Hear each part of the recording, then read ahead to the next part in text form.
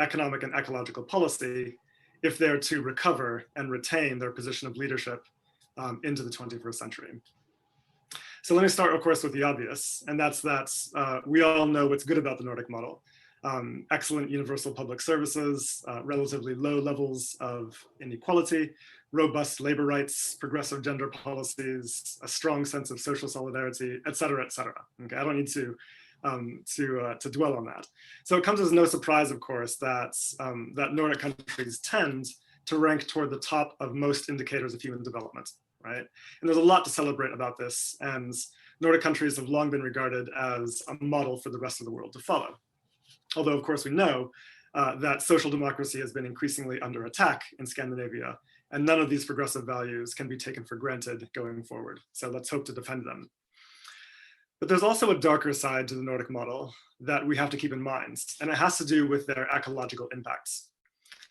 Now, this might seem a bit odd, as we're accustomed to thinking of Nordic countries as leaders in sustainability. After all, their air is crisp and fresh, their parks are free of litter, much of the region is covered in beautiful forests, and Scandinavians tend to be, for the most part, quite environmentally conscientious. But ecological economists, unfortunately, have a quite different story to tell. The problem with the conventional metrics of sustainability that we've used to assess the Nordic countries, but also all other countries, is that they do not account for the ecological impacts embodied in consumption that is imported from abroad. Okay, in other words, they don't take account of international trade. So this means all of the resources and carbon that's involved in extracting and producing and transporting the material stuff that we consume, including the upstream inputs that are required for our own industrial production. Okay, so, and of course, as I'm sure you all know, over the past 4 decades, high-income nations, including Scandinavian countries, have offshored most of this activity to poorer countries. And therefore, the material and carbon impacts of Scandinavian consumption have been shifted off of their books. And when we bring that impact back into view, when we take account of international trade, this is where things begin to go quite wrong. And I'm just going to show you my screen here to illustrate. It says that the host has disabled attendee screen sharing. So I'll need to have permission before I can do that, I think. One moment, please. I will give you the permission. No problem. So I thought that you were already have a permission. No problem. So I see I have the ability now. Thank you. Okay, thank you. And I will give the other speakers also now. Great. So let's start with the question of CO2 emissions. So Nordic countries have among the highest consumption-based CO2 emissions in the world. It's significantly worse than the rest of Europe, than the European average. And it's only marginally better than the world's most egregious offenders, such as the USA, Australia, Canada, and Saudi Arabia. And this might seem surprising to us, given the reputation the Nordic countries have. But here we are. And it's interesting because, of course, some of the Nordic countries have very high levels of renewable energy capacity in terms of share of total domestic energy demand. But these gains in domestic renewable energy have been effectively wiped out by consumption-based emissions. Okay, and this is a net emissions metric that accounts for emissions embodied in imports and also subtracts emissions embodied in exports. Okay, so this is what it looks like compared to the world average. The world average consumption-based CO2 emissions data shows about 4.8 tons per capita. And what we see is that the Nordic countries are significantly in excess of the world average, with Norway among the worst, which is surprising given that Norway's renewable energy share in domestic energy consumption, in domestic electricity generation is about 98%. It's very high. Now, crucially, climate breakdown is not the only crisis that we face. And of course, it gets most of the attention in our media, and for very good reason. It's obviously an existential threat. But there's a number of other crucial environmental crises that ecologists draw our attention to, which they consider to be at least as serious, if not in some cases more, than climate breakdown itself. And those include everything from deforestation which we've been watching this happen before our very eyes in the Amazon and Indonesia recently. Soil depletion, UN scientists have pointed out that about 40% of the Earth's topsoils are depleted, and on our present trajectory of soil depletion, due primarily to intensive industrial agricultural practices, we have about 60 years of harvests left. Habitat destruction, which has been leading to very high levels of species extinction, which are now 100 to 1,000 times faster than prior to the Industrial Revolution, and chemical loading due to phosphorus and nitrogen runoff from intensive industrial agriculture. Okay, so one of the ways that scientists have communicated all of these impacts together in a single frame is with the planetary boundaries framework, and I'm sure this is familiar to many of you. It's probably the most important single innovation in ecological science over the past few decades.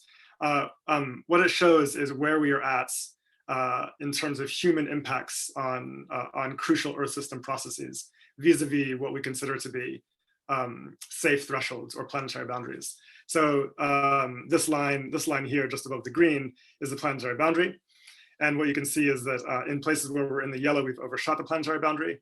And in places where we're in the red, we're in a zone of extreme pressure and uncertainty at risk of triggering potentially irreversible tipping points. So what this makes clear is that it's not just climate change where we're facing problems. Of course, we've crossed the planetary boundary there, which was 350 parts per million. And we're in the danger zone, obviously, but it's true also of biosphere integrity, specifically genetic diversity, biogeochemical flows like phosphorus and nitrogen, like I mentioned, land system change, which is primarily deforestation and conversion to industrial agriculture. So one of the ways that we think about that we can measure nations' contributions to this broader picture of ecological impact is with a metric known as global material footprint, or material footprint, right? Material footprint is again a consumption-based indicator that takes account of trade and looks at the weight of all the material stuff that's extracted and produced and consumed in the economy every year. And what we can see is that there's been a really dramatic and quite alarming rise in material extraction and consumption over the past few decades. This red line here is 50 billion tons, and this is what ecologists consider to be a safe upper limit in terms of global resource use. And that's an upper limit. I mean, they suggest significantly less than that is more compatible with sustainable ecosystems.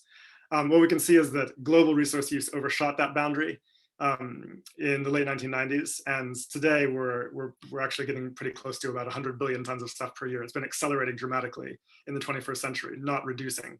So there has been no there's been no decoupling or dematerialization of our economy, and we can see this this pattern plotted against GDP. We see a very close relationship between GDP growth and material throughput. There's been no decoupling between the two. There was some relative decoupling in the 1990s, but in the 21st century, there's been actually a rematerialization, a re-intensification of the economy in terms of material use. And this is despite a dramatic shift towards services and towards IT and so on, which has not yielded the benefits that we expected it would. We can discuss why that might be later on. Now, crucially, this problem is not being caused by everyone equally. It's being caused primarily, in fact, almost entirely by excess consumption in high-income nations. And we can see that when we plot material footprints or raw material consumption, which is the other way we refer to this metric, by country income group. What we see is that low-income countries are significantly below the per capita sustainable thresholds at the region of about 2 or 3 tons per person per year. The same is true of lower middle-income countries. Upper middle-income countries exceed the threshold by a little bit. High-income countries consume in the region of 28 material tons of stuff per person per year, which is roughly 4 times over the planetary boundary. And then what we see is something quite remarkable here, which is that the Nordic average is among the highest in the world. It ranks up there with the USA and Australia for extremely high levels of material extraction and consumption. If everyone was to consume like Nordic countries consume, we would be exceeding the planetary boundary by a factor of 5, roughly. So this is this is quite significant. So in fact, what we know is that if everyone consumed like everybody outside of high income nations, we would not be in a condition of resource extraction overshoot at all. We would be entirely within sustainable boundaries. So this is something to reflect on. And if we differentiate the countries, this is the image that we get, with Denmark on the lower end, a little bit below the high income average, and Norway again on the very high end, with this being the sustainable per capita boundary. Okay, so there's actually a number of other ways that we can look at this data. About a year or so ago, I developed the Sustainable Development Index in collaboration with some ecological economists who are colleagues of mine. What the Sustainable Development Index does is it starts with the Human Development Index and then corrects it for ecological impacts in consumption-based terms vis-a-vis overshoot of planetary boundaries, specifically CO2 emissions and material footprint, which are the two key indicators that we use in ecological economics. And what we see is that, unfortunately, Nordic countries perform among the very worst in the world. Of course, the obvious villains are the US, Canada, Australia. Here we have South Korea as well. A couple of European countries here, but the Nordic countries are among the worst in terms of their very low Sustainable Development Index scores. Okay. What's interesting also is that they have been worsening significantly over time.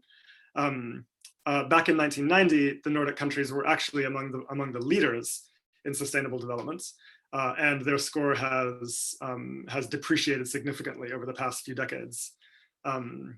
And Sweden here is a really instructive example. It was one of the top performers in the Sustainable Development Index in 1990, in 7th position, and has in the past few decades sunk to position 143. Iceland is at position 155, Finland 156, Norway 158. There's only a few countries that are below them, including Saudi Arabia and the USA. So this is extremely concerning performance. Another way that we can see this is by looking at the broader planetary boundary framework. We've been developing the capacity to scale planetary boundary performance to nations. And this is just giving you two examples, Norway and Sweden. This line here, the second green circle, is the biophysical boundary according to the planetary boundaries framework. What we see is that Norway's use of phosphorus and nitrogen, and again, this is in consumption-based terms, is way off the charts in extreme overshoot to the boundary. So too CO2 emissions, material footprint, as I've just described. Ecological footprint is another indicator we use for ecological pressure, and land use change, which is one of the planetary boundary processes. Blue water extraction is pretty much the only area where it's clear that Nordic countries have not exceeded planetary boundaries. So here again, we see that the Nordic countries and high-income nations more broadly are overwhelmingly disproportionate contributors to global ecological breakdown. And this is crucially a question of justice. And the reason is because with these consumption-based indicators, what we can tell is that high-income nations rely on a significant net appropriation of embodied resources from the global south. So just to give you a sort of a sense of the regional breakdown, global north resource exports to the south, and this is global north as in Western Europe, the USA, Canada, Australia, and Japan, amounted to about 5 billion, amounts every year to about 5 billion tons, okay? Southern resource exports to the north, in other words, how much the north brings in from the south, is about 15 billion tons per year. So what this means is that there's a net resource appropriation from the south of about 10 billion tons. So a significant portion of the excess consumption in global north nations is net appropriated from the global south. And that means that effectively the impacts of excess northern consumption are offshored to global south nations. And we can see these impacts playing out before our very eyes, like, deforestation in the Amazon is being done largely for products that are consumed in richer nations. So too with Indonesia, and so forth. So, and this is clear also when it comes to looking at climate breakdown. This image here shows us historical emissions in excess of the planetary boundary of 350 parts per million. What we see is that the USA is responsible for 40% of total excess emissions the European Union for 29%. The global north as a group, defined as I described, is responsible for no less than 92% of excess emissions historically, and the global south, of course, only about 8%. So, and this is significant because not only is the global north causing climate breakdown, but also the effects are happening in the south. So we know that the global south suffers about 90% of the economic and social costs of climate breakdown, and 98% of deaths related to climate breakdown. Okay, so I think that it's important that we understand this as a manifestation of what we might call atmospheric colonization. It has very clear colonial dimensions to it, in as much as the atmosphere has been colonized by rich nations and the consequences are harming poor nations, in much the same way as the industrialization of the global north depended over the past 500 years on appropriation of resources and labor from the south, with devastating consequences for the south itself during the colonial period, et cetera, et cetera. Okay, so I think that if we're not paying attention to these, to sort of the colonial dimensions of ecological impacts, then we're largely missing the point. So this is not just about what nations do internally, it's also about the impacts they have abroad. Okay, I'm going to stop sharing here and return to my remarks, if I can.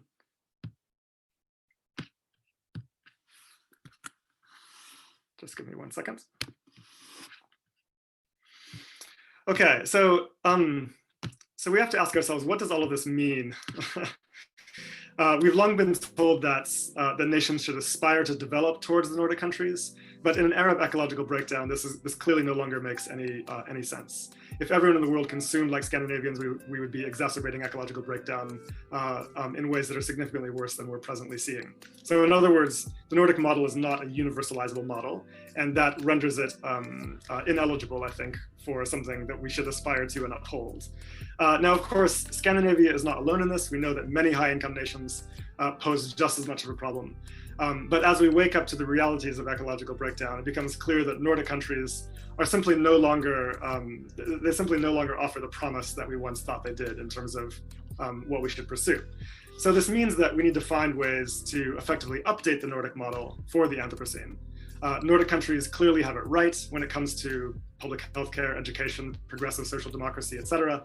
But if they are to stand as a beacon for the rest of the world in the 21st century, it's imperative to take quite dramatic steps to bring Nordic economies back into balance with the living world. Okay.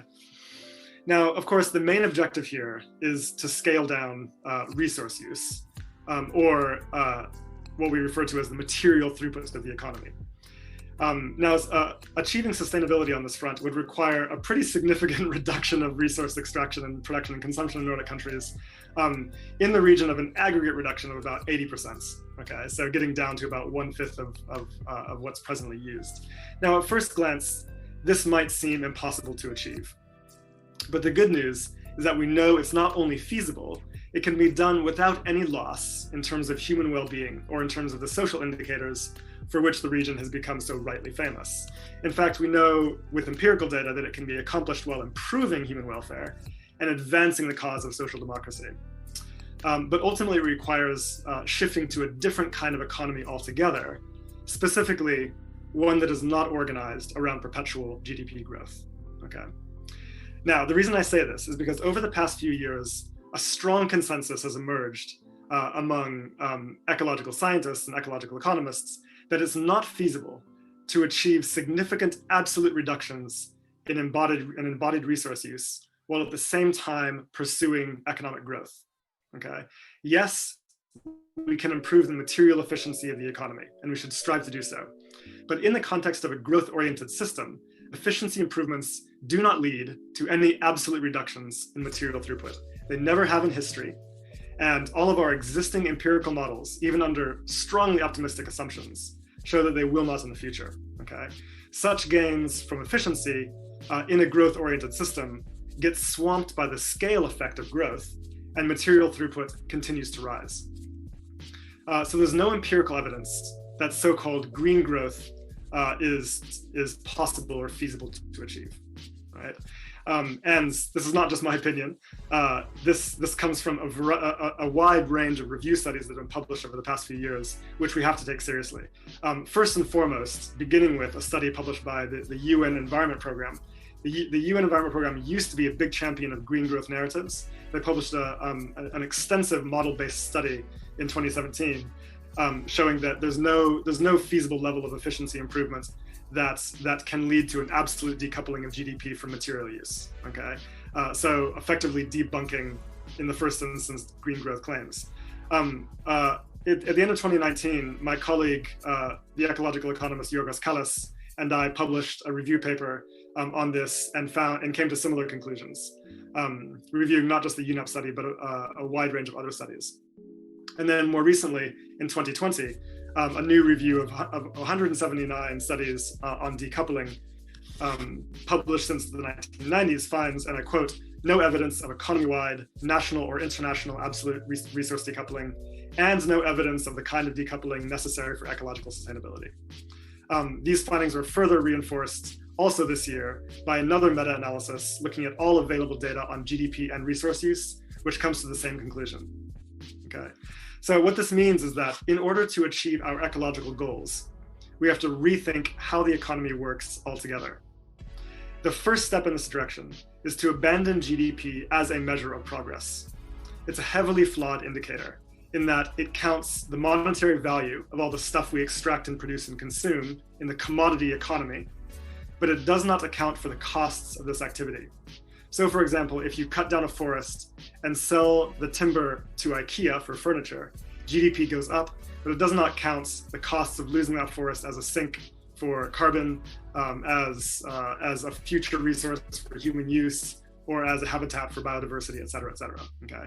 In fact, the person who devised the GDP metric in the 1930s, Simon Kuznets, himself was very careful to warn in a statement to Congress, we should never use GDP growth as an objective or a measure of economic health. It's too destructive of a measure, okay?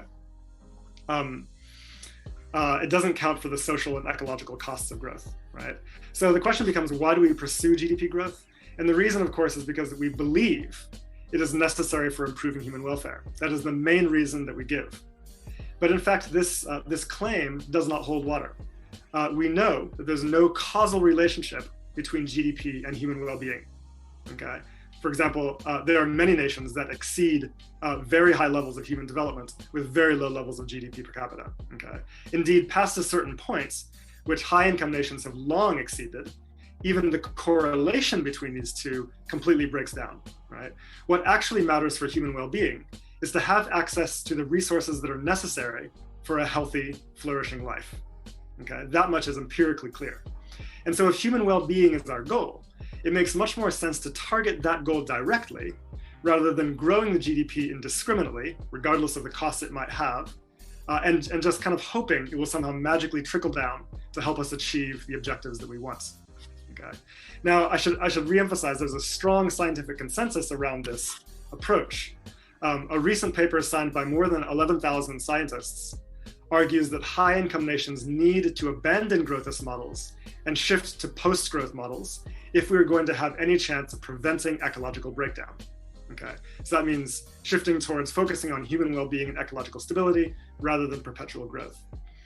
Last year, the Prime Minister of New Zealand, Jacinda Ardern, took a step in this direction by removing GDP growth as an objective for her country's government's budget, right, for the first time. When this was announced, there was an extraordinary explosion of excitement on social media and in traditional media. Clearly, people are aware that growthist economics is a problem and they're eager for a kind of alternative. And the leaders of Iceland and Scotland quickly followed suit, pledging a similar kind of transition.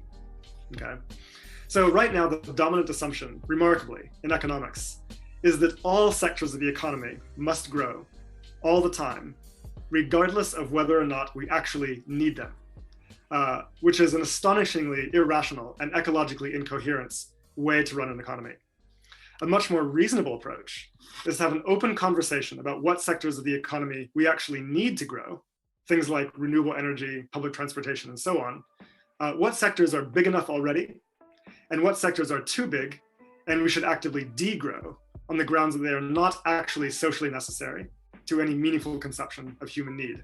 Okay, and when we have that conversation, a number of options will arise immediately. Of course, we know that we have to scale down fossil fuels. We know we have to scale down the SUV industry. We know we have to scale down, air travel. Industrial beef production has to decline. The arms industry is obviously socially unnecessary and extremely ecologically destructive. Advertising has a negative impact on well-being and is directly associated with rising excess resource use.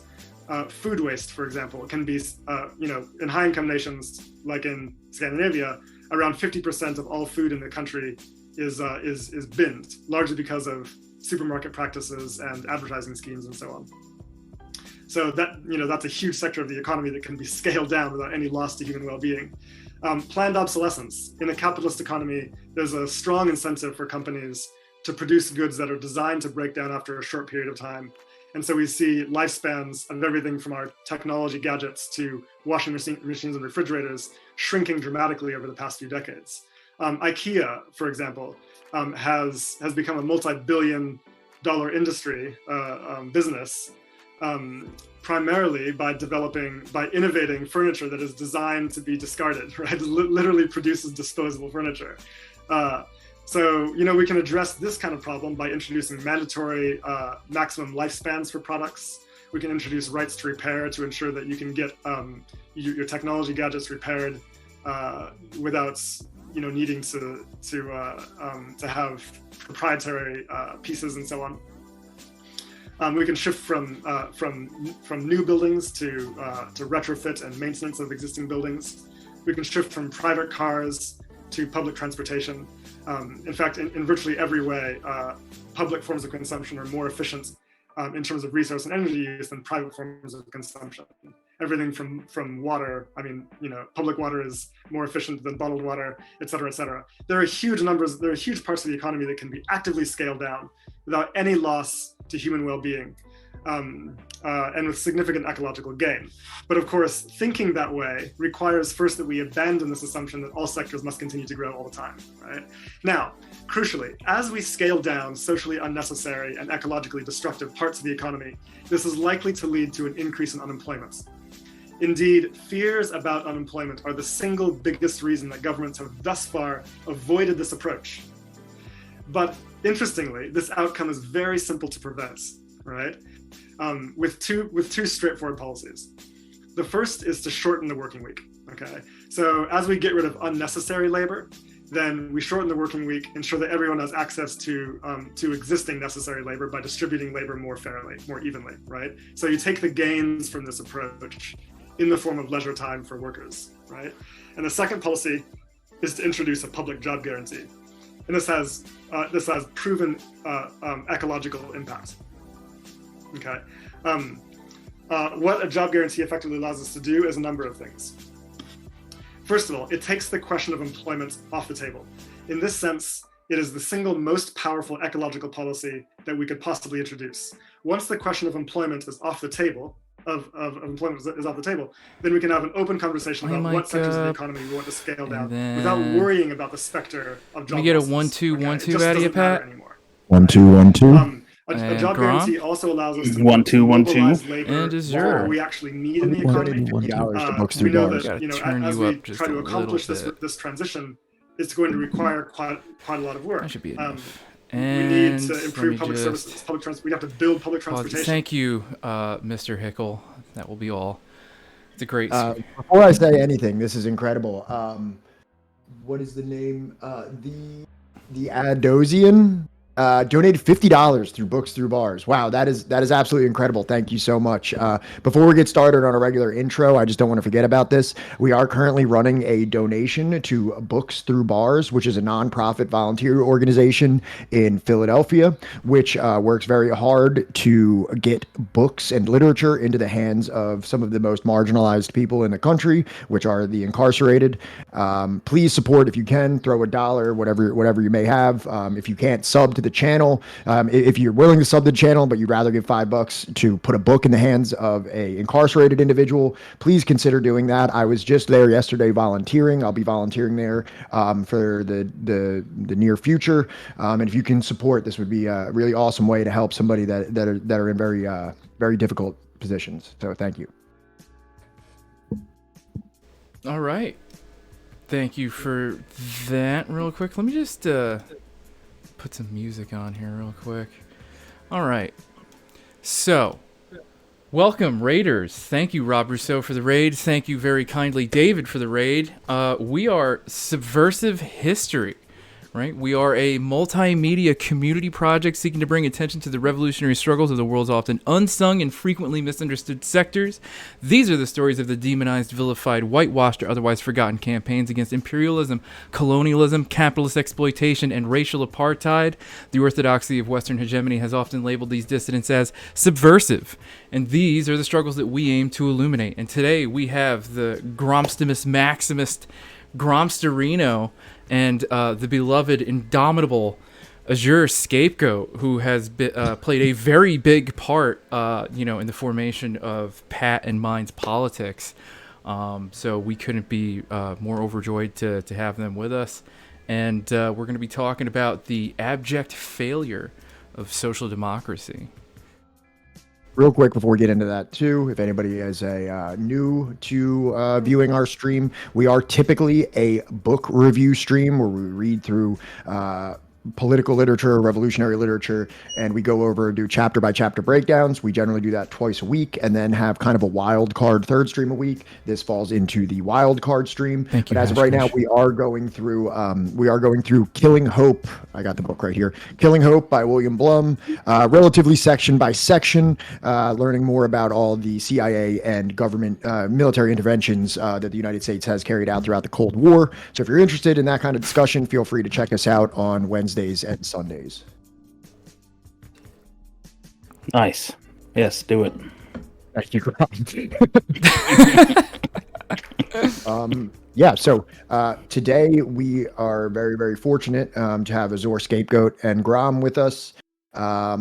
Now, this discussion was inspired by previous conversations that we had with Grom regarding social democracy or democratic socialism, whatever it may be referred to. And the reason that this kind of got brought up, because, if you're in the West, if you're in the United States, a lot of the discourse that you may hear from someone like Hassan Piker or Kyle Kalinske or Sam Cedar or David Pakman, or like many of the very large, nominally left broadcasters that you'll see, the very media-friendly ones, is they frequently refer to a Nordic model as an ideal that should be strived for in the United States. And normally that idealization of the Nordic model is accompanied with a discrediting of like more revolutionary or more radical models that you'll see in other places in the third world. So we kind of wanted to have this discussion with some individuals that actually live under the system, that actually have much more knowledge about the system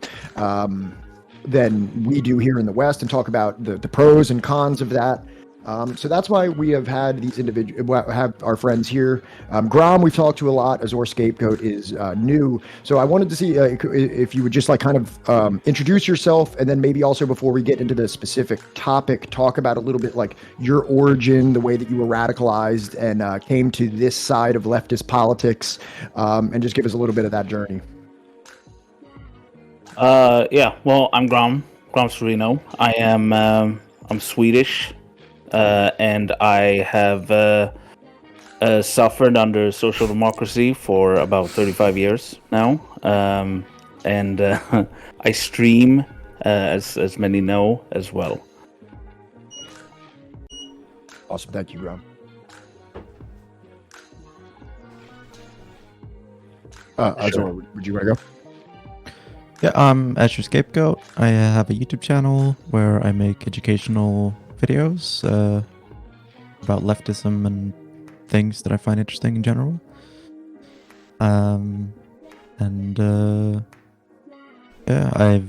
lived I was born in the northern part of Sweden, very rural, and kind of socially conservative, but still social democratic part of the country, and I now live in Gothenburg, which is kind of known as like the communist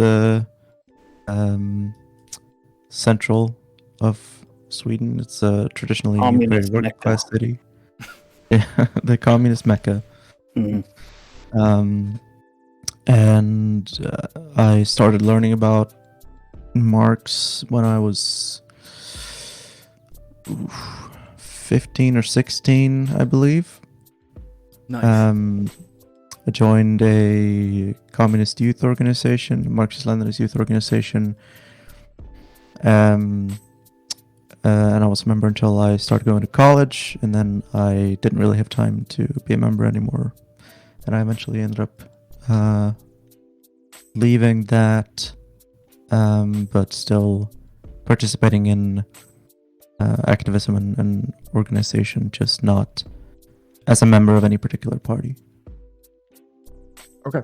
And now I know I've heard Grom mention before, kind of like the experience of living under a social democracy, under a Nordic model in Sweden. And, you know, he speaks about, or has spoken to me about, like the way that this kind of,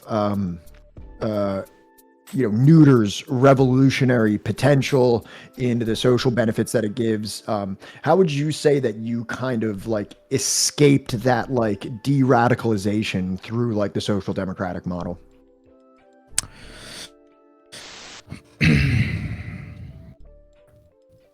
And would you agree that that's like a issue within places like Sweden? Sure, I can agree that generally speaking, when people live well, they have less of a reason to question the system that they live under. I think that's natural. Okay. I mean, I haven't lived in abject poverty or anything like that, but I've, been a poor student, and even though I have a support system, I have a family, and I'm not, strapped for cash, but I have had a small taste of what not having money in a capitalist system can be, and from that I can extrapolate and empathize with people who don't have the privileges that I do. And in that I can see the flaws in the system, not because of my own experiences, but simply because I understand that there are people who are less fortunate than I. Mm.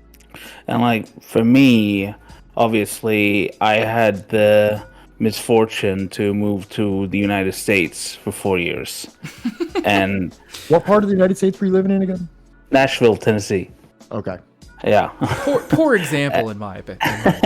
Well, still, I'm never going back. Okay, and it was because for us in Sweden, right, there is like this image of the United States, right, that I think most places get. It's what the United States kind of like tries to put out into the world, right, to through their like cultural hegemony to kind of like, you have that concept, right, and the U.S. is meant to be this super rich country and so on, right.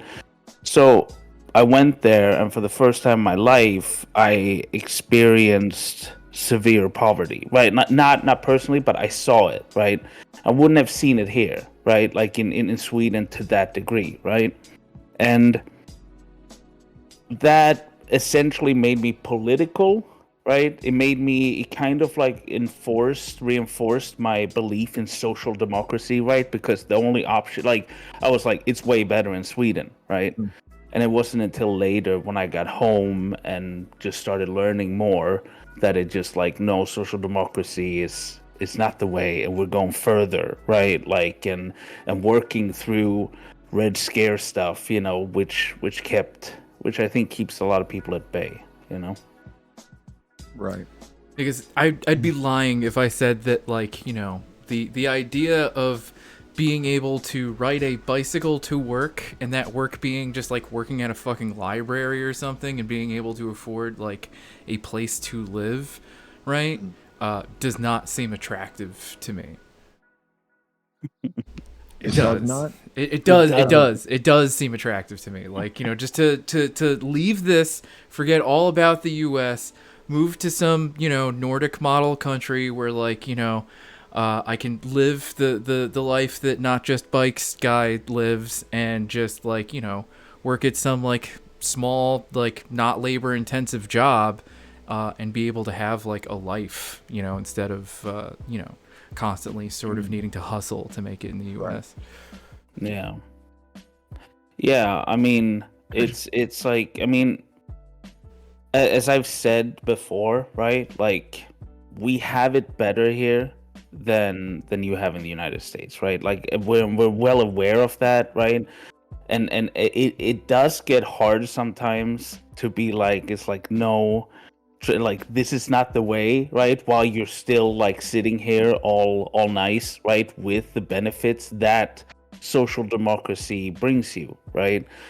Because I know there's a lot of people in the United States that are going through really bad times, that it's just not really that much of an issue if you're, it's not everyone in Sweden, but if you're the right kind of person in Sweden, like, for me, for an example, right? Like, I am sick, but I haven't worked long enough, because I got sick as soon as I got home from the United States, right? So I haven't worked long enough to be eligible for sick benefits, right? So in that case, in the US, you'd be screwed, essentially, Yes. right? Yes. But here we have, like, there is, like, this like bottom kind of thing that is supposed to catch everyone that slips through, and that's what I'm on. And it's not a lot of money, but I have food, I have my rent paid, right? Like, so like, housing is just not kind of like something I have to worry about, right? Like, to that extent, it is means tested, right? So there is, like, but it's not, I'm not fearing that I'm gonna lose my apartment, right? Like, Right. because that's covered, so there is those things to, like, recognize, Azure, did you have anything you want to add to that, or I have another question? I just didn't want to cut you off if you wanted something to add to that. No, go ahead. Okay, so now, like, obviously there's, like, a levels of poverty as we go around the world, and, like, even though, like, compared to Sweden, America is doing very poorly, compared to many other countries, we're doing quite well. So, like, I wanted to ask kind of like this, like, kind of the kind of, like, desire to be incorporated or to have established this kind of social democracy. Do you think that there's, like, a fundamentally, like, kind of, like, selfish viewpoint to a lot of this, where it's kind of like, because, like, yeah, exactly, kind of like Johnny was saying, I could move to Sweden or somewhere like that, and I could just be able to ride a bike and work at a library, but, like, in terms of, like, what actually drives me to aspire a different type of system, like a socialist system, a communist system, Marxism, Leninism, is not just for myself to be able to live a comfortable life where I can ride a bike to a library and have all my immediate needs tended to, but it's more like a concern for, like, the poorest of the poor. And I guess that kind of brings me to, like, the relationship between social democracy and imperialism. Like, because a lot of people view social democracy within borders. Like, they don't think about how it actually relates to, like, unequal exchange, the rest of the world, the immiseration of the global south. So I know that Sweden, can you speak on that as it relates to Sweden or to social democracy more broadly? Because I know obviously different European nations engaged in imperialism much differently, more overtly than Sweden has, but just kind of how Sweden and the broader social democratic model relates to imperialism. Sweden is imperialistic more or less through the European Union. I mean, Europe is acting as a single market, right? It acts as a single entity. The trade deals that European Union member states benefit from are created by the European Union itself. So it acts as a united front, and through that kind of powerful bargaining position, right? Because the EU can just kind of say that either you trade with all of us or you don't trade with any of us, right? And if you don't agree to our terms, then all of Europe is off limits to you.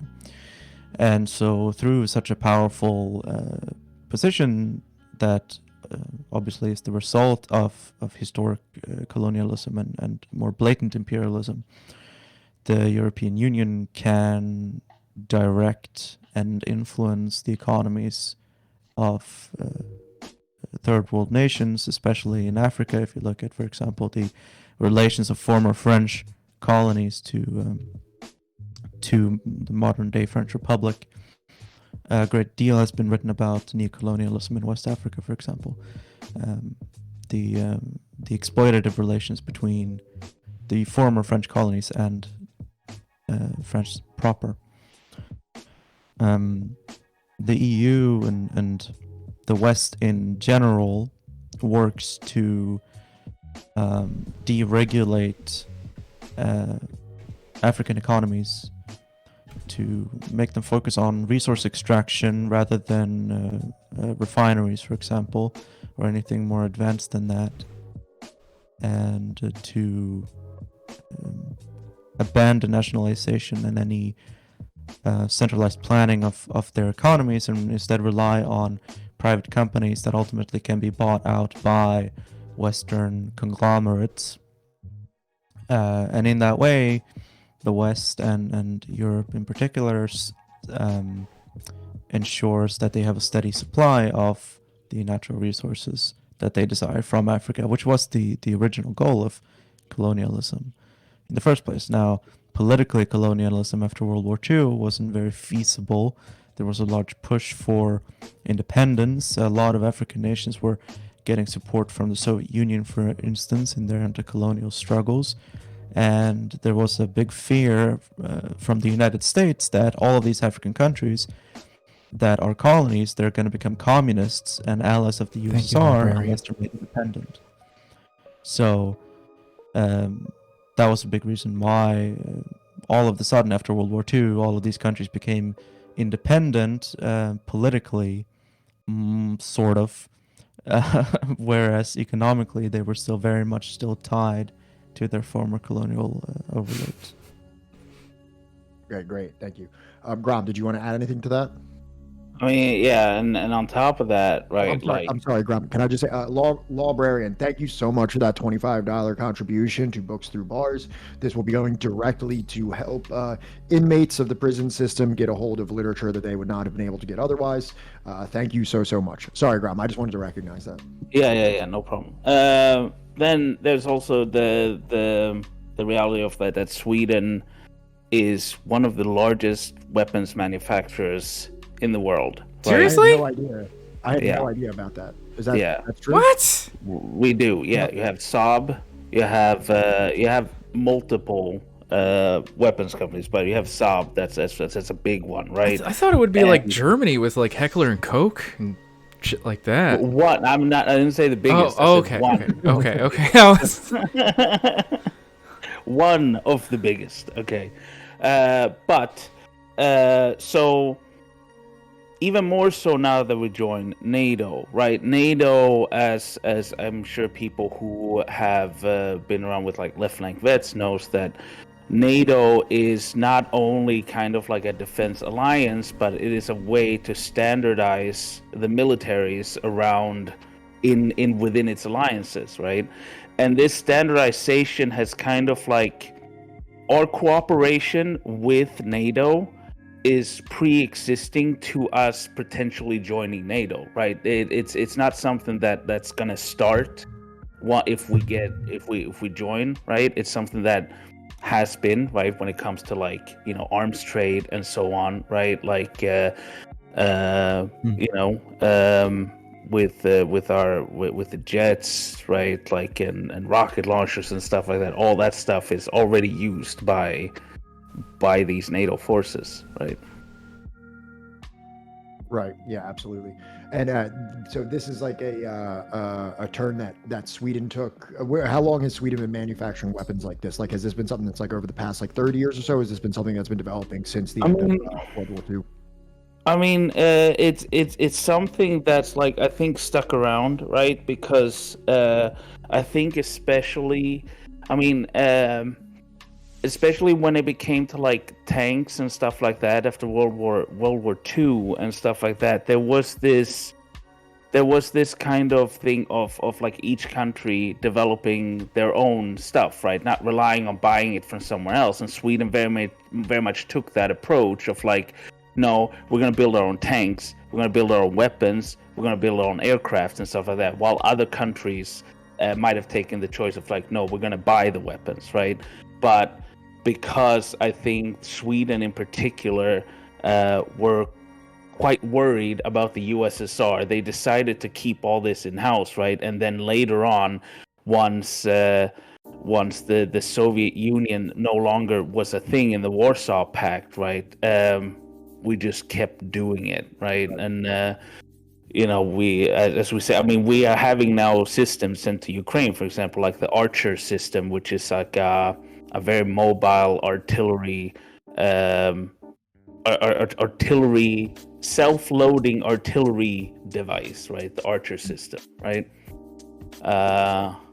So we produce a lot of very high-tech weaponry for the world.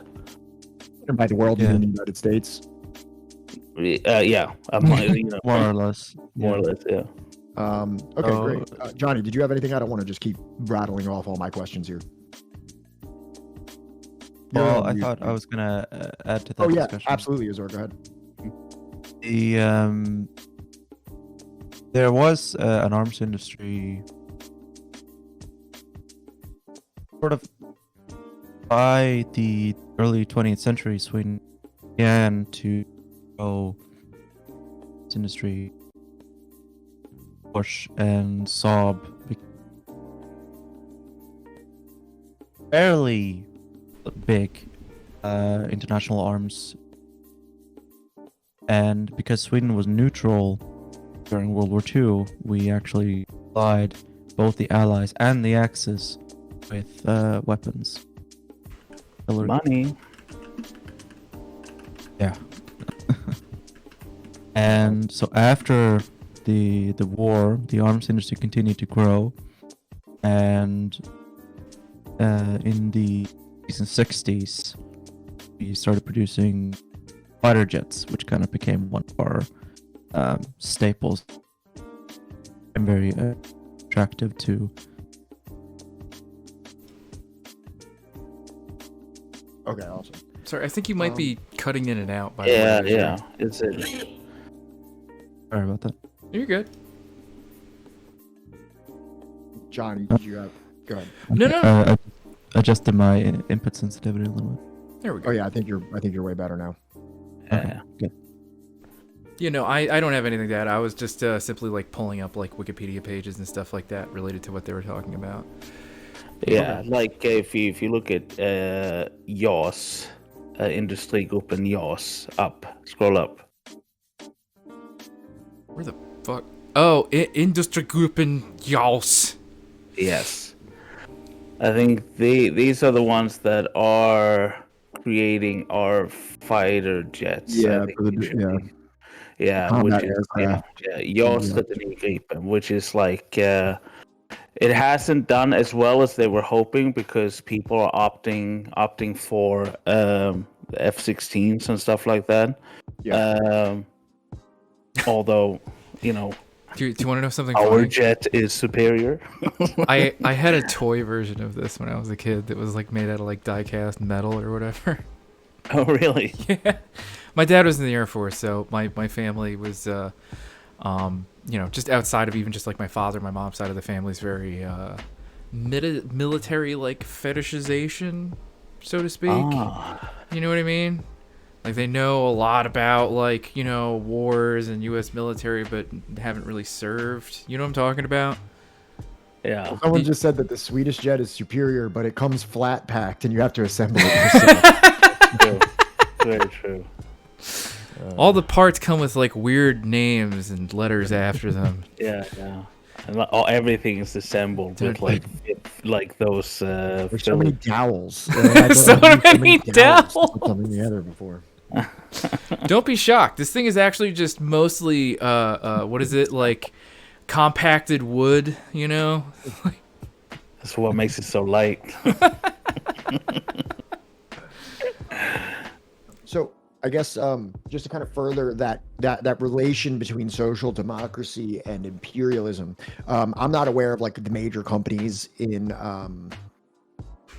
Sweden, but are either of you aware of like any of the relationships that like maybe the major companies of Sweden, the way that they engage in, like, obviously unequal exchange is kind of like obvious, but like do they use third world labor, global south labor, or anything like that you can point to as kind of like, there's this face like within this country of all these social benefits and everyone working very well, but that is held up through like direct and obviously we, in terms of unequal exchange, we all know that raw materials out of the global south very, very cheap, labor's very, very cheap, but I mean, like, a country that may seem very presentable on its face, but then it is actively involved in mining in the Congo, like, you know what I mean, like mining. Well, I mean, well, like one that everybody will know about is H&M. H&M is Swedish, right? Really? Which have been in multiple slave labor scandals, right? And also fast fashion. So everything that comes with,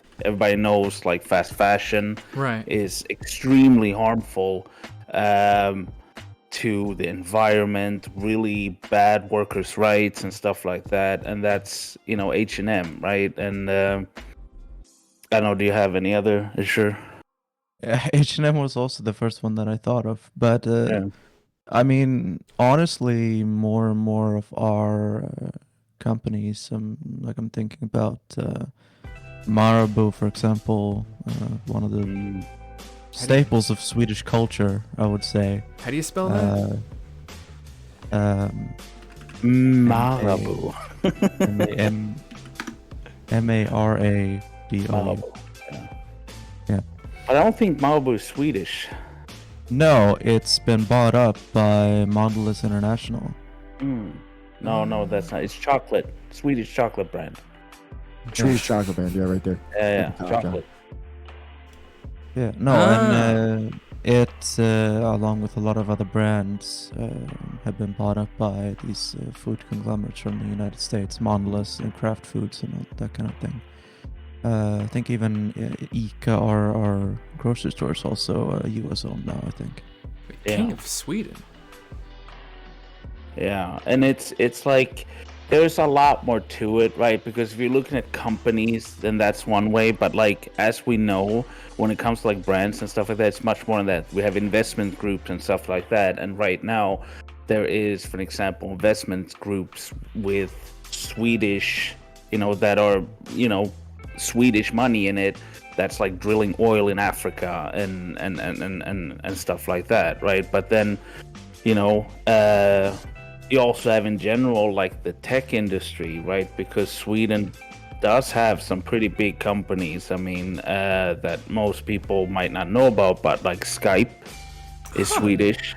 Spotify. You guys must have Swedish. made a killing in like the last 2 years, 3 years. Also, you people have a fucking monarchy? Oh yeah, we're yeah, that's what we are. Yes. I've asked Grom this question before, but I mean, just for everybody in chat. So like, I know that a lot of people talk about Norway and Norway's nationalization of a portion of its mineral extraction. So I know that accounts for some amount of their economic prosperity. Does Sweden have any type of like nationalized minerals or nationalized companies? Like obviously there's generous taxation, which leads to social programs, but is there any nationalization or state operated of significance, kind of like Norway? There used to be. Since the 1980s, there's been a large wave of privatizations and deregulations.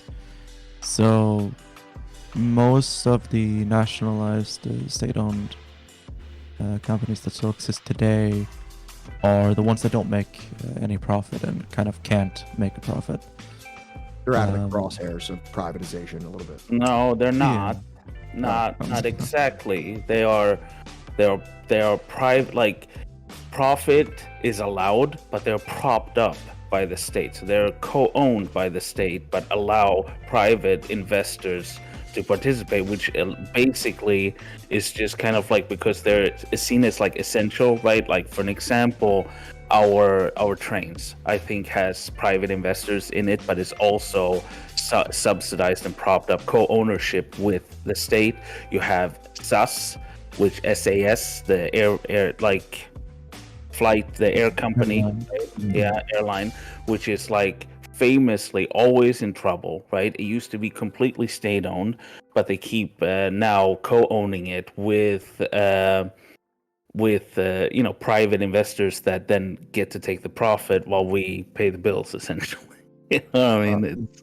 Yeah. Azure, go ahead. I think I cut you off a little bit with that crosshairs comment. Can you finish your thought? I'm sorry. No.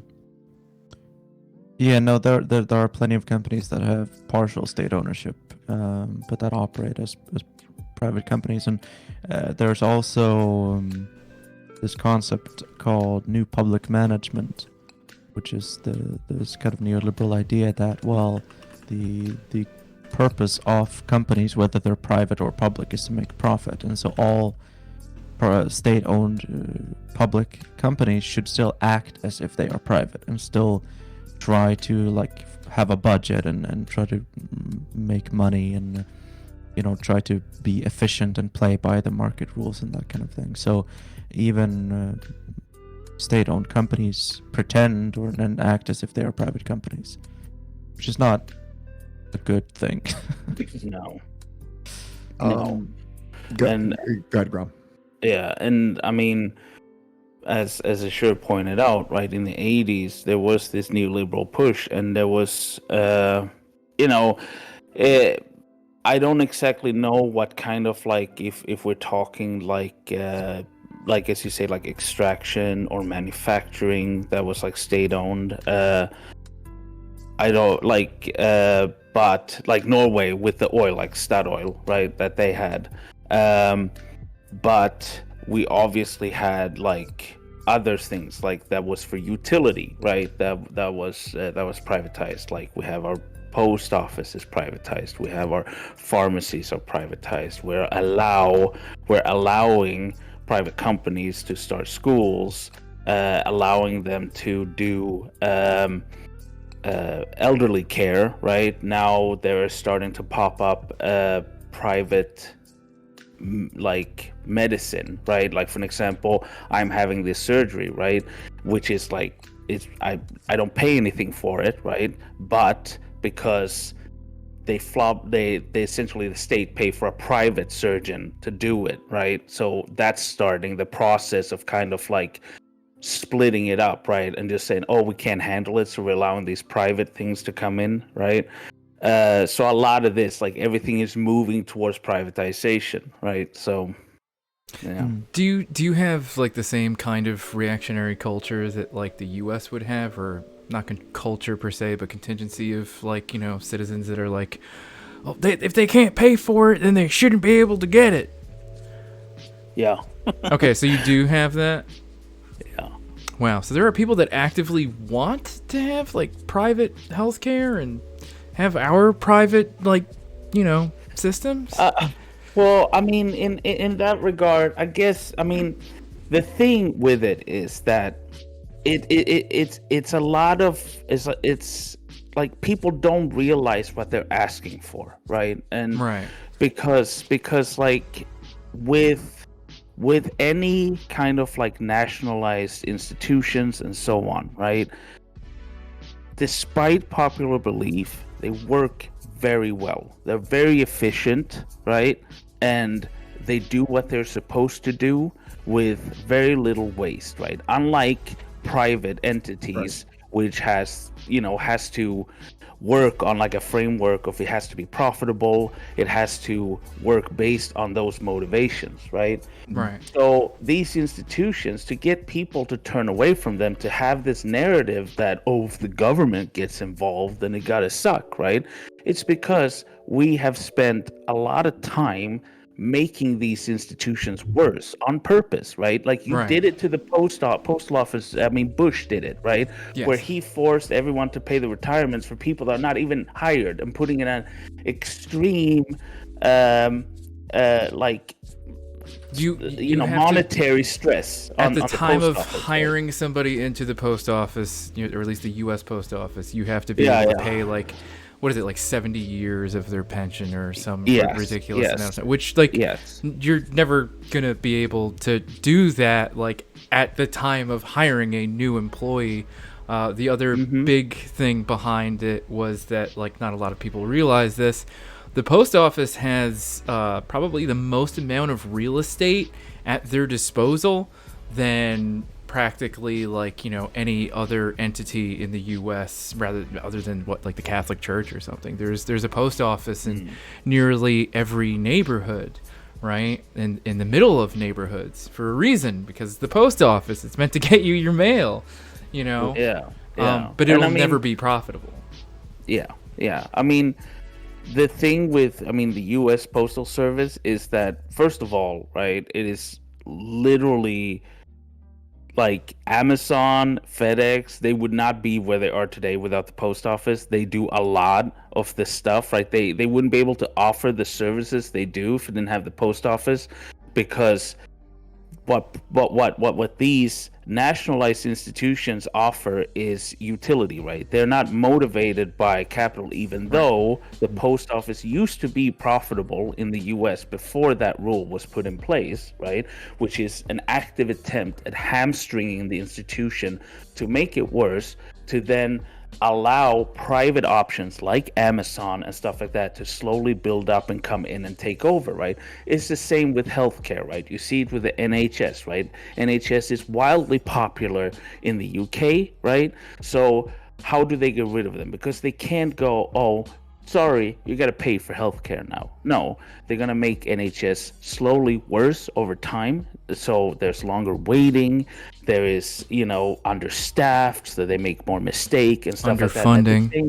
Underfunding. And at the same time, they're allowing private options to open up. And middle class people will then pay to skip the now hamstringed NHS, right, to gain access to those things. And this is happening.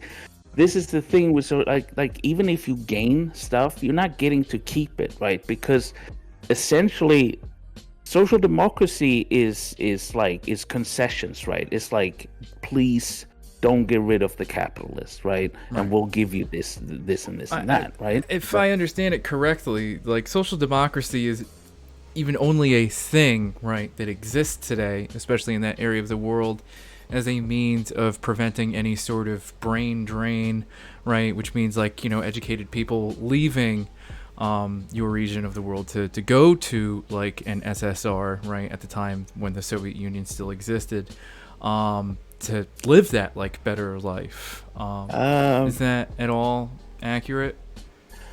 I wouldn't say brain drain, but we had, you know, I mean, Germany had a workers' movement. You have Sweden, of course, had, like, all these countries had labor movements, right? Like, especially after World War One, right? Like, there was almost a revolution in France and in Germany, right? And then Russia did have a revolution. So that was kind of like what was going around all around, you know what I mean? And I mean, sure, probably knows better than that because, you know, history teacher and all that. There was a big fear that Europe was next, basically, that the Russian Revolution, the Bolshevik Revolution, was going to inspire copycat revolution, which it did. Revolutions of 1917 to 1919. Even in as close as Finland, right? Finland had a civil war between the Reds and the Whites, which Sweden sent, I think, as much as 20,000 volunteers or so to fight in. And I mean, understandably, the ruling class was worried that the same thing was going to happen in Sweden as well, and the ruling class in Norway and in Denmark and other European countries were similarly worried. And the reaction in some places was reactionary politics, right? To more authoritarian control, more conservatism, more police, more propaganda, right? Blame marginalized minorities, blame the Jews, blame whoever. And the reaction in other countries like in Sweden was the progressive politics, right? To take concepts from the labor movement, 8-hour workday and sick pay,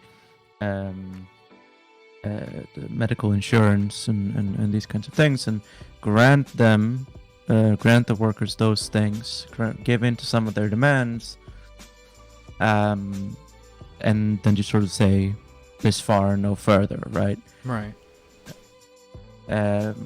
Which has worked for the purpose of maintaining capitalism.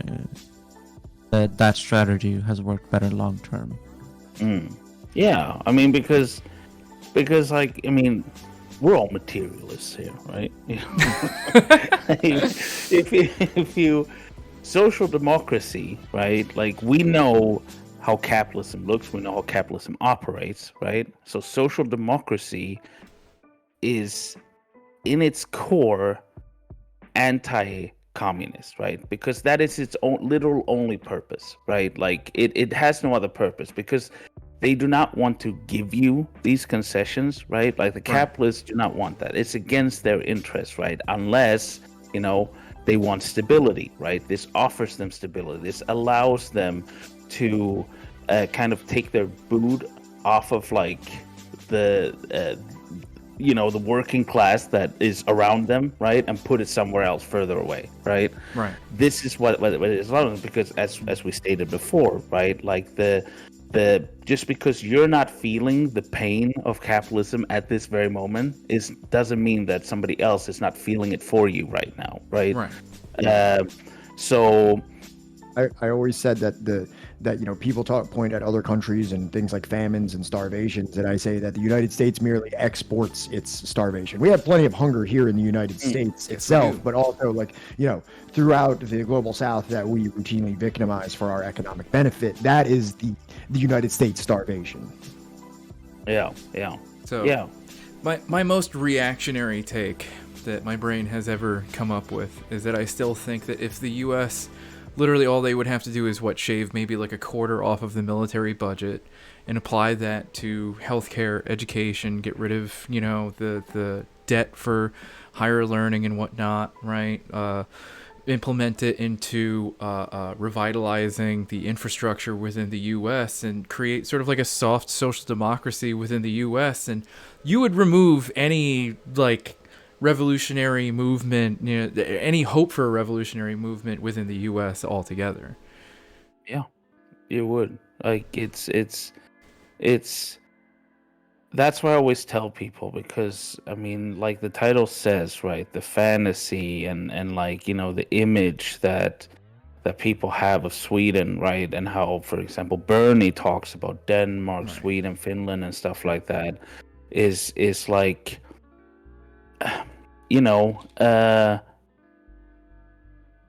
it's this perception that we're all socialists, right? Like, Bernie is a socialist, I am a socialist. We all want the same thing. I believe right? that man has actually denied being a socialist on more than one well, occasion. as he should, right? Because he's not, right? But essentially, this idea of that I have healthcare, I have all these safety nets and so on, right? Like, right, in Sweden, which means that obviously I'm closer to socialism than all you people who are suffering, because it's more adjacent to what the ideal of socialism is, right? It's redistributive in a sense. Exactly, right? So, but I say no, right? I think right now, for an example, there is more revolutionary potential in the United States than there is in Scandinavia, right? Because our labor movements are either completely co-opted and integrated into the system itself, right? Where it's no longer apart from it, like a labor movement, right? It is part of the state apparatus, right? and our labor movements are then funneled in there, and it's done. It's done. Like we have a communist party, but they are quite irrelevant, right? Like and like they're doing a good job at kind of like, you know, steering people away from becoming radicalized and seeing the effects that we have as a part of the West on the rest of the world, right? Right. And very much when push comes to shove, right, we'll bang the war drums and like target whoever we need to defend our place in the world, right? Right. Just Azure, did you have something that you wanted to add to that? If not, I had a question that kind of pertains to your most recent video that you uploaded. Yeah. Okay, cool. So you're both bringing up the the labor movement of Sweden, and that was kind of going to be one of my questions. Is kind of regarding the political evolution of Sweden, because if you guys know, there's somebody that kind of falls into this Bern Bro kind of camp named Ben Burgess, and he's like a very DSA type of individual from the United States, and he says many times like, oh, everything that you see in the Nordic model was fought for by socialists, like because there was like this labor movement, because there was this in this significant socialist movement, that they were able to win these types of concessions from the capitalist system and achieve a greater standard of living for people in Sweden.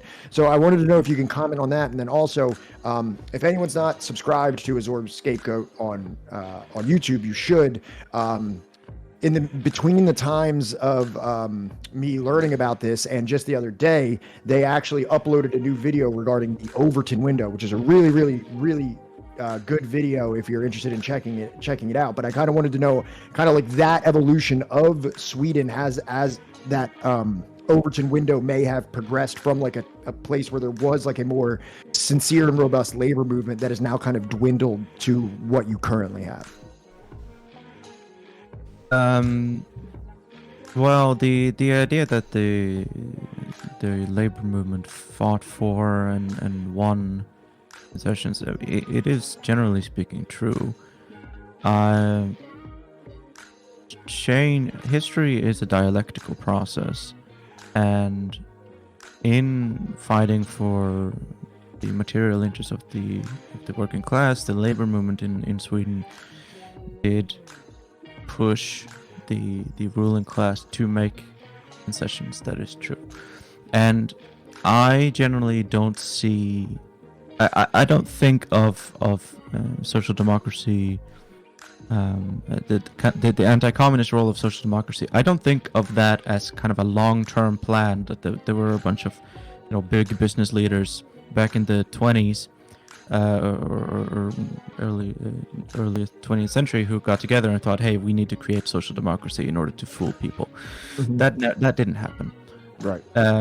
If you would have gone back and talked to the big business leaders and the capitalists and the conservatives at the time, maybe some of them would have some progressive ideas, but generally speaking, they would have been very conservative and free market and that kind of thing.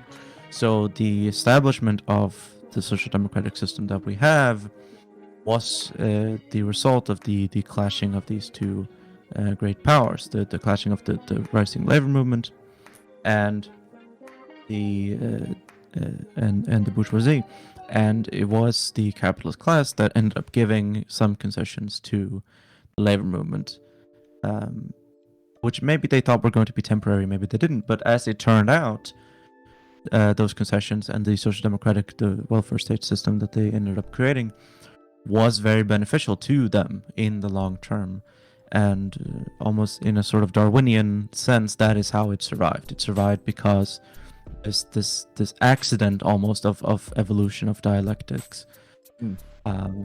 was beneficial to maintaining the system, and changing it would simply cause too much of an uproar, right? So going further, right, going into socialism, going to communism, that would upset the capitalists. Going further back, that would upset the still existing labor movement. And so, yeah, the result was just, well, we stay right here. And we don't move this far, but no further. And then that lasted until the 1980s, more or less. And I think part of it has to do with the Cold War and kind of the end of the Cold War, and then even before the fall of the Berlin Wall, people were starting to kind of see a decline. There was this economic stagnation in the USSR, for example, and there was this kind of general perception that the West was going to win Cold War, that the capitalism was going to win the Cold War, and so if we're winning, if our side is winning, if capitalism is winning, why are we holding on to these old socialistic and collectivistic things like state-owned enterprises? Why do we still have that? And kind of playing into that,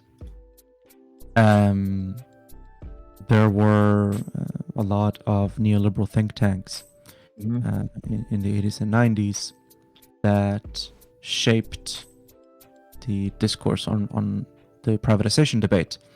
You had the Institute for Economic Affairs in the UK and the Adam Smith Institute, for example, that worked with and cooperated with think tanks in Sweden to create studies and policy proposals and kind of target a very small but very influential audience in Sweden, right, in Swedish politics. And they kind of built, there started to be something of a hegemony, a cultural hegemony. The capitalism and neoliberal arguments started to become kind of common sense. Like there were generally accepted assumptions regarding the legitimacy of taxation and human rights and that kind of thing. Like taxes are something that the government steals from you. Taxes are theft, right? Taxes are something that you pay into the government, and then the government is supposed to do something with that. It is not this commonwealth, general, collectivistic thing. It is something that the government takes from you and then does something with it. A lot of focus on where it's going, right? Who's getting there when you do pay taxes, Right. And if you're a rich person, you're very concerned about poor people getting money that you have, quote unquote, like earned through your sheer brilliancy or hard work that you. Yeah, exactly. Does Sweden still have its own currency, or is it switched entirely over to the euro? No, we still have the because I was always under the I kind of quote the one dime video about like taxation a lot, that like so long as a country has control over its own currency, its own fiat currency, that like when you give your taxes to the government at the end of the year, which by the way, do you guys have to use things like TurboTax or stuff, or does your government already just know and it just takes it out? Oh yeah, we sign a paper. Yeah. And it's done. That's fucking amazing. Why can't we fucking have that? Oh right, because lobbying. But, right. Yeah. But what the hell is it that like really like when you give your taxes, right, every year or whatever to at least in the US, right, it just deletes it like off of a computer. Like that money isn't going to fund programs. It just gives, like when it's trying to fund like a program, right, that is like a federal program, it just sends like a budget to the Fed, and the Fed just fills the bank account, and that's how that works. It's not like they're taking the money from your taxes and then like they're funneling it back into some other program or something. You know what I mean? Yeah. Well, that is how fiat currency works. It has value because we prescribe it value. Kind of part of why neoliberalism happened is actually about the gold standard and fiat currency. Right. So you might know about the Bretton Woods system. Yes. Right. Which was an international monetary system established at the end of World War II, and it was supposed to help facilitate trade between the United States and Europe. And the US agreed to convert dollars into gold at a fixed rate per ounce, and then Europe would maintain their exchange rate within 1% of whatever they had agreed on. I mean, with the dollar. Yeah, Alex Jones said a lot more than that, but yeah, that's roughly like what I learned.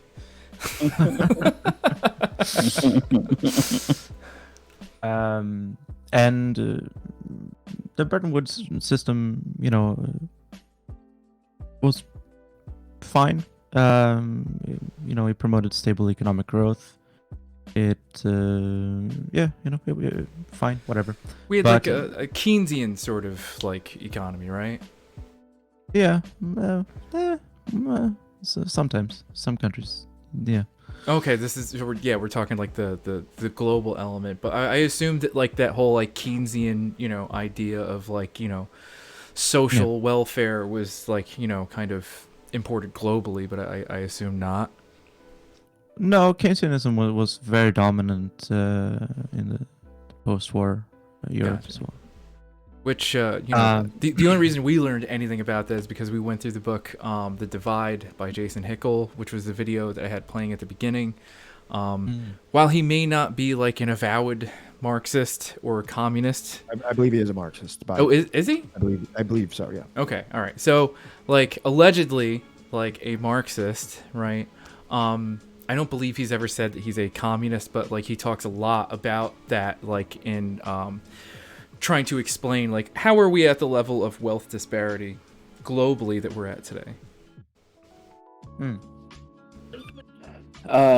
Also, since Azure has slandered me and my theories, of course, what I mean is that what is the effects of social democracy? Not that there is a secret cabal of social democrats. No, I coming didn't out. imply that's what you were saying. Yeah. No, I was going to say the Bretton Woods system collapsed in the 70s, right? Right. And it was an oil crisis and various like financial economic crises were happening in the 70s, and that is what led to the rise of neoliberalism, Thatcher and Reagan and that kind of thing. So neoliberals would use kind of moralistic arguments sometimes, like I think I talked about it in the video about how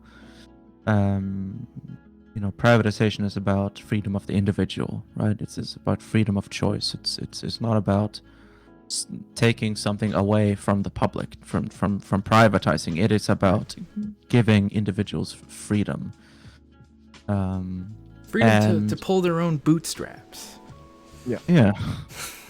Yeah, exactly. And the effects of kind of the neoliberal hegemony was that there was an introduction of elements of competition and internal markets and performance targets, like profit maximization in state institutions and state-owned enterprises, right? The new public management system that I talked about. And this kind of marketization, which forced state-owned enterprises to play with market logic, so play according to market rules, subjecting state institutions to that like market model, kind of disrupted the well-functioning and stable economic system that had existing under the Bretton Woods system. And so the be-all and end-all of a company, whether public or private, became profit, became how well does it play by the market rules. So the neoliberals, more or less, they created the rules, and they said that the best thing that a company can do is play by the market. And then they pointed to state-owned enterprises, and they said those guys are failing, which means that they're ineffective, right? Which means that they're not providing. We could make them private, and then everything would be better, right? Because to the neoliberals, everything that matters is how much profit can you generate, how much capital can you generate. Right. Right. And there was kind of a willingness among the left, among a part of the left, to accept this kind of an argument, and that goes back to the Soc agreement in 1938, which was an agreement between the Employers Confederation, the Employers Association, and the Trade Union Confederation, which in 1938. yeah, an old agreement. It basically boils down to the ideological shift there, kind of a little bit away from Keynesianism, or no, toward Keynesianism, away from Marxism. The ideological shift there was that private capital is not the enemy of labor, right? That if it is controlled by the state, then private capital can be used to benefit labor. Right. That was the new ideological stance of the Social Democratic Party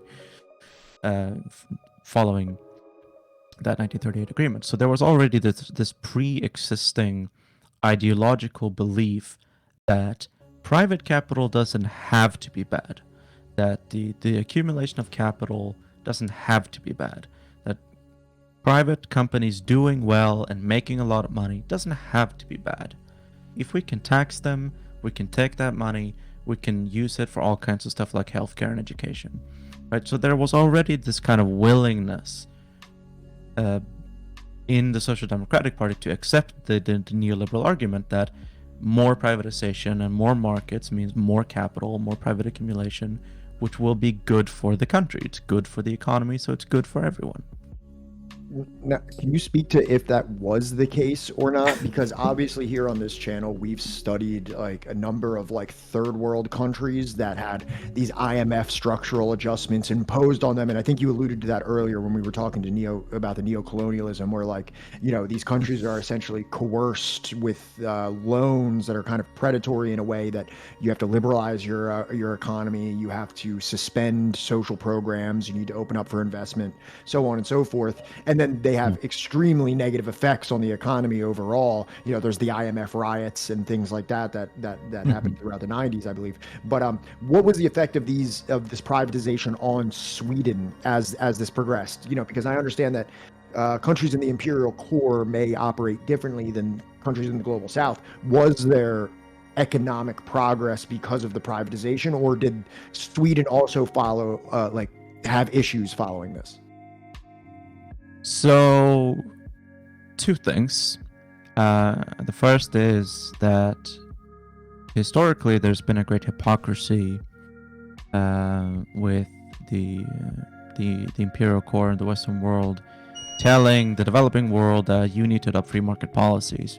Yes. But the ways in which the Western world have built their economies was never using free market policies. 100%. Yes, this is in the Divide. Jason Hickel talks about this specifically, that like when you look at the post-war period of the United States, we essentially used exactly what you're describing, and then pretty much vilified the rest of the world for attempting to do like similar, even if it's not something like outright Marxist-Leninist style socialization, but just in a place like Guatemala, where there's like a very moderate, even comparable to Japan's post-war Japan's land reform program, but we stamp it with a hammer and sickle and say that this is a threat to our national security, and then we effectively authorize military destabilization. I think that like even Kwame Nkrumah even said that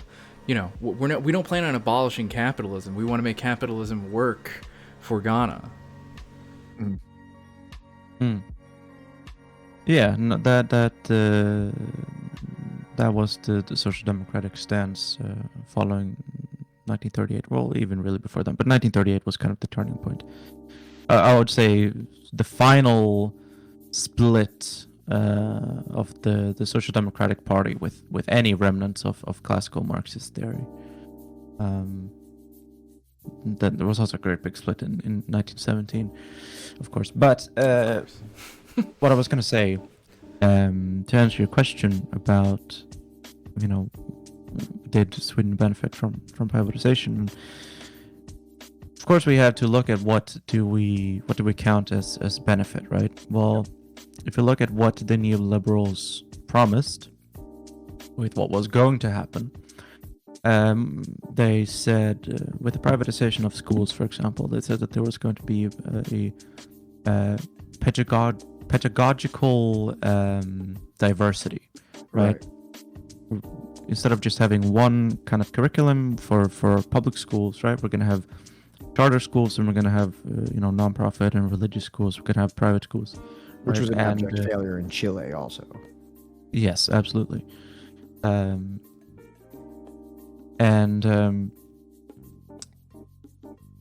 idea was all of these different companies, they were going to try to experiment. They were going to pursue different pedagogical theories, and they were going to run their schools a little bit differently, adapting to their local circumstances and the local community and all that kind of thing, right? And it was going to be a very great result for the students. The quality of the education was going to go up, but the spending on education was going to go down, right? That because the market is so effective and magical, that we're going to get better results for less money, right? That was the promise.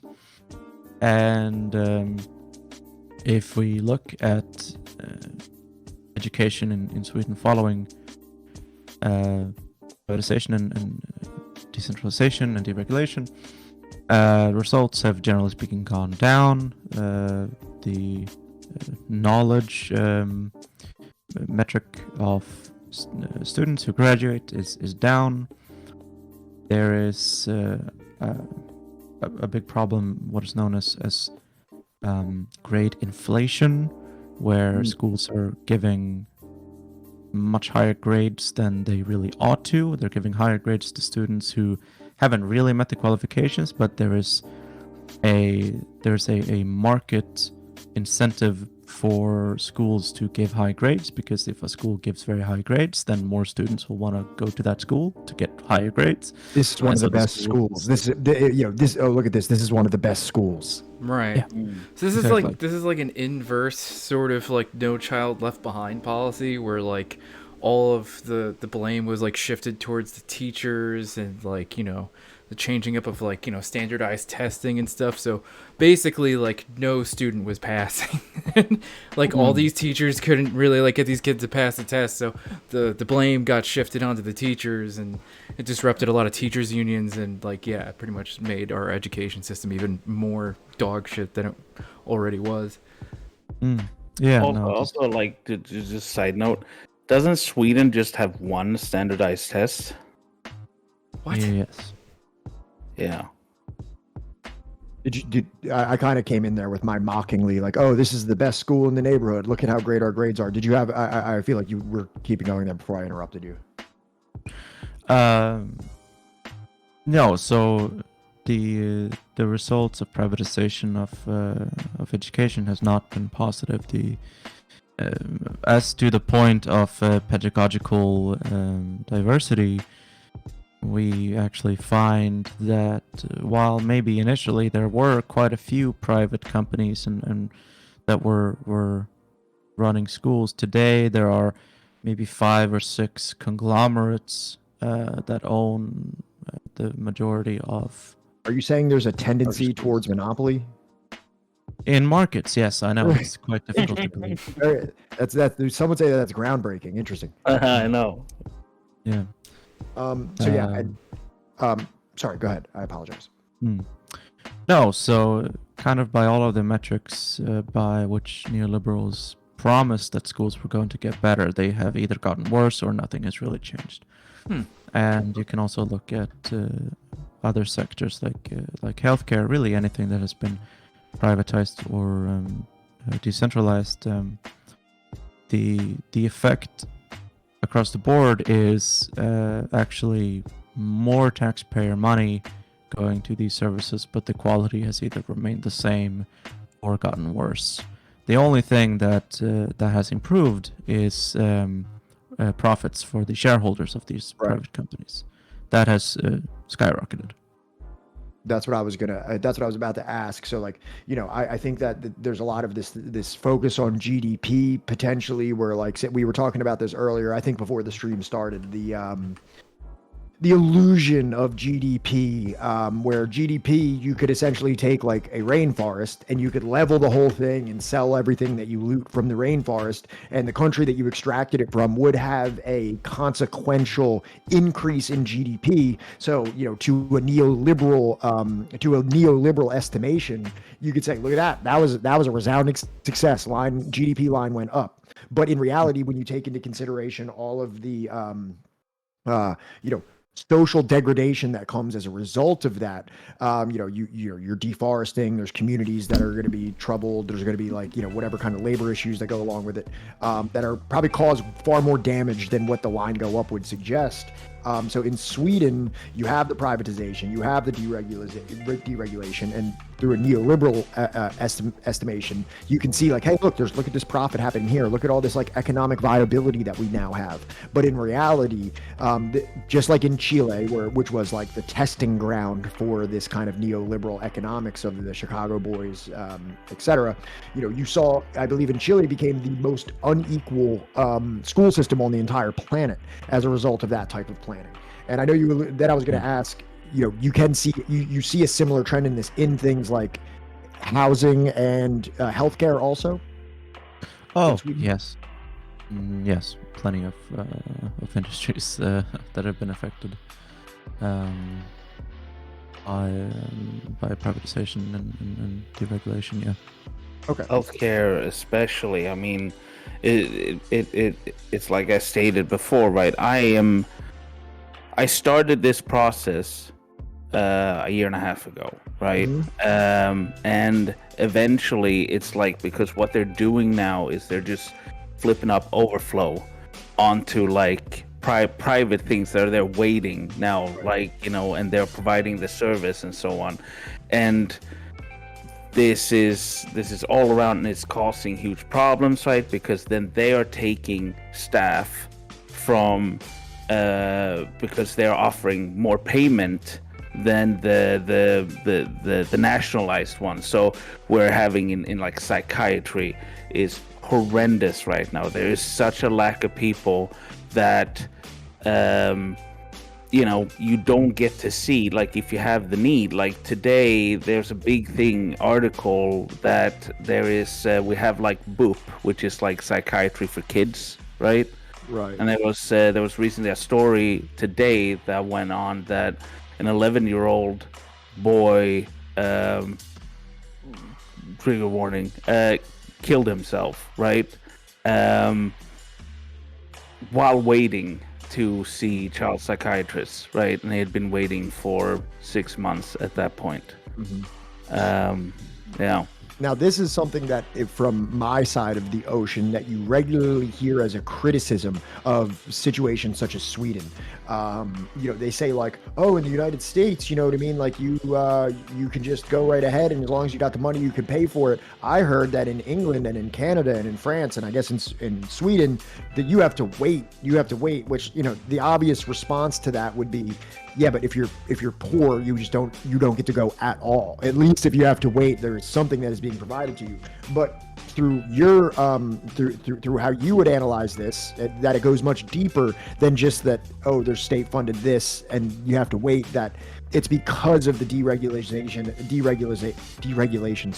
and privatization that has encumbered these programs to the point where there's like waiting lists and things like this. Yeah, because these institutions, they when they're nationalized in like every regard, I mean, because it's like they don't have the burden. Like, running things as a business is, for efficiency, a horrendous idea, right? Because they think in very short term, right? They think quarterly, right? Which doesn't allow them to kind of like streamline the whole operation in any way, make it more efficient and stuff like that, because that's not what it's about. It's about saving as much to get as much profit at the quarter, right? And then you have the profit that is value that's going out of something that could have been spent on the utility of the service, right? Exactly. Yeah. So, I always talk about that situation, like anything that you have that has become that now you introduce a profit incentive. Like you may have a pie of funding for this particular program. If there is to be a profit incentive, that means that necessarily a portion of that funds that could have gone to that service has to go into someone's pockets. Yeah, and it gets even more ridiculous, right? When the fact is that you then, like, if you have elderly care, right, and that elderly care used to be nationalized and the government took care of it, funded it and everything like that, but then you were like, no, we're going to allow people to privatize it, right? The elderly are still not paying for it, really, right? Or in this case, I think elderly do pay some, but like when you take schools and stuff like that, they're not paying for it, right? To go to these schools. Even if you go to private school, it's still paid for by the government, right? So you're still paying the money you paid to keep it nationalized, just now somebody's taking a bit of profit out of it, right? Yeah. So Exactly, like yeah. I always told like everyone is like it's madness, right? Because like you need to look at these institutions as they are yours. You paid for them. Exactly. You built them. And then somebody came into your house, took that thing and sold it, right? And you got nothing, right? Like You got a and- shittier and- service as a result. yeah, because like we have pharmacies, right? Like that's closing down in rural towns, and we have a lot of rural towns in Sweden because we're a big country with a low population, right? That lives a lot in the urban, like the few cities that are in Sweden are like a majority of the population, right? And very spread out as well. So these services are needed, right? Where there are elderly people living where they can't get to fill their prescriptions in It's not towns. profitable. It's not profitable. It's not profitable anymore. Same with the postal. Like That's there's exactly what I was going to bring up is the post office. That the biggest Yeah. thing in the United States for the post office is that there's someone living in remote Montana that it's really not economically feasible or incentive. There's not an economic incentive for UPS or Amazon to run out there. But because of the post office, it's like kind of like a right. And also it's a necessity because say somebody gets arrested, they need a court document. They need to be proved that they were at least notified of this. The state has to be able to deliver some kind of a message to each person in this country if necessary. So they can rely on that. So Yeah. that's what I was going to ask you actually. And we got a little away from this, but in Sweden, you said that now you have a privatized post office. Oh yeah. So does that mean that Well- people live in rural areas are subject to much higher fees because it's not in the regular routine of the private company? No, they just don't get their No. mail. They just don't get mail. Yeah, they don't get their mail. Like straight up. Like we used to have Posten, which is just the post, right? Yeah. And then it was essentially, right? It's one of those things that's like kind of both, right? But what we did was we took the Danish post office and the Swedish post office and then just squished them together, right? And made one post office, right? And the problem was that the Danish post office was in a horrible state. So we took on the burden of the shitty Danish postal service onto like the Swedish, and we had to pay for that. And it's the privatized post company is the most hated company in Sweden because like they lose everything, and there's people, especially up north where it's very rural, where they're just straight up like waiting for their mail for sometimes like a year. What? Okay? It's ridiculous. Like, and especially like when you talked about the whole Amazon stuff, right? When there's people that have businesses that rely on the stuff like e-commerce, right? There's like, let's say you're like renovating cars and stuff like that. You need to order special parts from the internet and stuff like that. And then that shit doesn't show up for like 4 or 5 months. Like you go out of business, right? Like you're done, you know? Or did you have something that you wanted to put in on that when we were talking about the post office? I think you had mentioned something. Yeah. So what was it? Was it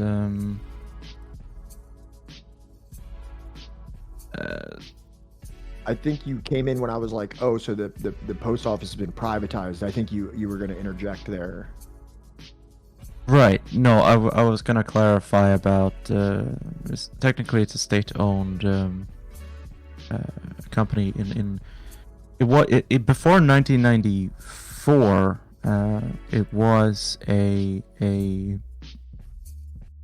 it was the postal authority, Mm. right? It was not. It became Posten Aktiebolag, the post company or incorporated. Publicly traded company. Yeah. Yeah. Okay. Now it's like kind of weird because it is a it is a traded company, but all of the shares are owned by the government, right? But Okay. it took that step in 1994 from being kind of a service provided by the government into being a company run for profit but owned by the government, right? So the profits of the company goes to the government, but the only way that the post office really makes money is from funding by the government. So it doesn't really make any sense, but that is how it happened. And then yes, it was merged with the Danish post office. But there were a lot of these kinds of privatizations that happened in the 90s. A lot of them also happened in the 80s. But one example is Vattenfall, which is the what would you say it is, like the electrical company? Yeah, I mean, are they specifically like? No, yeah, they're electrical company, electricity provider. Yep. The state energy authority. Mhm.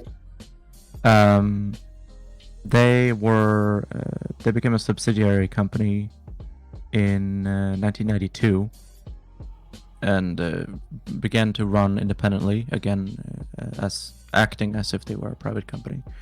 And this kind of immediately, like just immediately resulted in major layoffs and the desolation of a lot of remote communities where people were only able to live there because they were working with working at windmills and or hydropower plants and these kinds of things. And then in 1994, the energy market was deregulated, which allowed private companies to come in and produce their own electricity. Mhm. And we also had privatizations of the telecommunication authority, Sony Ericsson, or not Sony Ericsson, just Ericsson, Telia, and the National Forest Enterprise, the railroad service. There was a big sweep of privatizations in the late 80s and early 90s. And again, you look at the results of those privatizations, like what actually happened, what were the results? Like Grom said, the profit-driven postal company is probably the most hated company in the country. I don't think you can find very many people at all who will say that they're happy with the results of the changes from a government-provided service into a still government-owned but still profit-driven enterprise. This is kind of something that I wanted to bring into because I have no idea really how the Swedish healthcare system works, but just in terms of Medicaid in the United States, this is something that I kind of wanted to see if there's similarities here or what the differences are. So in the United States, we have Medicaid, which, as most people understand it, is a state-provided health service, which it is, but it goes through private companies. For example, I work in substance abuse treatment, so I frequently have to use Medicaid insurances for clients that are coming to the facility that I work for. Now, in the state of Ohio, the state-provided insurance is through private organizations like Blue Cross Blue Shield and United Healthcare, which are massive private insurance companies.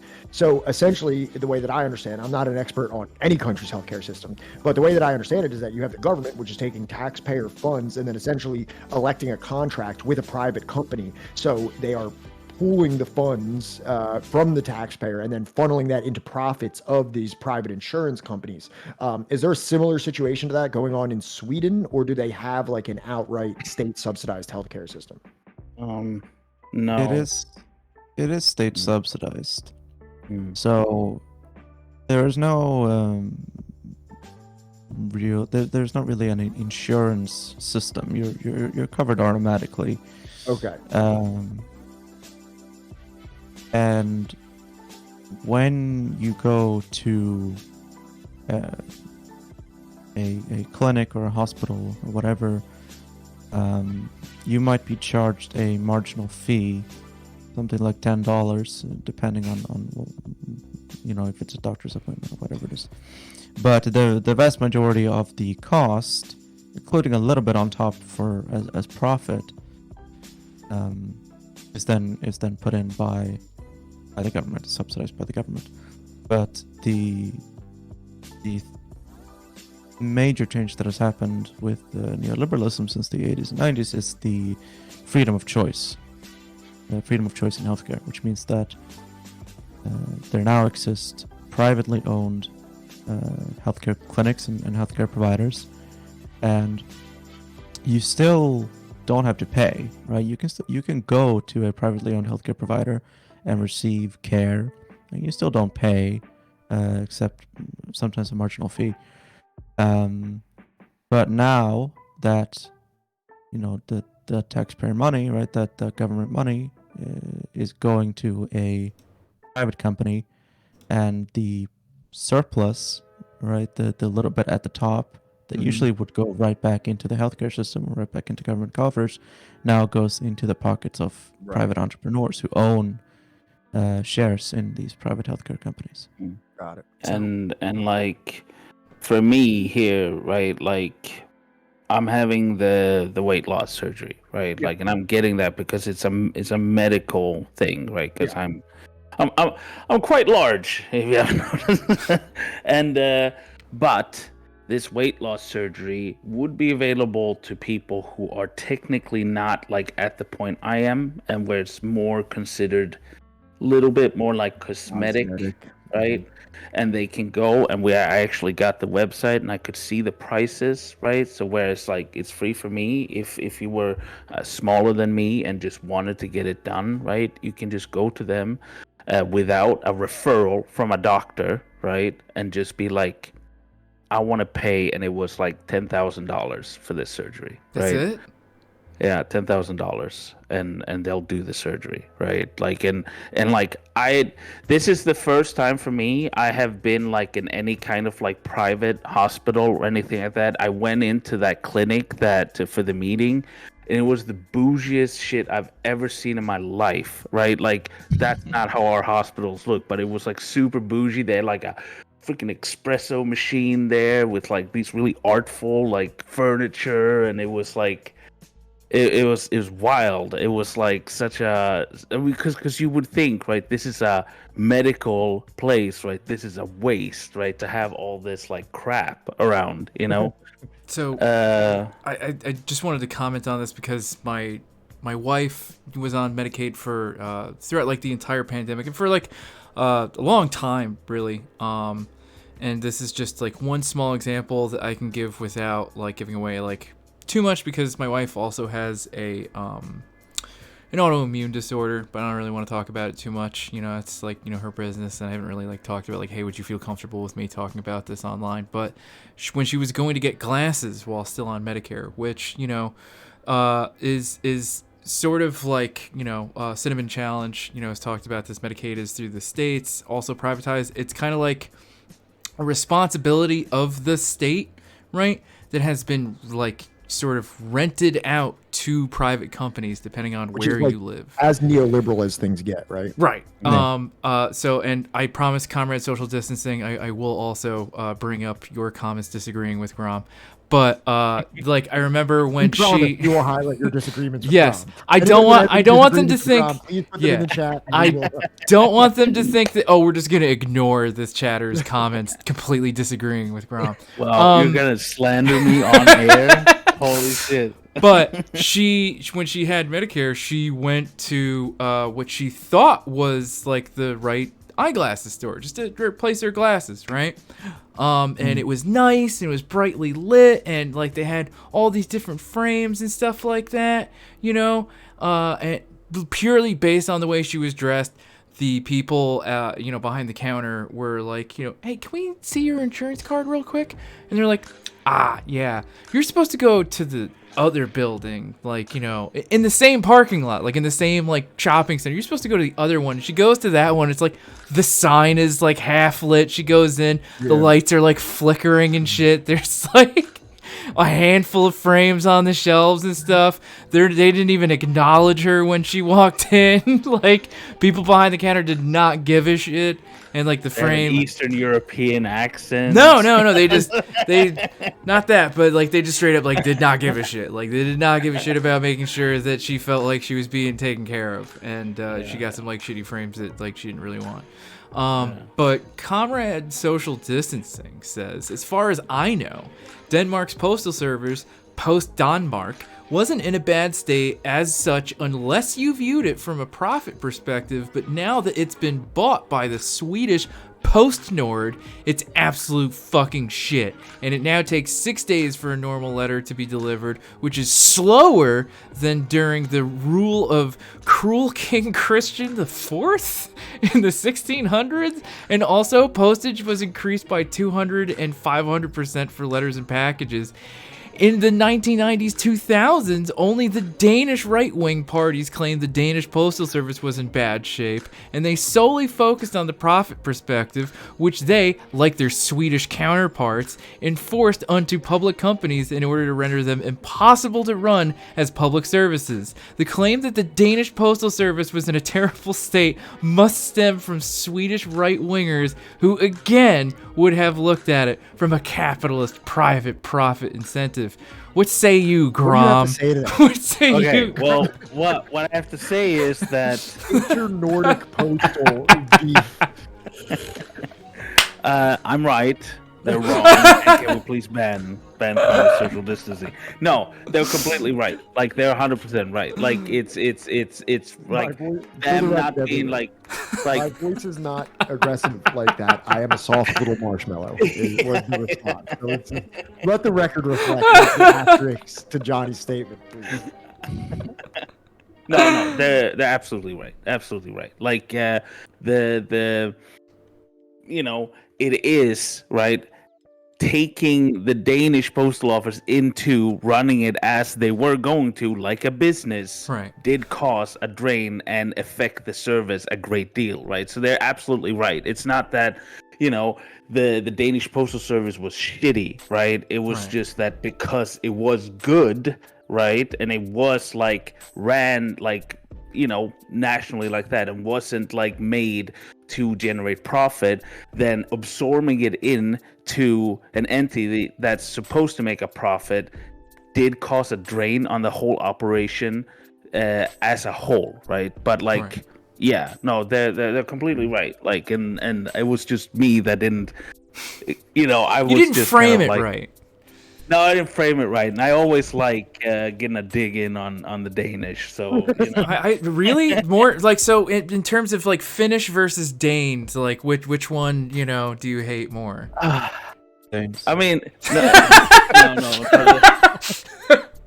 The Finns for sure. Also, because I mean, because it's like the thing is, right, when it comes You only to say that because you're half Danish. I mean, the Wait, thing he's half Danish now? No. Grom said the other day that he's half Swede and half Swiss, and now he's claiming to be. And now you're telling us that he's half Danish. What the? Is he actually Finnish? Like, is he fucking like? Has he just been like lying to all of us about what kind of Nord he is? It's just someone from Nashville, Tennessee, that has adopted the identity of a Swedish person. Yeah. Is he actually from Texas? Yeah, I killed the real Grom. Okay, in Nashville, in an alley. No, it's just a joke about the region that Grom is from, which is the southern tip of Sweden, which is historically linked with Denmark and still have a Danish accent. So Gotcha. It used to be Danish, and then we stole it, and now it's Swedish. And Right. our accent, my Swedish accent, like, it's very dear to the Swedish people, right? Right. It is not. They love it a lot. It is not. And because it essentially is like it has the Danish twang to it in the Swedish. You're like the Boston And- in Sweden. Yeah, but like, I mean, and Danish is like a horrendous language that nobody should speak, and then you mix it in with the beautiful Swedish lange. I thought that's it why makes it all a of you bit speak better. English.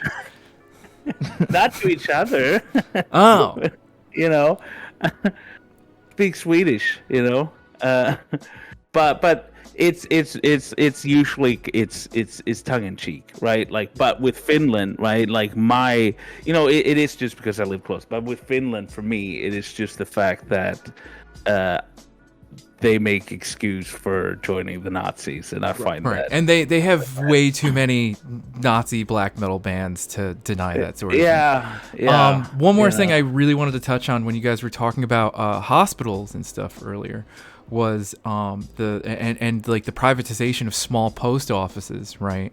I'm not sure if any of you are aware, but for the last 20 years, small doctors' practices in remote areas, like, for example, Montana, like what Pat was talking about earlier, have been being bought up by hospitals, and then they are replaced with what do they call it? Urgent care facilities, so that you wind up with actually less intensive focused care, right, but for hospital prices, right? And they continue to suck up a little bit of profit out of these small remote areas, right? And it's actually been Urgent care is like the #1 provider for like most Americans. yes, no, it really is.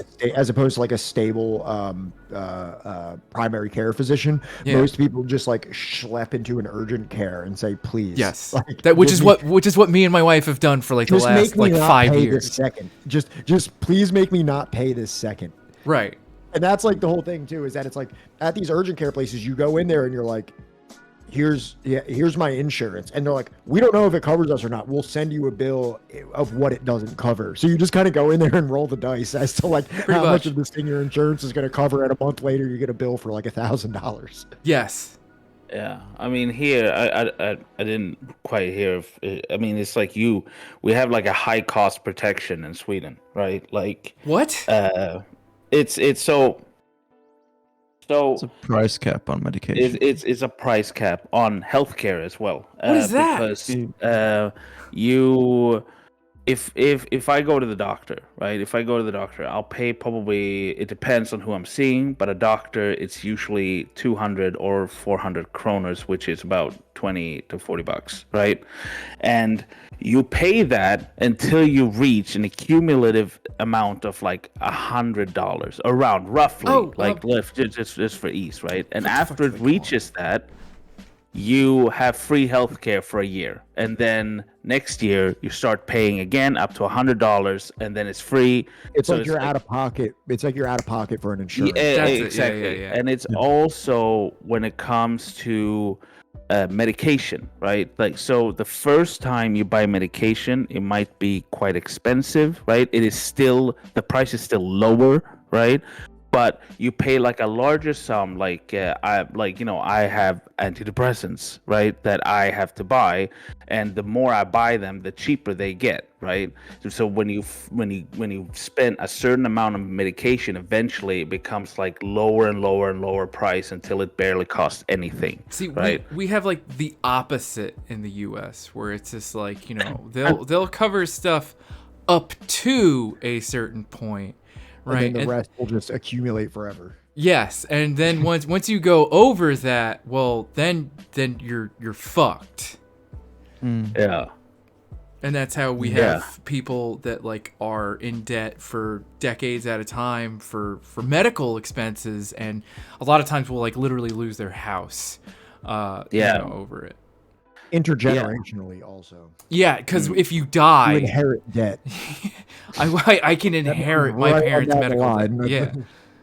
So is there like a cap on that? I mean, I know there's like like a tax-free cap on No, like no. so but in debt it's like you have it all. Yeah, Like, yeah. when- Like I think you could literally almost die in the most horrific car accident, and if they're able to salvage you with like all the medical miracles, that you will receive a bill for every single one of those services. If they kept you alive on a ventilator, if they had to do all these invasive surgeries and things like that, like they'd be like, here's $500,000 bill that you're going to live with the rest of your life. Yeah. Congratulations, you're alive. Pretty much, yeah. Exactly. Yeah. Mm. Yeah. No, it's wild. I feel like no, we're being too positive. Okay, I know things are shitty in the United States. Okay, it doesn't make our system good. Right. No, I mean, but that's the original premise of this, is that, like, you know, Exactly. I think that, you know, right now, because of the popularity of, like, not just bikes, and don't get me wrong, I love their videos, right? I feel like they make, like, the public infrastructure, like, too good of an argument, while kind of just brushing aside a lot of, like, the other sort of, like, you know, failures or contradictions, or whatever way you would want to phrase it, of, like, you know, these Nordic regions, that, like, it's not all sunshines and rainbows. It's not all just bikes and, you know, being able to walk to work. Bikes and healthcare. Yeah, bikes and healthcare, you know. I hear there's also mayonnaise cake. Son of a bitch. Yeah. Oh, yeah. That's people. Sure. Do you Now, eat is that these state mayo subsidized? cakes? Yeah, is there a state ration of the mayonnaise sandwich cakes that each Swedish citizen is allotted? Has that been privatized? What's the regulation status? Hang of on, mayonnaise? Grom, don't Oh, yeah. don't answer. Azure, do you like these mayonnaise cakes? No. Okay, so Grom is I Grom knew is that. actually I knew. Grom is actually in the out group of people that enjoy.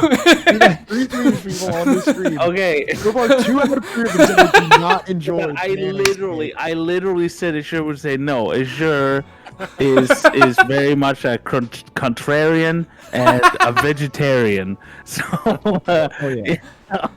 and if Azure knows something will bother me, they will say it. Azure, Okay, do most Swedish people enjoy these? Azure, we're asking Azure.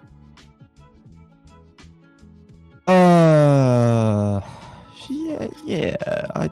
That's not a confident yes. That's a really shaky answer you're giving us. I Also- mean, maybe it's like 50-50. Okay. Okay. I think. Oh, I Not by feel our like data, it's not by an our older polling person. data, but you know. I can't. Also, we did watch on stream, right? Like the make a sandwich cake, and they did barely used any mayonnaise. They used sour cream instead. Right. That seems even weirder. Like, because I understand what it's like to enjoy a sandwich that has mayonnaise on it, so I can kind of like, I guess, stomach the idea that you start putting that all around the sandwich. But Okay, sour cream seems. Where is that coming from? No. There's sour. Okay, like, but if you have the filling being like a sour cream based tuna salad, right? Like with the onion, the tuna, and stuff like that in the middle, and then you put just the seasoning on the stuff that you cover the cake with, and then you decorate it with shrimp, ham, vegetables, and stuff like that. You know, Shrimp and wasn't expecting ham.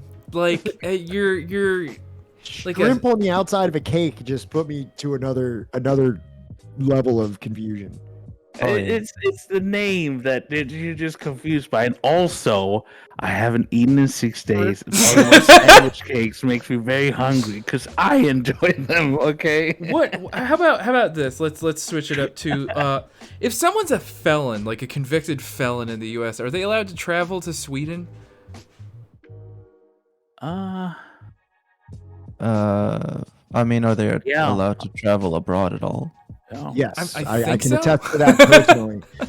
Yeah. That I've been able to travel to many countries in the global south. I've never been to I've never. I think I would have trouble getting into Canada, but I was curious about Sweden. Yeah, Hmm. Canada No, seems to if be you, if the you have only a one. passport and you're a United States do. citizen, then you can visit Sweden visa free for 90 days, I believe. Yeah. Oh, And like I It's honestly easier like than that's easier than India. India was very difficult. I had to get a whole visa process for them. No, because we have an agreement, right? So you don't need to. EU and the US have a buddy on the whole tourism We have a thing. question from one of our mods. How do they treat black people? Am I likely to get pulled over 6 times? Yeah, Yeah. yeah. They would be suspicious of a black person driving around out there. Pat, Well, Wilco pulled yeah. up a TikTok the other day of Yeah. of a dude going to visit Sweden. Oh my God, why? All right, of a TikTok of a man of color going to visit Sweden, and within 6 hours, was it? He was pulled over every hour. Hmm. Yeah, it What's was the something poli- like that. I guess that's an interesting topic for discussion here. What is the police situation like? In because obviously we live in the United States, which has a draconian judge, jury, and executioner, militarized police force enforcing Judge mass Dredd. incarceration, drug war laws, armed and to the teeth, and very willing to use lethal force against resisting or perceived to be resisting criminals. What is the situation like there? Is it Do your cops wear totem cops or anything? No, our police are great. No complaints. Like they. Well, actually, it seems that our politicians have been following the situation in the U.S. pretty closely, with the militarization of the police and police brutality and that kind of thing. They've been taking a lot of notes because we've kind of more and more been going in that direction of the police being allowed to do whatever they want, stop and frisk and visitation zones and all that kind of thing. There's like, more resources to the police, less training for the police. Right. Just like more weapons and more discretion to just kind of do whatever they want. Less rights for people in general. Yeah, so I mean, I'm looking forward to that working perfectly and there not being any problems or unintended consequences. Yeah, I mean the for me, like as I said, right, I don't see the police very often, right? I live in a small commuter town, which is still a town, right, and it has a police station in it. Don't see the police very often, right? If you go into a city, you'll see it more. If you go into more immigrant inhabited areas, you'll see a lot of them because they're over policed, right? Right. And that's a huge problem and what is causing a lot of tension as well. And but our police, unlike in the United States, are like becoming a police is like you need like a university education, like it's a university course for like 2 years, I think. That's still It is. more than U.S. cops. Oh, Yeah. Len Smash, thank you so much for your $10 contribution to Books Through Bars. If anybody is here that wasn't here earlier when I initially announced it, you will see down at the bottom, donate to charity. That is for the nonprofit volunteer organization Books Through Bars in Philadelphia, who works to get literature into the hands of incarcerated individuals who are some of the most marginalized individuals in this country. Every dollar counts. Please contribute if you have an extra dollar or so laying around. I am currently volunteering with this organization. Thank you so much, Grom. Please continue. Yeah. If you've been arrested by fascistic police in the United States, as we're describing, please help these individuals get books. Yeah. What's the situation? Yeah, no, I'm just kidding. Yeah, I mean, like, isn't that how Tim Pool originally got famous? He visited like one of your people's countries and was like, oh, the Muslims are invading or something. Yeah, they were doing that a lot. There was like this whole thing about no-go zones, which is just zones where Swedish people don't live, right? That was the case, and they were Are there immigrant enclaves like that? Yes. Okay. Sweden is. And Very where are the majority of the immigrants from? Is it like Syrian refugees or? Well, like there are different generations, right? Because we Right. said like we have like people from the Balkans regarding the Bosnian War and from Serbia and stuff like that. Then we got people from Iraq when all that went down, and now it's a lot of people from Syria. It's a lot of people from like Somalia. Those I think are the main, and of course now Ukrainians are coming as well. So no whites. What? I said so. No whites. No white people. Yeah, Ukrainians. No, those are Slavs. No, they're white now. Oh, For right, now. right. Okay, because it's we have so Sweden Democrats is like a party with Nazi roots that now have a lot of Kurds as well. Exactly, that's why we're not in NATO right now. But Finland just joined. Sweden isn't a part of NATO. What? No. Sweden is not a part of NATO. No, we're No. trying to join it right now, but Oh wow, I had no idea. I just assumed. we have taken a stance in support of Kurds and have accepted refugees in. So Turkey doesn't quite like that and want us to extradite their terrorists to them as a condition for us to join, right?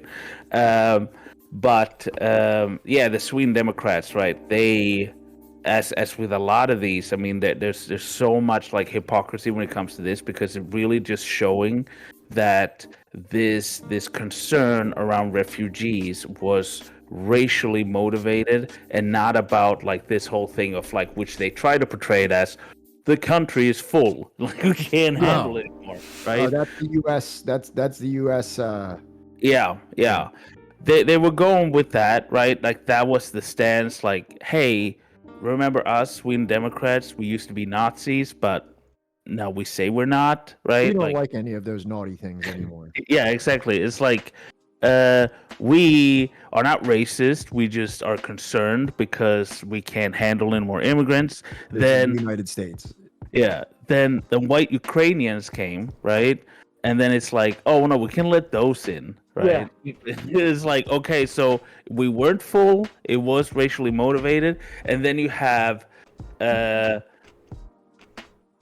think, what was it? Yeah, it was Denmark, right? Because Denmark did the fascism before the UK got, like they're outsourcing asylum seekers to Rwanda, right? So they're sending people to go through the asylum seeking process in Rwanda instead of in the country. So when they reject them, it's easy to just like bye-bye, right? They don't have to catch them and throw them out, right? Yeah. So Denmark was doing that first, but now they are postponing it because they don't want to send Ukrainians to Rwanda, right? Oh, right. Yeah, because they had this already set up to put all, like, because you get all the non-whites. Yeah, send them over to Rwanda. Yes, and now at the moment that there's white immigrants that are like, wait, this is great. That's inhumane. You can't send them to Rwanda. Like, you can't send white humans to Rwanda. Exactly. And then, right, it gets even better because then they were like, oh well, why? Oh well, because proximity, right? Like they're close, and they're not Africa, right? So Africans go to Rwanda, and then it was like, so it really exposes the racism behind. Yeah, but then it's the even better part. Then it's like, so what about people from Afghanistan and what happens to them? It's like Rwanda. Go to Rwanda, right? And people from Afghanistan is also a lot of people here as well. Azor, do you have something? Well, yeah. I mean, when it comes to immigration statistics, it is a little bit tricky because if you look at official immigration statistics, it will appear as if the majority, or at least a plurality of Swedish immigrants are Middle Eastern. But it gets complicated because, first of all, Sweden is in Schengen, which is the agreement of free movement, right? Which means that if you are a citizen of any EU country, you can live and you can work in any other EU country. Now, that is not immigration. That is just you moving to a different place and working and living there. Correct. That you don't have to become a citizen of that place. You don't have to do any kind of. You don't have to register. You don't have to get a residency permit or a visa or anything like that. And we also have like separate agreements with Norway and I believe Denmark, Finland, I'm less sure about, that make it even easier to move over here to vote in elections, for example, without basically having to do anything. And so that like there is a constant movement of people who are not Middle Eastern, right, who are European. There's a constant movement of people between Norway and Sweden. There are people who live in Sweden but work in Norway, live in Norway but work in Sweden, who commute daily between the two countries, right? And that is not immigration, right? That is not counted as immigration. Looking here at a demographic sheet right now, it says number of people who immigrated to Sweden in 2022 by country of birth.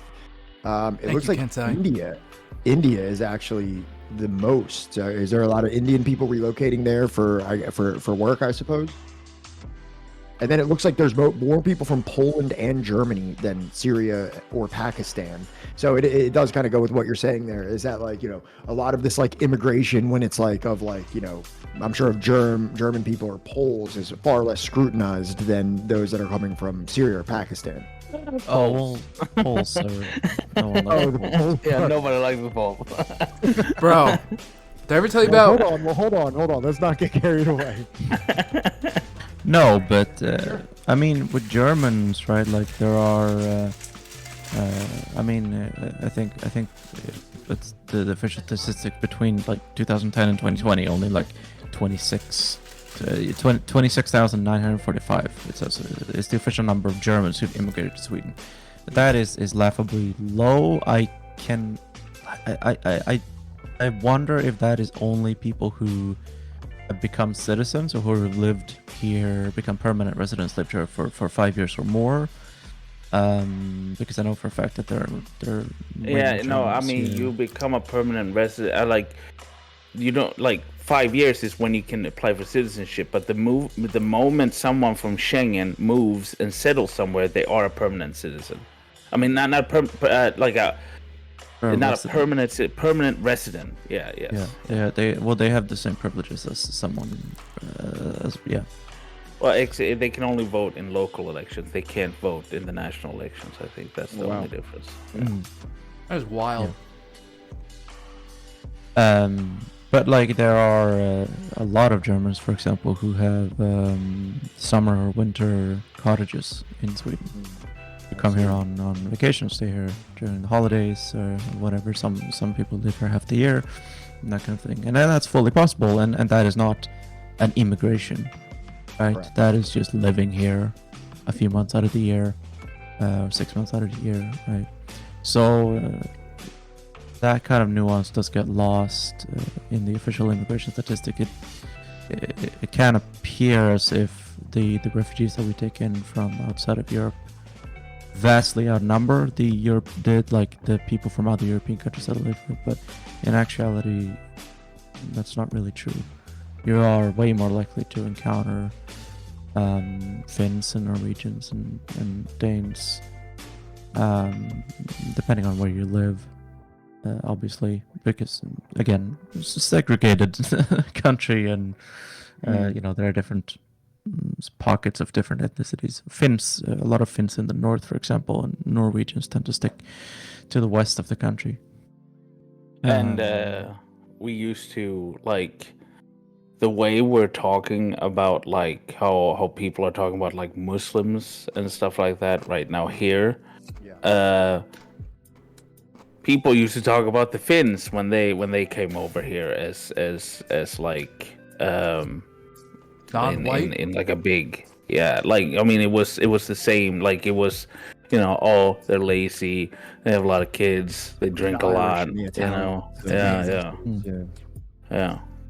after the Finns it was the Slavs, the former Yugoslavia, right? Yugoslav wars. Bosnians and Serbs and Croats, Macedonians, Albanians. Pat, did I ever tell you the story about like when my aunt visited with her friend and they started talking about Polish people? This is before Brexit. No. So we're like in the backyard and like, she starts going off about it, like, oh, these Polish people, they're stealing all the jobs. That's why, we need to do Brexit. We need to like keep England, right, for the English, right? Because these Poles, they keep coming over here and stealing all our jobs, and right, and that's what's making NHS not work efficiently, and like all this other crap.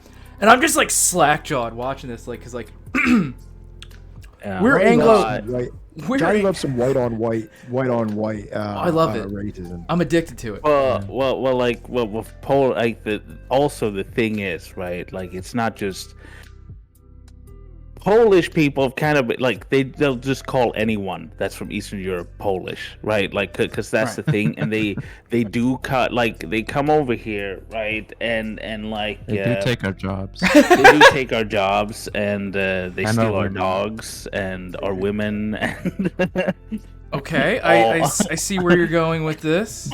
You know, No, but the truth of it is that Poland suffering from economic crisis and bad economy in general. There are a lot of people willing to move away from Poland and live and work in countries like the UK and the Nordics.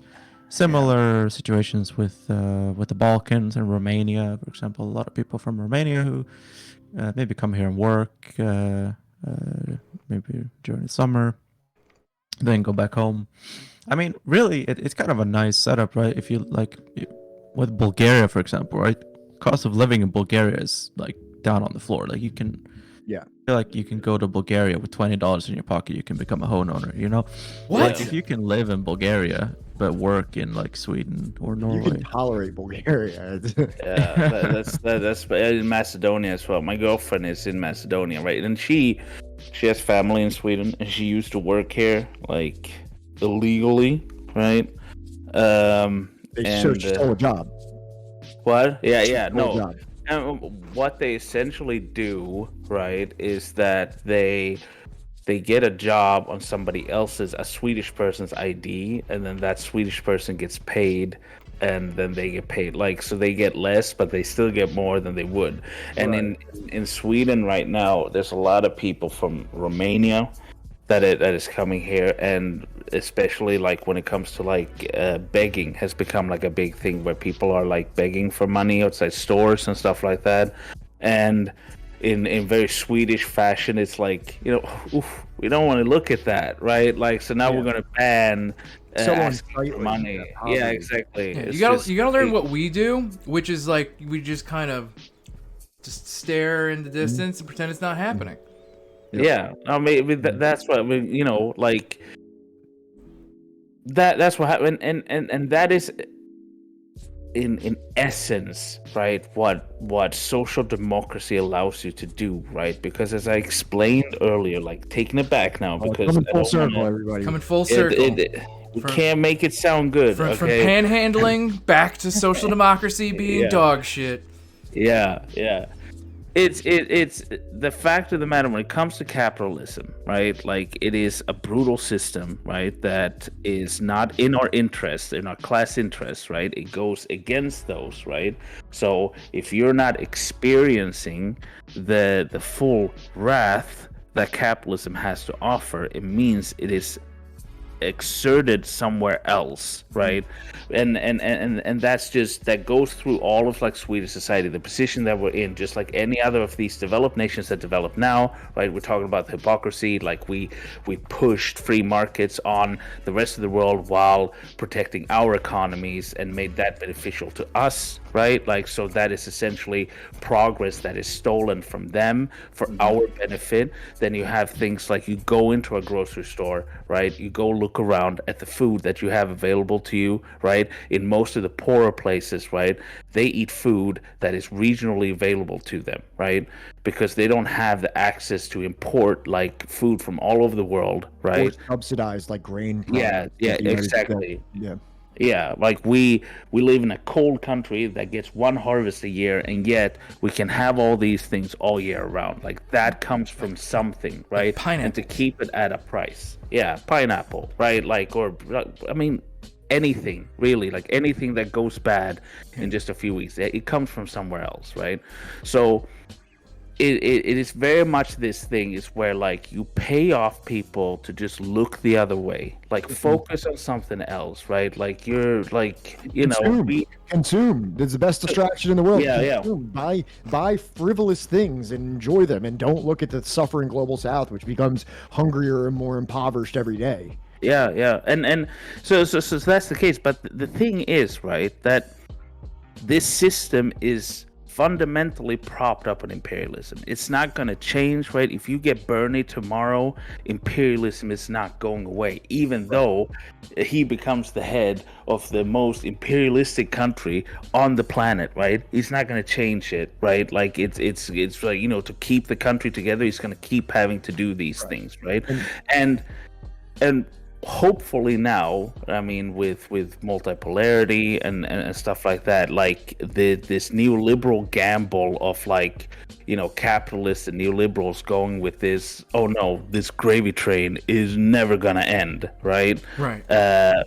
Basically put their whole economy in the hands of, like, the global south, right? And now somebody else is coming in and disrupting that, and they're scared. And when that dominance falls, with it falls things like Europe and stuff like that. And, you know, if we're going into more analysis on it when it comes to Ukraine and why that happened, it is essentially because we're heading towards this confrontation, right? And to make sure that Europe doesn't jump ship, right, and join the bad guys, right? The US had to make sure that, you know, when we go into this conflict, that you cannot leave. Like, we're going down in this ship together, right? And that's when our systems also come crumbling down, because they're fundamentally tied up to the capitalist machine and the imperialist machine. And if that stops, all this goes away, you know? I mean, go ahead, Johnny. You go. I was just gonna say, like, and I've kind of, like, always said this since I was kind of disillusioned with the whole, like, Bernie thing since around, like, 2018, 19. So, like, even if he had won, right, and even if he was able to, like, you know, overcome the concerted effort between, like, you know, the most bipartisan unity that any government has ever seen to kneecap every single proposal, every single plan that he wanted to implement, right? Like you said, he would have still been the head of state for, like, a military that is all around the world, right? He still would have been a head of state for, like, the largest hegemon in the world, right? That is disrupting every single fucking, you know, country. It's the largest threat to world peace in human history. And I mean, if let's say he did try to do something that was actually good, they would have killed him.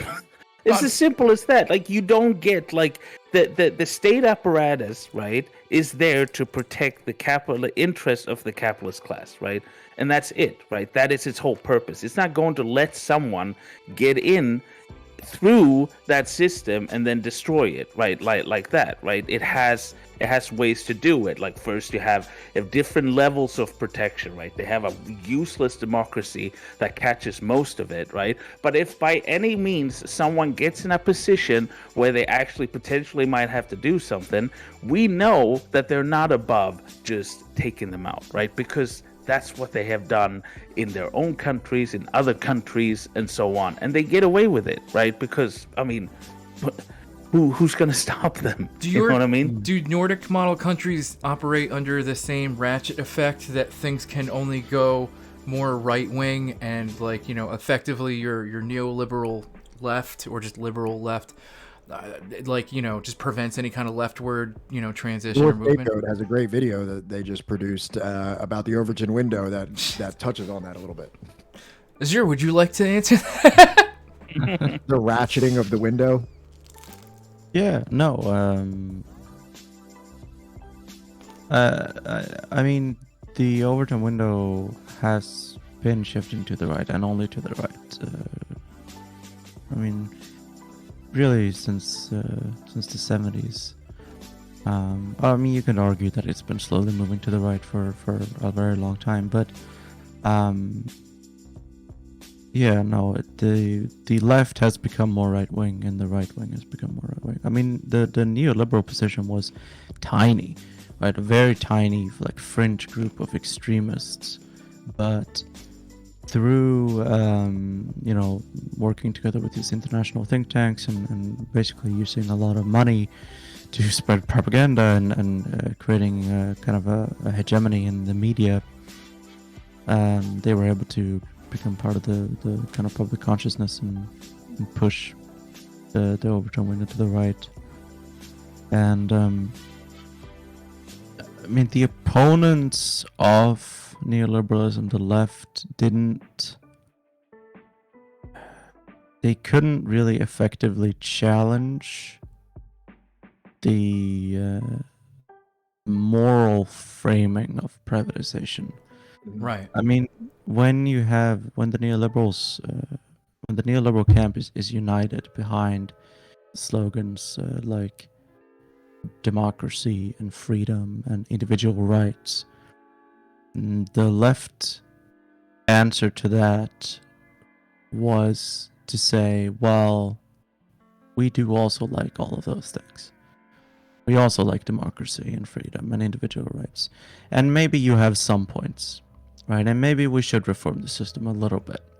But overall, we should still keep the welfare system, right? Conceding on some point to the neoliberals and subscribing to the neoliberal rhetoric that privatization equals freedom, right? That the freedom to choose to go to a private clinic, that it's about the freedom of the individual, that it's not about taking tax money, government money, and putting it in the hands of shareholders, right?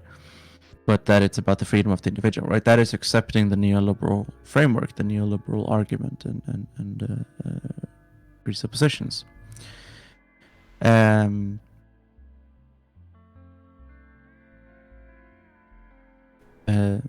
so the left kind of failed to counter the neoliberal argument, and the left ended up buying into the neoliberal argument. And you see it a lot, even among so-called like far left political activists and political parties. There are still traces of neoliberalism, right? There are still arguments being used that are founded in neoliberal rhetoric, right?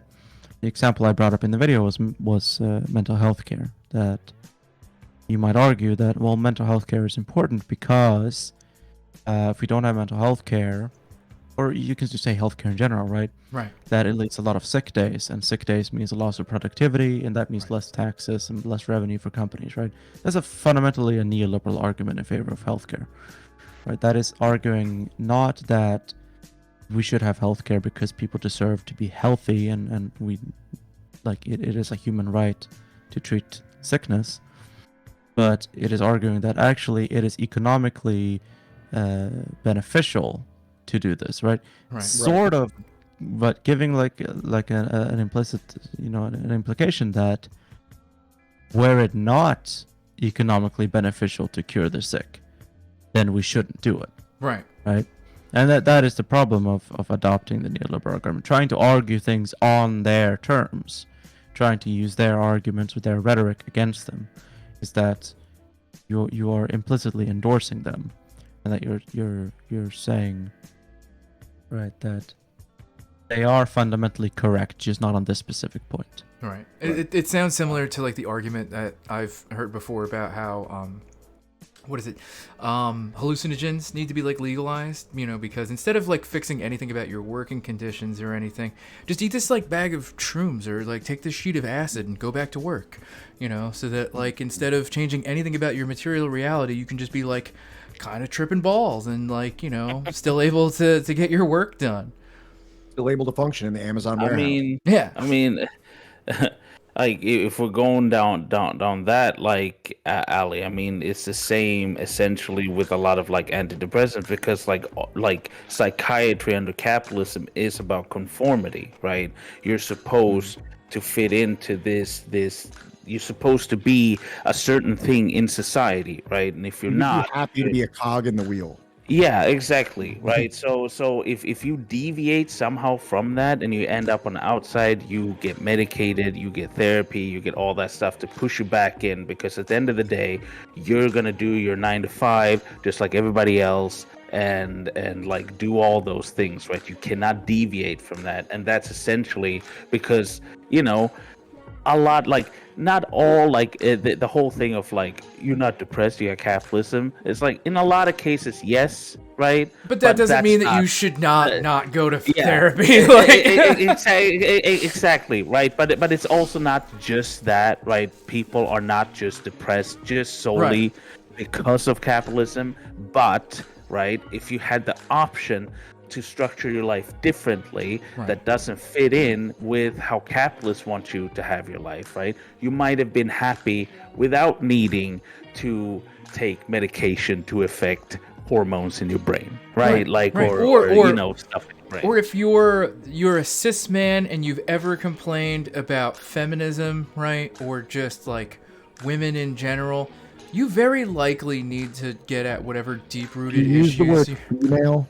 If you If you refer to a women, right, or non-men as female, or even worse, femoids for whatever reason, right, you 100% need to be like court mandated to fucking therapy to work out whatever issues you have about like not being hugged enough by your dad, or like, you know, whatever resentments with your mom you have. Like, work it the fuck out. And I understand that, like, therapy and like psychiatry, these are, you know, behind a paywall, and they're, you know, hard to get to and work, and I get that. But if you can, I'm just saying, if you can make some kind of concerted effort, that like it is probably easier for you to pay for a licensed therapist or psychiatrist than it would be to pay for, I don't know, whatever paywall Ben Shapiro puts behind his videos or something, or whatever fucking thing that, like, you know, Joe Rogan is selling. I don't fucking know. Whatever else it is you're doing, I'm just saying you need to make sacrifices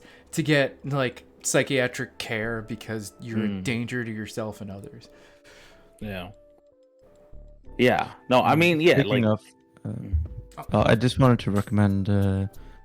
Speaking of mental health and capitalism, there's a great book by the famous social psychologist Eric Fromm called "The Sane Society." Really? Which I would heavily recommend. nerd. Hey, we like that nerd shit here. Reading Nerd. books? What? Sane Society. Okay. Yeah. Oh, it's Eric with a CH. Yes, I think so. Most controversial of all spellings. Yeah, it's true. Oh no, it's ERICH. I believe this. Oh, I thought you said the Saint Society first. What do you mean, like a canonized saint? Yeah. Isn't there another know. book by I think it's Is this your Catholic? It's like- Is that what what? what'd you say?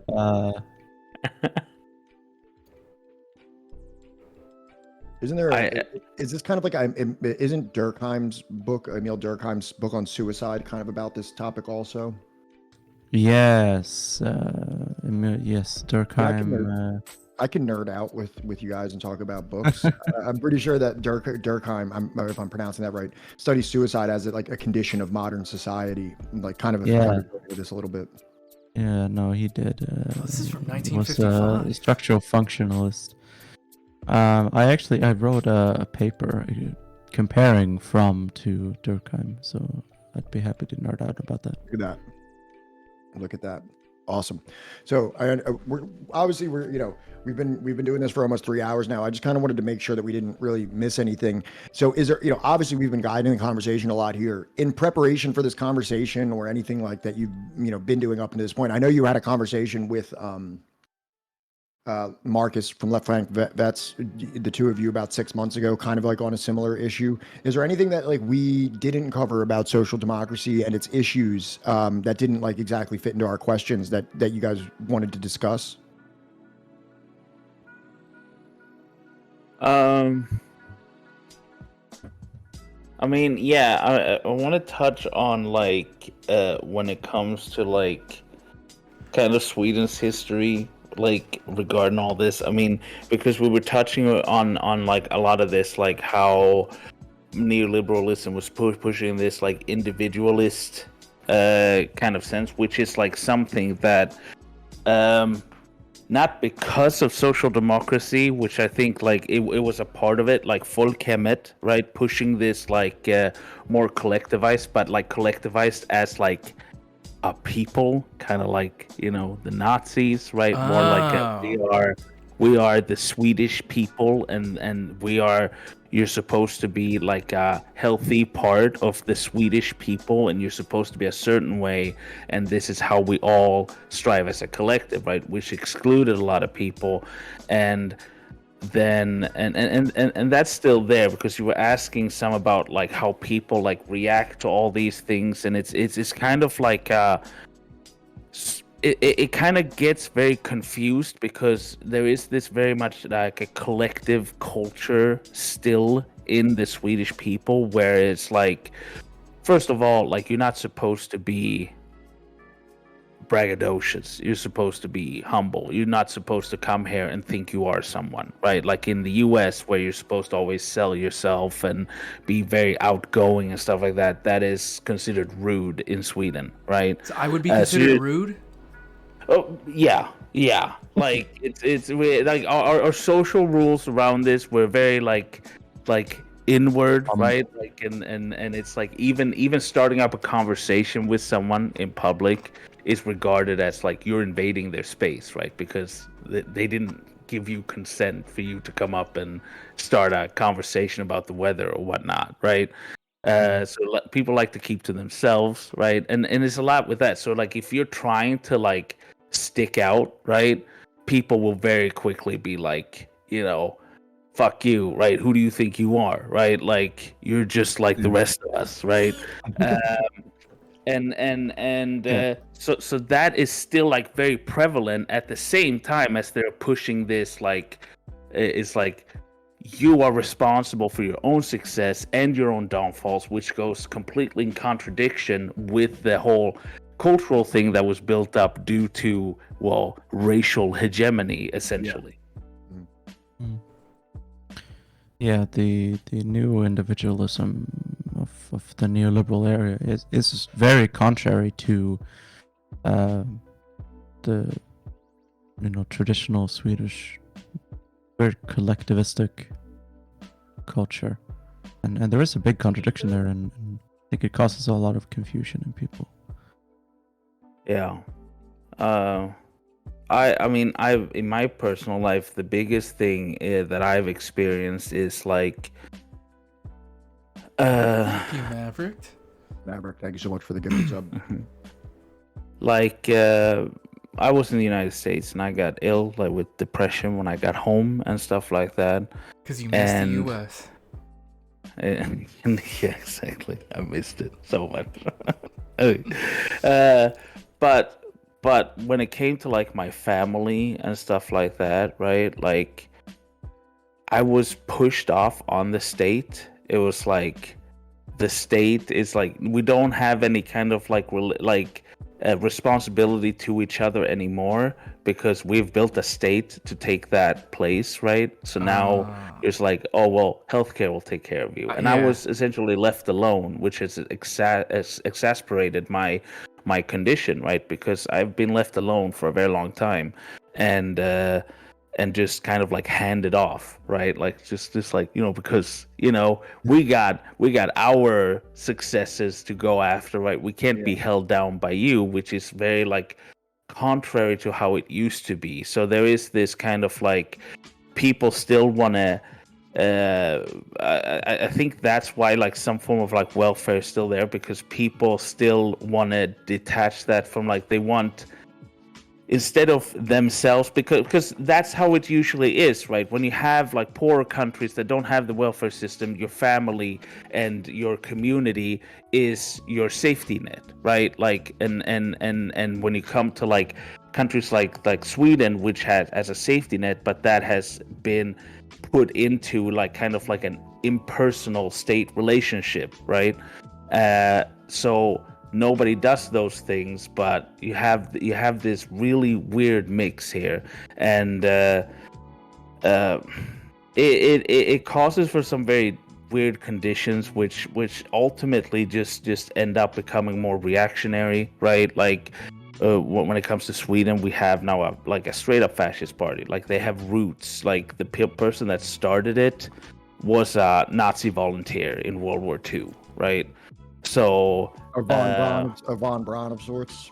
yeah. So it's like they you know, and it's the same as it is in the U.S., right? When you see with a lot of these fascist movements that you have this establishment of two parties in battle, right? That just keep fighting for dominance. Then people get tired of this hot potato politics, right? Like I said, calling it, right, where it's just responsibilities just tossed back and forth, which in Sweden didn't start until the 80s because the Social Democrats was in charge for the whole time, right? Because they were improving the conditions up until that point, until it was like stop, and then there was the balancing act that you have like in the US, right? And people get tired of that, and people then get disillusioned with the status quo and stuff like that. Then that leaves room for people like Trump or the fascist parties in Europe to come in, having no kind of like track record where they can be criticized on, but just be populist and come in on saying like, hey, we're different, we're not like those guys, give us a chance, right? Which eventually, once they do get a chance, right, either it goes really bad, or at the very least it's just proven that they're just exactly the same as the status quo. So how close are you to banning gay people? We're getting there. Okay. It was 10 years. Okay. No, I mean, you're a little behind us, but you know you'll get there. My dad told me once that you know, Sweden was a dominant party system, more or less, right? That every election there wasn't a question of who's gonna form a government. It was, you know, how big of a majority are the Social Democrats gonna win, right? Like, Right. by how many percentages are the Social Democrats gonna win, and are they gonna have to rely on the Communist Party for support, or are they gonna be able to rule independently, right? That was the question every election. It was not, is the right gonna win? It was, Right. how much are the Social Democrats gonna win? Yeah. But you know, it was. I mean, even you know, Sweden Democrats will acknowledge that the things were better back then. Not to be you know, reactionary or to have nostalgia for a time that I didn't live in, but living conditions were better and the welfare state was better. There wasn't this neoliberal privatization and degradation of everything, of society. Yeah. I mean, and I'm a bit older, right? So I lived through the 90s and all that stuff, and of course I remember the position my parents were in, you know, when they had me in the 80s, and they had all these things that just from my parents to me didn't exist anymore, right? Like, you have in Sweden, one of the big problems in Sweden right now is housing, right? There is not enough houses, right? Like, Same, especially no, like actually right? Oh, like not enough actual houses. Not that they exist, but they're empty, right? No, they don't exist. But yeah, no. So the thing is that for especially for people that are starting out with their first homes, like students and people that are just starting out, those lower rent apartments and so on doesn't exist. Right? Because they're not building homes anymore, right? Because with this neoliberalism, again, it was left up to the market to deal with these issues, right? And the market only goes where there's money, right? So instead of doing something like they used to do, because we had the Social Democrats did something called a Million Homes Project, where they were to build a million homes, whether it were to converting existing apartments into more homes and building new apartments, right? And it was a huge success because there was a huge housing crisis, but that worked because the state could build houses, right? Okay. Now the state can't build houses anymore, right? So now mean they can't instead build them? because they don't own the construction company, they can't like put money into doing it. So now instead they have to lure private investors to do it for them. So it's all about creating incentives. We need housing.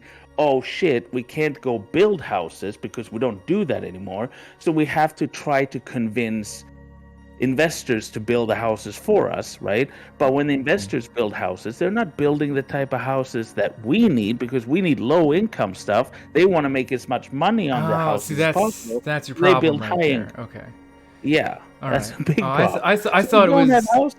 How do you not have like, you know, real estate like developers just like literally clamoring over one another to try and like, you know, Buy every box. yeah, like what? Because I mean, first of all, it's our rent is it's capped, right? Like What? it's controlled, rent controlled, What? right? Like Everything's all of rent it? controlled, all of it, right? Wow. Yeah. And they want to introduce market rents, especially into like the more like the cities and so on, right? They can Uh-huh. build like the most opulent shit. for, like, Yes, high yes, and it's again with this new liberal thing, right? Because they need housing in the cities, right? And how do we do that? We give them an incentive that market rents. I mean, we introduce market rents in the That's how you cities, get the right? incentive. So we Like, lure them in, they right? won't Do just it. do it. Yeah. They won't just Yeah. do it. You have to remove that so that they will do it. You have to grease them. You got to grease the wheels a little bit. Exactly. Instead of like, because it's always this That grease comes workaround. at the expense of the poorest people, because consequently that investment is going to make property value go up, and then thus the surrounding area will become less and less affordable, Yeah. pushing more people out. This is what happens in the United States constantly in major cities like Philadelphia. Sorry to Yep. cut you off, but I just wanted to talk about No. Grease, I mean, grease being forged from the poor people. Go ahead. yeah, exactly, right. And this is very much of like anything before neoliberalism, where I feel like we're getting into neoliberalism a lot, but it's like that is essentially, it's always like working through a middleman. Like we cannot do anything directly anymore because someone has to make money off of it somewhere, and therefore we need to manipulate the market instead to get people to do it, right? Instead of just, we need houses, let's build houses. We need to be like, let's find ways to lure them in. And it's become so ridiculous in Sweden that like young people, there are you sign up to like, because every city has kind of like every town has like a realtor thing or a landlord that is a part of the city, right? And or working at behalf of the city, right? So you can sign up to their websites and be in a line for an apartment when it opens up.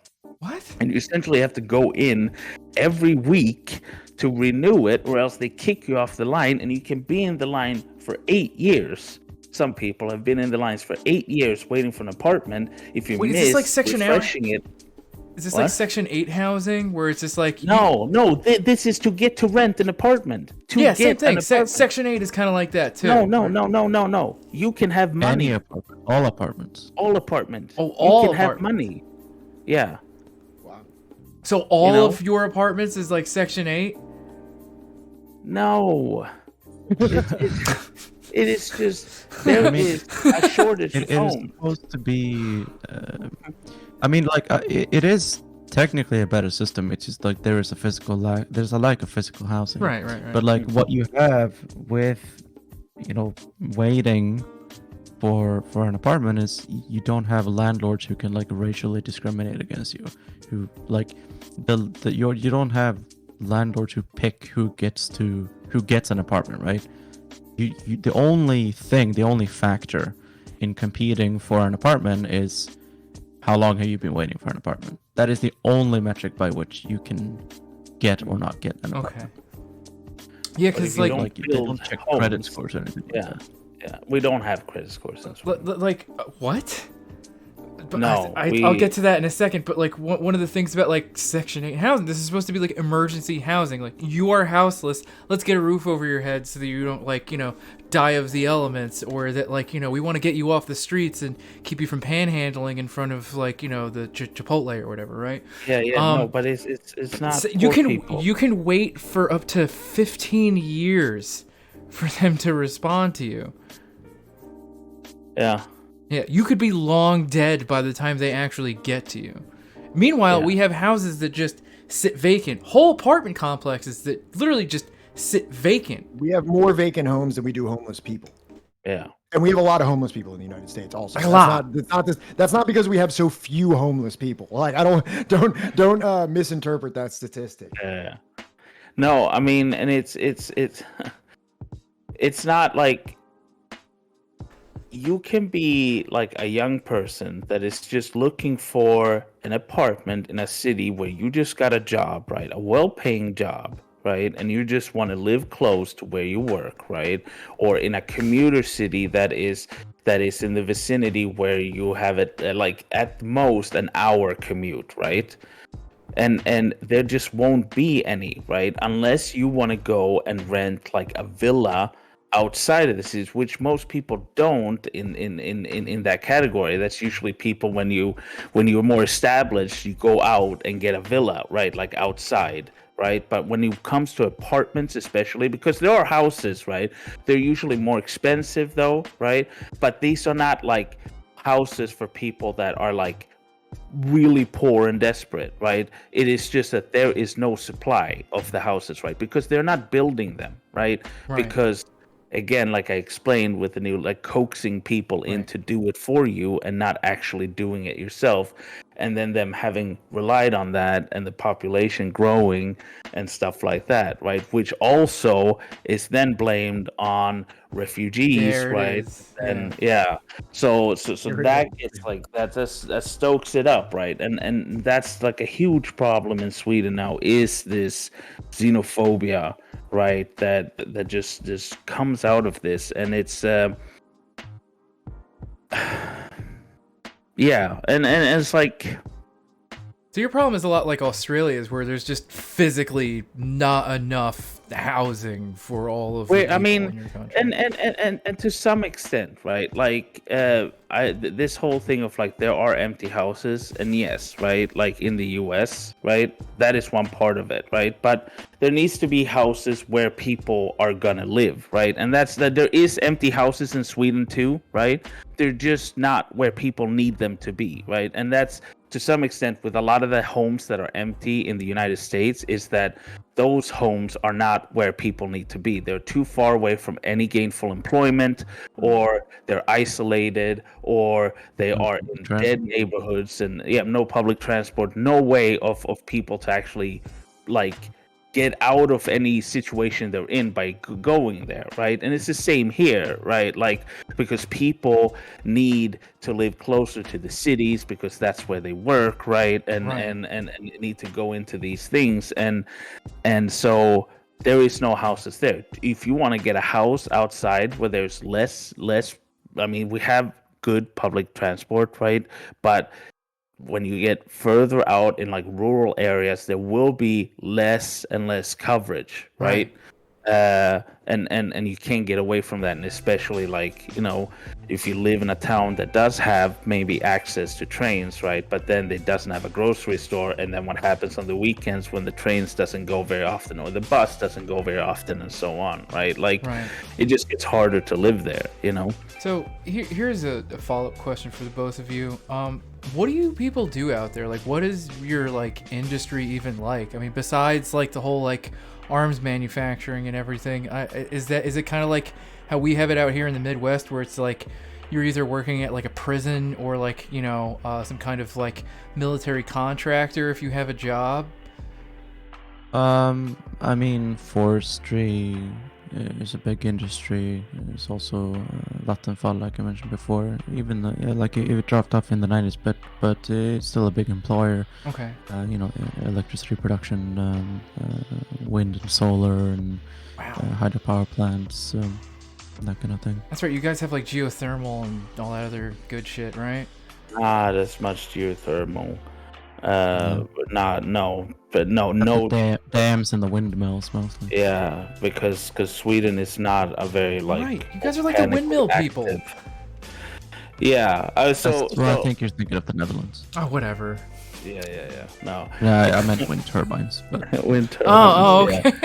Yeah. Like, timber and ore has always been like a big of the raw materials right now. And Right. then, of course, they just found a huge rare metal deposit up north, Right. which is You're on trying to indigenous steal land. from the On Sami indigenous people. land. Yeah. yeah, an indigenous land, right? So there's currently like kind of like that town that is like ended up in, right? They're kind of like split in the middle, it seems like, where like half the town wants to take advantage of this and half the town just want like, no, like they'll fuck everything up. Like, Right. you know, they'll destroy everything, Yeah. right? Desecrate. Yeah. Yeah. It's tracking like in Kiruna, like it's already like caused cracks in the earth. Or I don't know if it's fracking specifically, but the mining under the town. Right. Yeah. Was it in Jokkmokk? I Wherever it don't was? know. Yeah, probably because it's up there where the most of the mining is. I've probably asked Grom before, but Azure, do you have any kind of like connection to any sort of Sami people or anybody that like is organizing against that mining operation or anything like that? I mean, there are organizations, Sami organizations. There's also the Sami Parliament. Because I would love to interview somebody that could come on and speak about that. I would love to because on this show I try to create like a space where we've had a number of indigenous guests on, and I really like to examine that issue because it's often completely overlooked by the U.S. left here. I didn't even know about it until we talked to Grom that there was even like an indigenous population of Sweden. I had no idea that was even a thing. Yeah, if either of you would like to explain like what they've done, to the Sami people, basically to what make them sort of like landlords in order to even be counted like among their people, right? Yeah, it is actually very complicated, and I did a research project on Sami living conditions recently, or literary analysis of research that had been done on Sami living conditions. And what we found kind of again and again in all of these different studies on the Sami people is that researchers have a really big problem even defining what a Sami is. Right. Who is Sami and who is not Sami, because there are a lot of different definitions. There are cultural definitions and linguistic definitions, and then there's the legal definitions. Now, for you to be legally counted as Sami, meaning that you have the right, or meaning that you have the special privileges and rights afforded to you as an indigenous person, and that specifically relates to hunting and fishing and reindeer herding, right? You have to be the owner of an enterprise, Right. which basically a flock of reindeer or a herd of reindeer that is privately owned counts as like an enterprise, right? It counts as like a private company, and it's usually owned by the oldest male member of the family, usually passed down along the male lineage. Women owning reindeer companies is still sort of rare. It happens, but it's uncommon. And the size, I believe, the size of the reindeer herd is more or less how many votes you get in the Sami parliament, if I'm not mistaken. And if you work within the reindeer herding like industry, or with certain kinds of hunting and fishing, then you are counted legally as a Sami. Wait 1 second, sorry. Yeah. I can see my house on the screen. No, it went away. It's going there. That's where I live. Go ahead. Sorry. But yeah, no, there are people who move away, for example, from the Right. Sami or the Sami villages, move into cities, but still retain the language, still retain the culture, and maybe visit their family from time to time. But they are no longer Sami, right? Really? If you live in a city, if you work in a city, if you study, anything like that, you're no longer Sami, right? Culturally, linguistically, and all of that, you might still identify as a Sami, and other Sami people might still identify you as a Sami, but legally, you're no longer a Sami. Oh, okay. So it's legally they're no longer considered Sami by the Swedish government, right? But the Sami people would still consider them Sami. Sort of. There is okay. controversy there. Gotcha. There is controversy about the urban Sami. It's still kind of messy here in the U.S., and this is as much as I've learned, and I can always stand to be corrected. I am not indigenous, but as I have learned that, between blood quantum, which means you're going through ancestry, or through just literal membership roles and connecting your ancestry to that person. And also just living on the it's complicated the process, right, to the point where very little of it is left actually in the hands of the nations being able to decide who actually is. And normally settlers of the US try and take advantage of any sort of scholarship programs, right, that were created for them by trying to falsify documents or falsify an ancestry of being indigenous to get at those scholarships and other things we've tried to make it easier for them to get higher education or jobs or healthcare or things like that. So this sounds very similar. Yeah, I mean, it's yeah, and also, I mean, the area that the Samis inhabit is very large, right? But it was colonized very early by Sweden, or was it Sweden at that point, or was it just I thought it was already starting to get colonized by the Vikings. One. Before Sverige existed, Oh yeah, no, of course. Yeah. So you have that as well, but then there was a concerted effort in cultural genocide, right? We had the schools as well to try to eradicate their language and stuff like that. But at the same time, still through our very long-standing kind of for too long holding on to eugenics and race biology, right? Defining them as non-Swedish, right? At the same time, so they were kind of left in this place where they weren't Swedish but they weren't Sami, right? Right.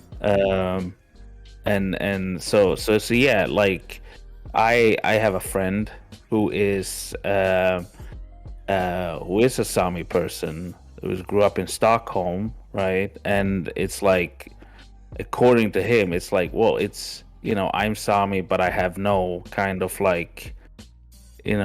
no kind of connection to that. My I'm here, I'm not recognized as one. My culture is not that. It's it's done. It's completed. They have killed it, right? Right. And now you have the Samis exist as kind of almost as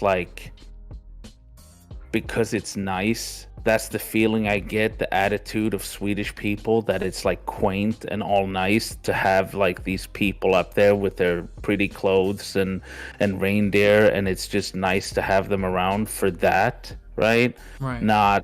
But the moment you need to mine or take down their forests or put up wind turbines and stuff like that, then that all goes out the window, right? And that's still the stance. I mean, me and Ishur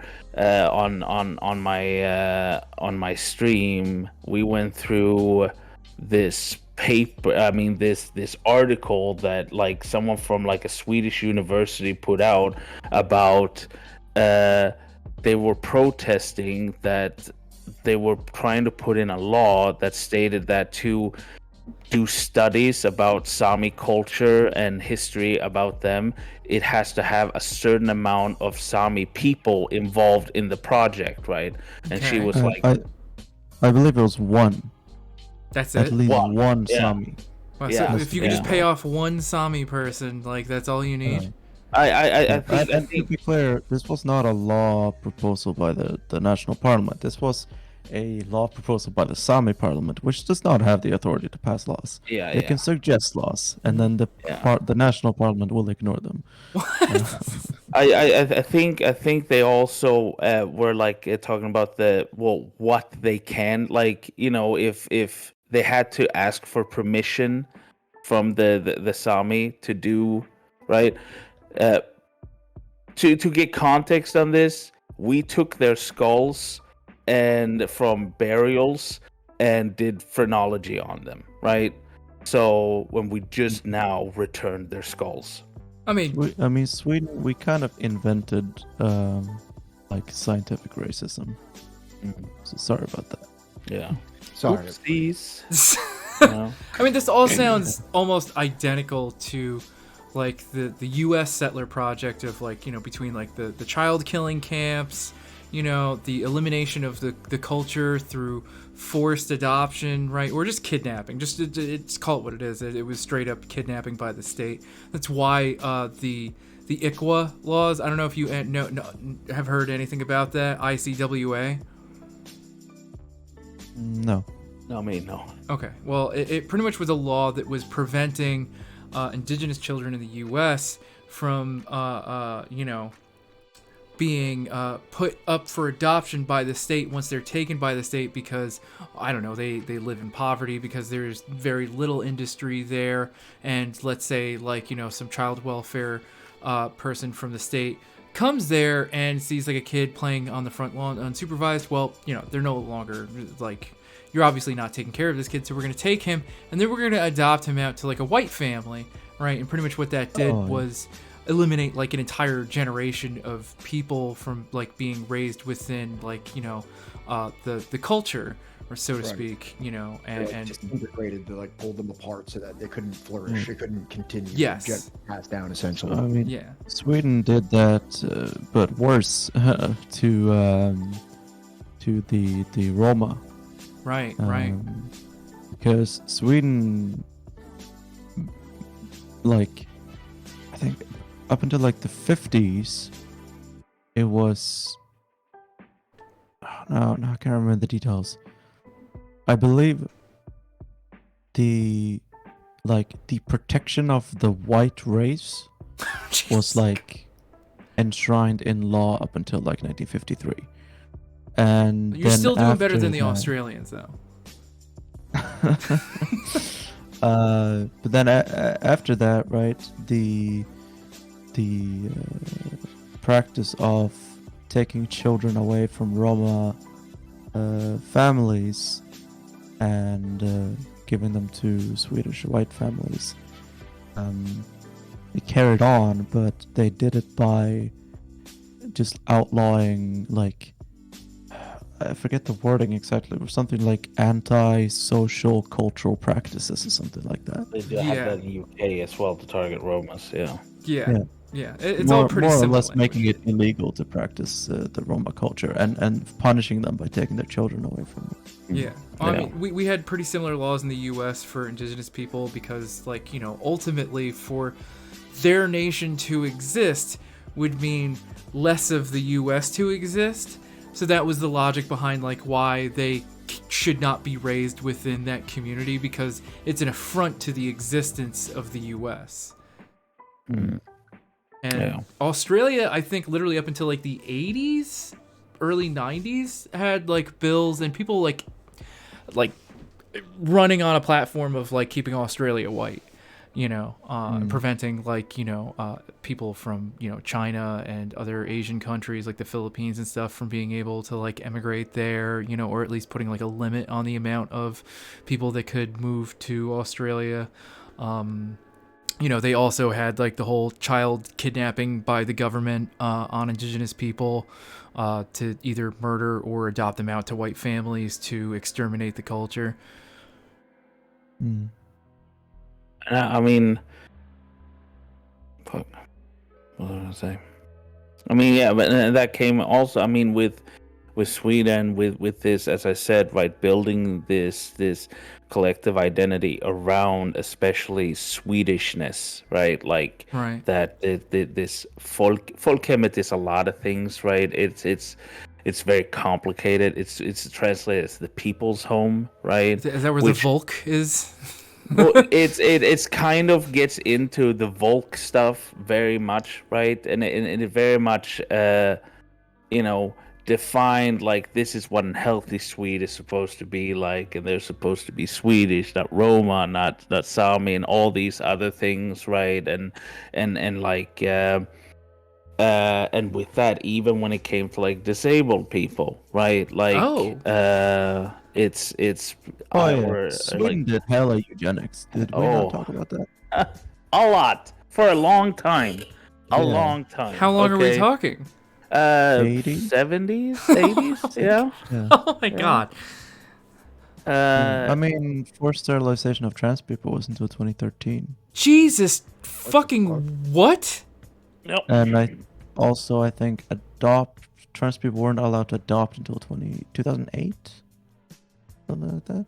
Maybe I got those two mixed up. No, Maybe yeah, it's those forced two sterilization, are mixed up. Sterilization Yeah. 2008 and yeah. adoption 2013. Yeah.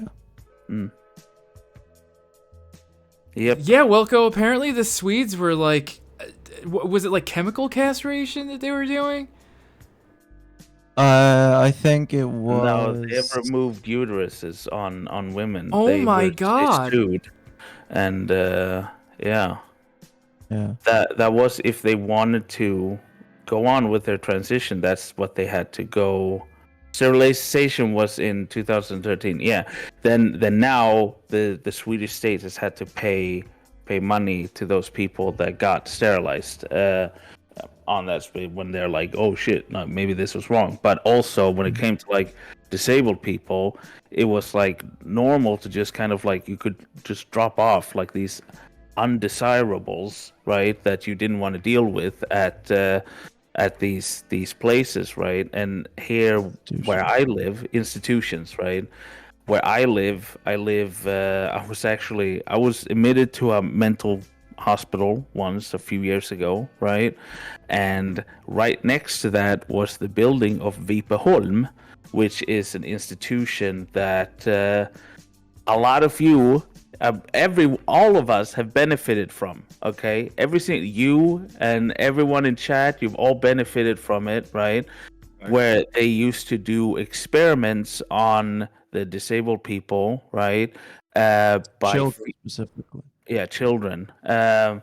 It was regarding dental care, right? Oh, So right. Yeah, I remember you they talking would about feed this. them very like sugary candies, like a lot of them, until their teeth essentially like rotted away out of their mouths, right? And that's how a lot of the research around cavities and how they're formed and the effects of sugar on the teeth and developing toothpaste to combat it is done. So if you have brushed your teeth, you have benefited from that research of essentially torturing these people. What about Pat. Oh. Yeah. Also, Well, if you haven't brushed your Did they teeth, develop my dentures there? you probably should. Yeah, probably. And it's like, and But one Yeah. interesting factoid. I thought we were gonna go Yes, at least a the- year before the reveal. Well, I revealed that I have dentures. Yeah, we talked about that when I would inevitably pop my teeth out on stream.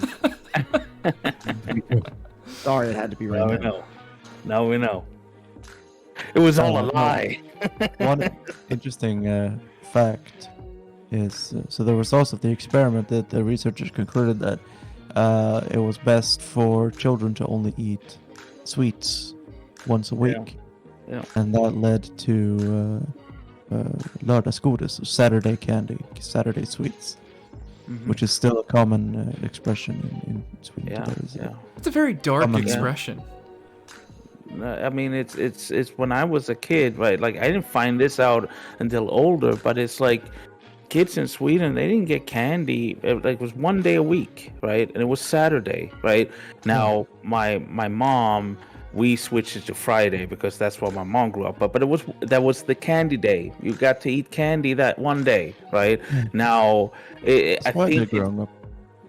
yeah. I ate candy on Saturday. Yeah, I think that's changing a bit now, right? Like in general, right? Like, but when I grew up, it was not like in the U.S. where we have more access to like sweets and stuff like that. It was Right. just that one day, and that comes from the torture, right? That place, it ran specifically under the doctor that headed up those experiments till the 60s, but the institution remained until late 70s.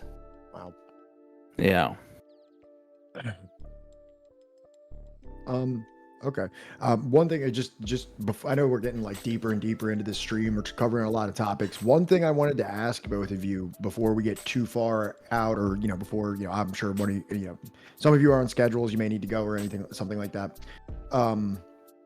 So we're here in the United States, right? And we've already acknowledged that there's many like social benefits that Sweden has that the United States does not, but also we've identified many of the systemic issues that are associated with social democracy. What is your advice to an individual in the United States or a nation like the United States where they're faced with this kind of reform or revolution kind of scenario where on one side you feel like an accelerationist where you're kind of further immiserating poor people in the hope that revolutionary fervor will increase and there can be some kind of a socialist revolution versus potentially placating the more marginalized working class with social benefits that, while, like I said, while improving the material lives of people, may also placate them away from like the sincere revolution that will like lead to a broader equity throughout the world.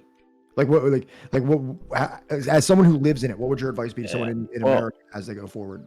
Well, first of all, about this accelerationism thing, like I think that's being misconstrued and it's been explicit, like being used by social democrats, democratic socialists, and stuff like that purposely to do that. But it's like accelerationism. What is accelerationism? It is taking active actions to deteriorate the conditions, right? Like, for an example, if you thought that Trump was going to destroy the country and you voted for Trump, that's accelerationism. Right. But, right, we are communists, we're socialists. It is not our job to save capitalism, right? That is not our job. So that is what they're trying to get you in on, right? Because social democracy is essentially trying to save capitalism in crisis, right? Because social democracy doesn't pop up until there is a crisis it needs to solve, right? Because again, at the heart of it, it is anti-communism in its way that it's supposed to prevent a revolution. The birth of Keynesianism following the Great Depression. Yes. Like that's what necessitated a more like following the disaster of like laissez-faire capitalism. There, because of the crisis that produced, there had to be a more collective action to like protect the capitalist system and stop something like that from happening again. And you will recognize that a lot in the U.S., especially when you're listening to the narrative of the Democrats, right? Like in the kind of way of like where they are threatening that things can get much worse, right? Like with the Democrats, they're like, oh, you think you don't have rights now and they're disappearing? Wait until the Republicans win again and you will have nothing anymore. So it's better to get in us where we'll just slow it down for a little bit. That's essentially right, because what the Social Democrats aim to do is to get you to participate in the system, right?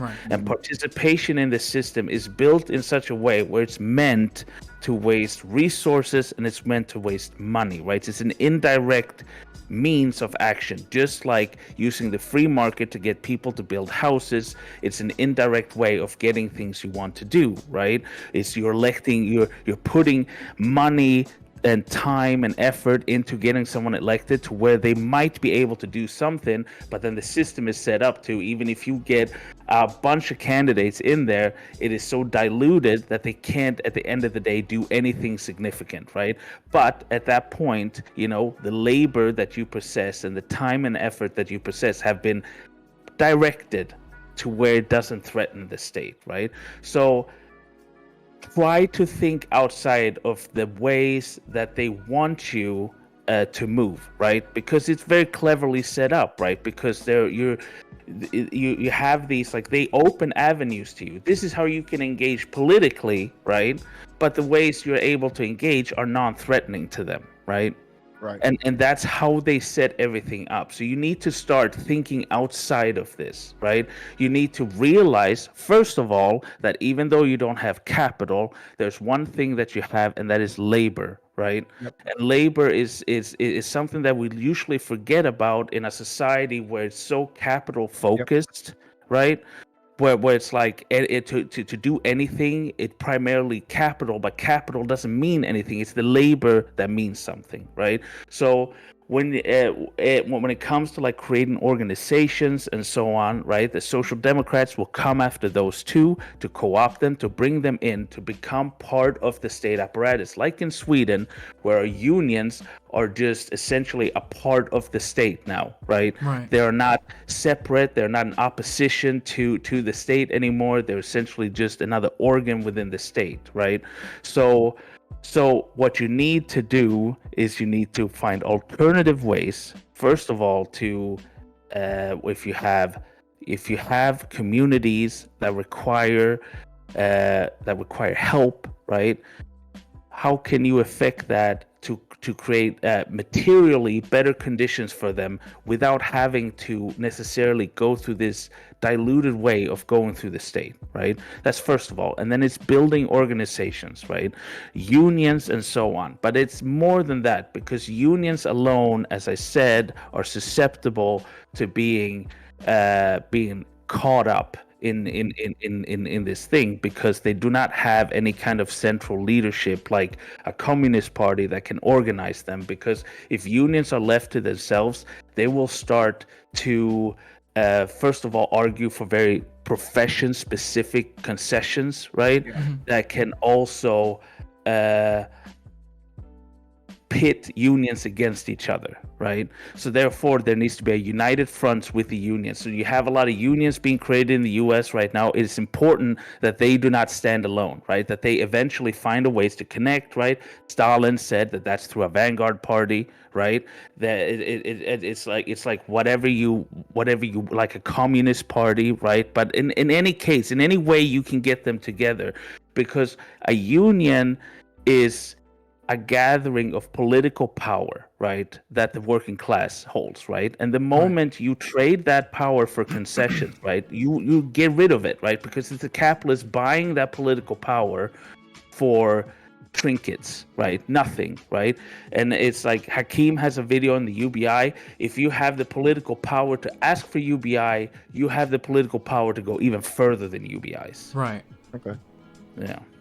Do you have anything? Azor, Yeah. yeah. Sorry, we're saying the same thing. I apologize, Johnny. Go ahead. You ask him. You ask him, Johnny. Azure, do you have anything that you would like to add to that? It was very well put. I do wish that I had more to say on the subject of accelerationism versus reformism.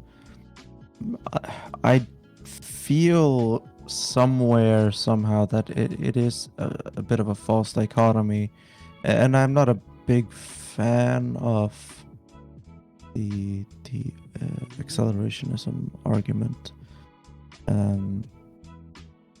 I agree with Grom in that the best way to organize is through, things like mutual aid organizations, what anarchists would call dual power structures, right? Right. Setting up these organizations and structures of organizing people or helping people or governing people parallel to the state, right? Fulfilling and competing with the state, right? I mean, Lenin, long before Lenin and the Bolshevik Revolution, there were Soviets, right? There were workers' councils all across Russia, Right. that were acted as, sort of as local governments, but they were independent of the Tsarist regime, right? They were workers' councils. They were these local, almost like municipal assemblies that were set up that were specifically by and for the workers. And when the October Revolution came, the slogan of the movement was "all power to the Soviets," right? That the reins of the state were simply handed over to the pre-existing network of the Soviets. But there had to be that building of the Soviets, right? There had to be the building of the dual power structures. So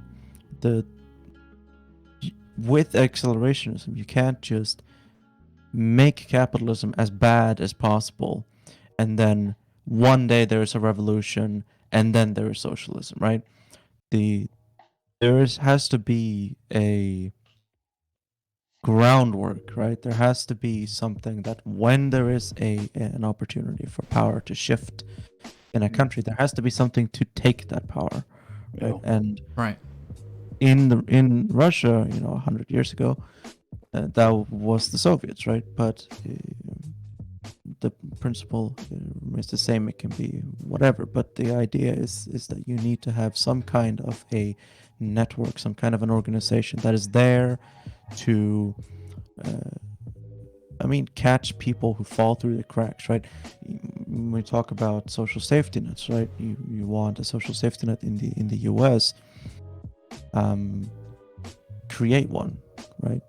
Don't wish for one by electing Democrats and waiting for Joe Biden to create a safety net, right? Right. Work with organizations, create social safety nets and mutual aid organizations and that kind of thing, to create an alternative to the state. Yeah. If you want to know how that looks like, right? A surprise, might be a surprise to a lot of people. Hezbollah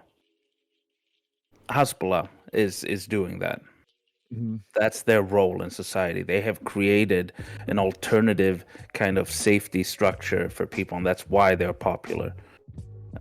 So, I mean, I'm not disagreeing with you. I would say in a more American context, we've had, our guest Rick from Decolonized Buffalo, along with coming. I knew you knew it was coming. You fucking knew it was coming. I'm not saying it's wrong. All right, exactly. The moment that they said there needs to be something in place for when it happens, I was like, Johnny's coming with it. I'm coming with it because like Hezbollah, right? Hezbollah is that's great for where they are at. Because of the material conditions that led to their creation and led to the place where they are at today. What I'm saying is, if we're going to have something like that in the U.S., I still think, and I agree with the perspective, and I'm not alone in this. I believe Red Falcon has also stated as well that that longer than any socialist party in the U.S., right? You have had indigenous nations resisting the, imperialism and colonialism of the U.S., right? They have had a constituency larger than any socialist party. They have had an economy larger than any socialist party has ever governed. They have, a number of programs, right? It's all there, and I think that, me and Pat have talked about this before on more than one occasion, right? That, neither of us, will advocate for any specific organization like PSL or DSA or if whatever anarchist organization that is out there in meat space actually doing stuff for their community, right? If that's what's there, go do it, join it, right? Get into weird arguments, but that's happening outside of when you are actually doing work for people and helping the material conditions of people within your community. Be part of your community if you can. If you have the time, if you have the mental and spiritual energy to be doing that, right? And want to be doing that, then do it with whatever is available. Right? Don't listen to anybody tell you that DSA is dog shit. Unless your DSA chapter is specifically only canvassing for a candidate that you couldn't give a shit about, right? then don't bother. Do something else, right? Like go do like, the food's not bombs. Go do like some other fucking thing. Go knock on doors and tell people that like, hey, you have a court date coming up against your landlord, right? We'll help you in any way that like, you want assistance. We'll like, help you pay for like a babysitter or something, right? So that you can make it to that court date. You need a ride to court. We'll take you to that court date so that you can't get evicted, right? Or any of the other things that local chapters are doing that aren't just running for, or phone banking for some candidate or canvassing for Bernie or some other shit. Go out there and do that. But like, I think that the other thing that we should be pushing on a larger scale isn't for like another Gloria La Riva, right? Or isn't like, just like canvassing for like another Bernie or, for another AOC or anything like that. I think that socialist organizations should be trying to advocate, right? Or at least offer whatever material assistance they can offer to indigenous communities in the U.S. Like the northern, New Jersey DSA chapter, right? For like, I think like over a year, we're helping like the Turtle Clan of the Ramapo Lenape, right? Build Three Sisters Farm and helping them like, build a means of not even just providing for their own community, right? But also building their own economy so that they would be able to sell things, right? At like farmers markets and stuff, right? So that they would be able to like, start building productive forces, building an economy. And like, there's nothing more beautiful than that, right? And if we all want to like, have these Soviets, I think the Soviets, right, of the US, right, is going to be, right, the indigenous nations, right? Because if you're a good communist, you should be against colonization. And you should be working towards, like the ending of that primary contradiction, right? That is colonization within the U.S. And I think there's nothing better to work towards that than to be working towards that goal. And also, right, like since we're working with like if you can find places that already have the structure set up for these kind of projects, right? And I'm talking about like, things like churches, right? Like, don't shy away from shit like that. Like, if you can find a church that's willing to get on board, because churches usually have this kind of like network already set up, right? And if you can come in and be a part of directing that in some way, right? Like there is opportunities everywhere to do these things where you don't have to go through a convoluted way of reaching it, where you can actually directly put your resources into something that will help right now, right? And that's what those social democrats that are talking about accelerationism and threatening you with, if you don't go with this and stuff like that, they are the ones, right, that could be doing stuff that directly affects people's life but choose not to, right? Because they want to play the game. I mean, look, I have a friend and she is a pastor. I forget, it's like Lutheran or Unitarian or some other fucking bullshit like that, right? And she is absolutely sent from God, right? She is a wonderful person, right, that advocates for the rights of gay people like herself, right, and her partner, right? She advocates, for trans rights. She advocates for all of these things and is absolutely 110% a fucking comrade, right?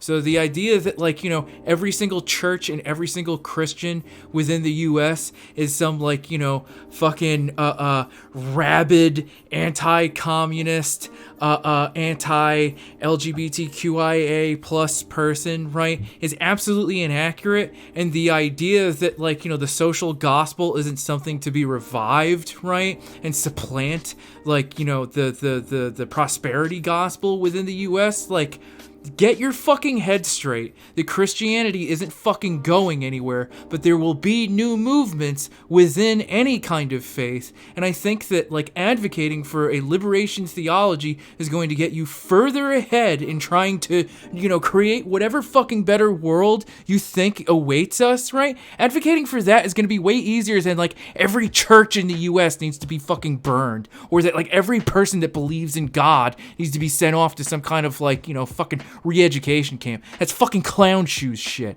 And you need to like, live in within the material conditions that we're given.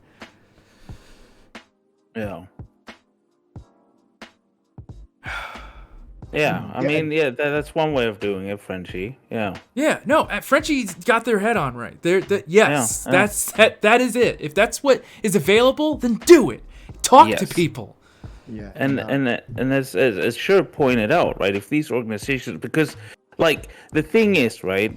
If a moment comes where we can break free, right? But we're still fully dependent on, like, if we haven't found these alternative ways of like feeding ourselves, of housing our big energy, water, and all these things, right?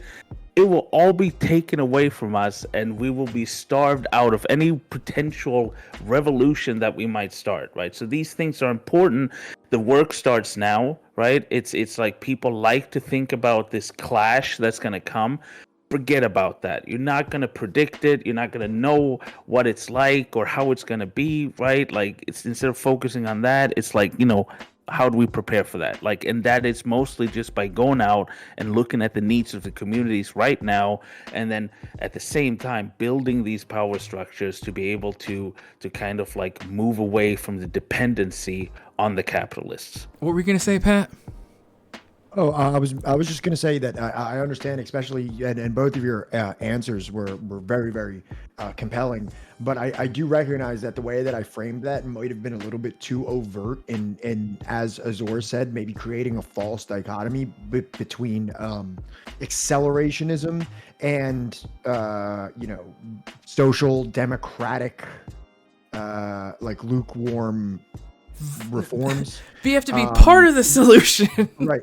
But let me see if I can make that a little bit more of a realistic question. So, as opposed to acceleration versus that, what about those being on the table and supporting them versus abstaining from them? So not like and Grom really set apart the difference here is that instead of acceleration isn't being classified as actively taking a part in the worsening of conditions, but what about just abstaining versus supporting? So healthcare is like a huge thing in the United States, even in like some of the more radical groups among the United States. Healthcare for all is like a very widespread issue that's supported, trying to obtain some kind of like universal healthcare system.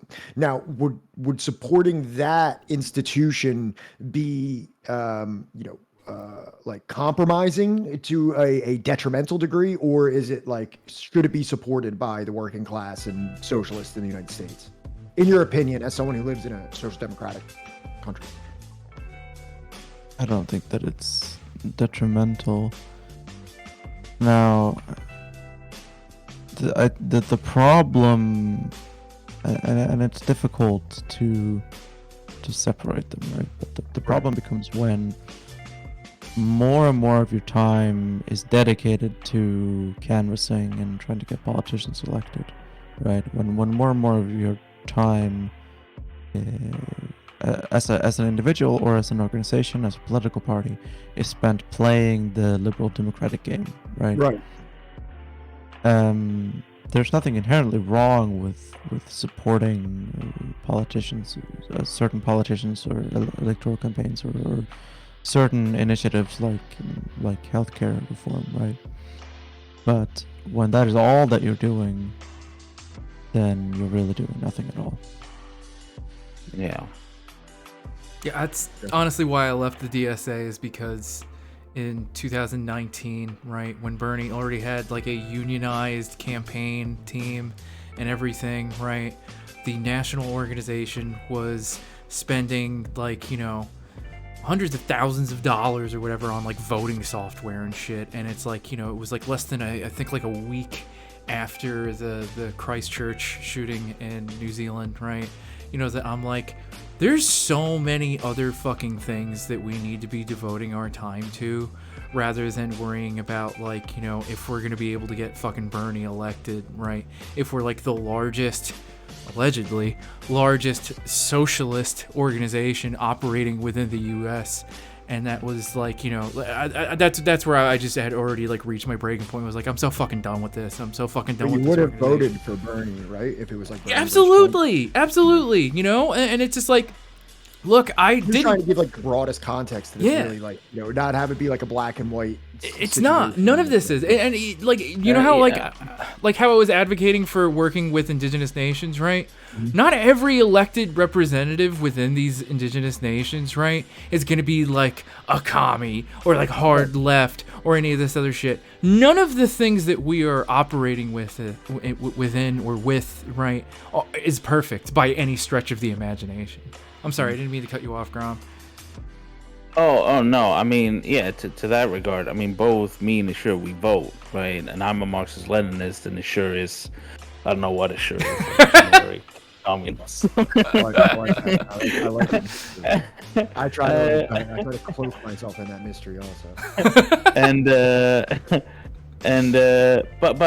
But it's exactly what Ashur said. I mean, for me, voting is going down the street 10 minutes and putting my ballot in and be home in another 10 minutes, right? It's nothing off my back, right? But I like city having ass.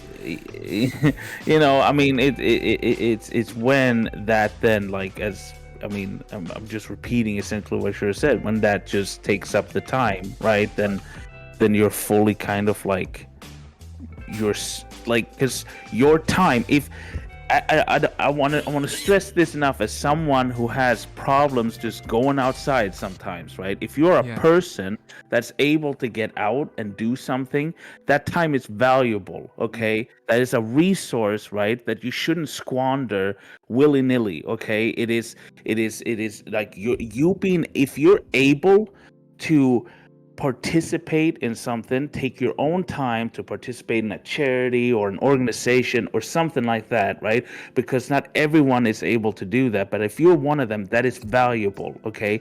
Don't waste it on something that you're not getting anything back for it, right? Like just going around canvassing for someone, right? That is pointless. You're wasting your time, and that is precious, you know?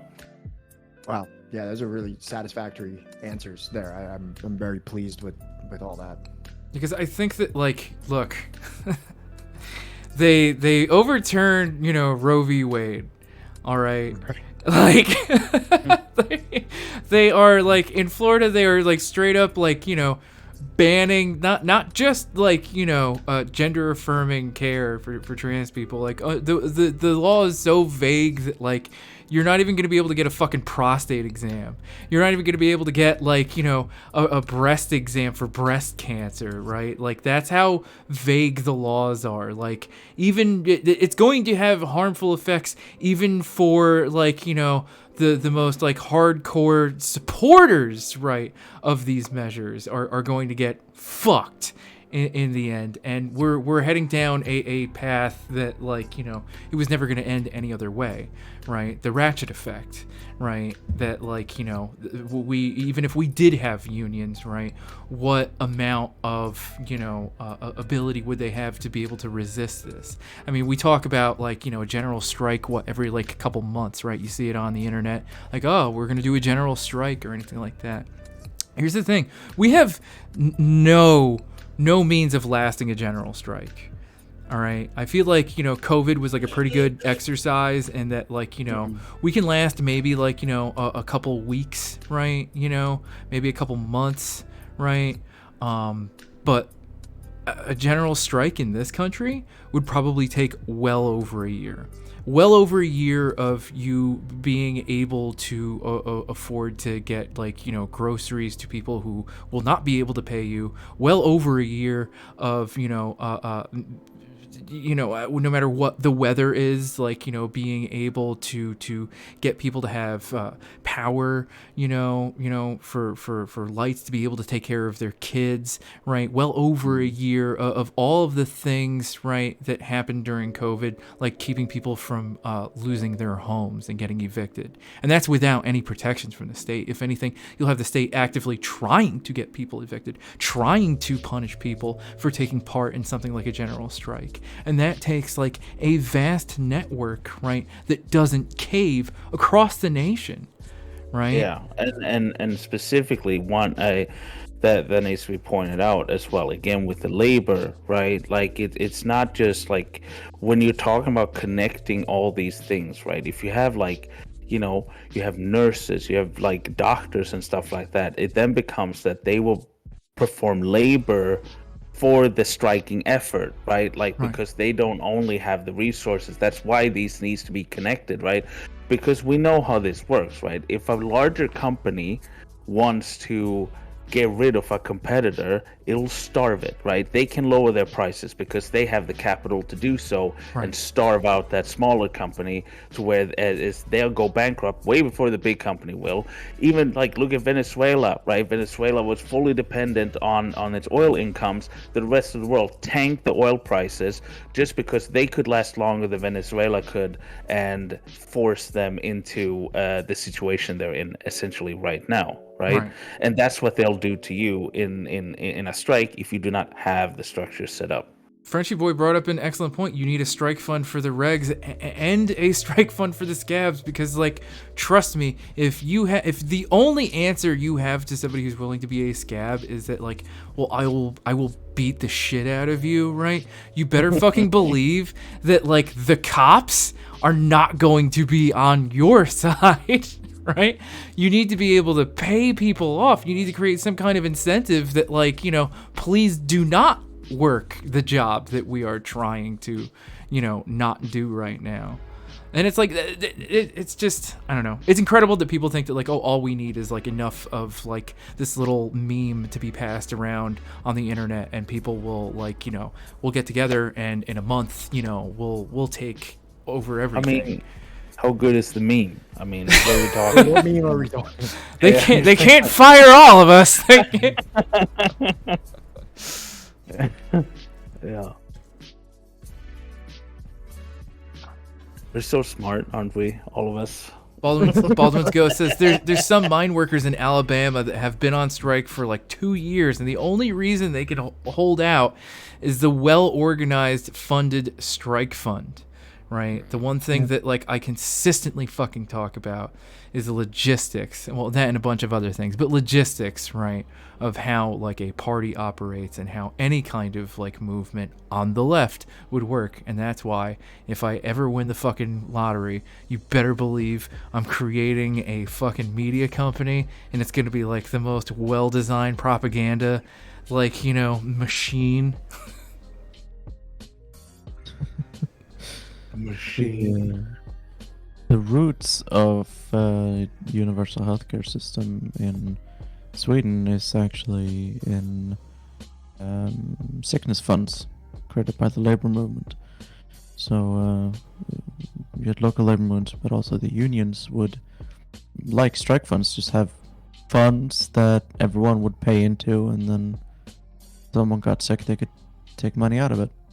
And then over time, you would get like government subsidies for these funds, right? Like municipalities and stuff like that would also be putting money into these sick funds, and then eventually it was taken over entirely by the government. So it had very little. I mean, that's essentially how it works today. I mean, that's why when I've been sick, I haven't access to it, because you have to pay into it before you can take out of it, That's you have like sick pay and unemployment and that kind of thing. But this was back when. Yeah, I know, but I'm saying it works similar, right? Like, but Yeah. on a national scale now. Yeah.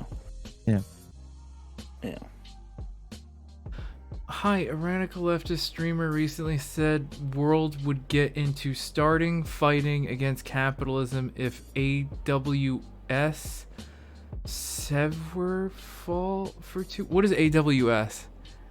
Amazon's servers. Oh, okay. What do you think? Would such service crashing cause any movement that leads to positive changes? Yeah, Amazon. Okay, Amazon. No, I doubt it.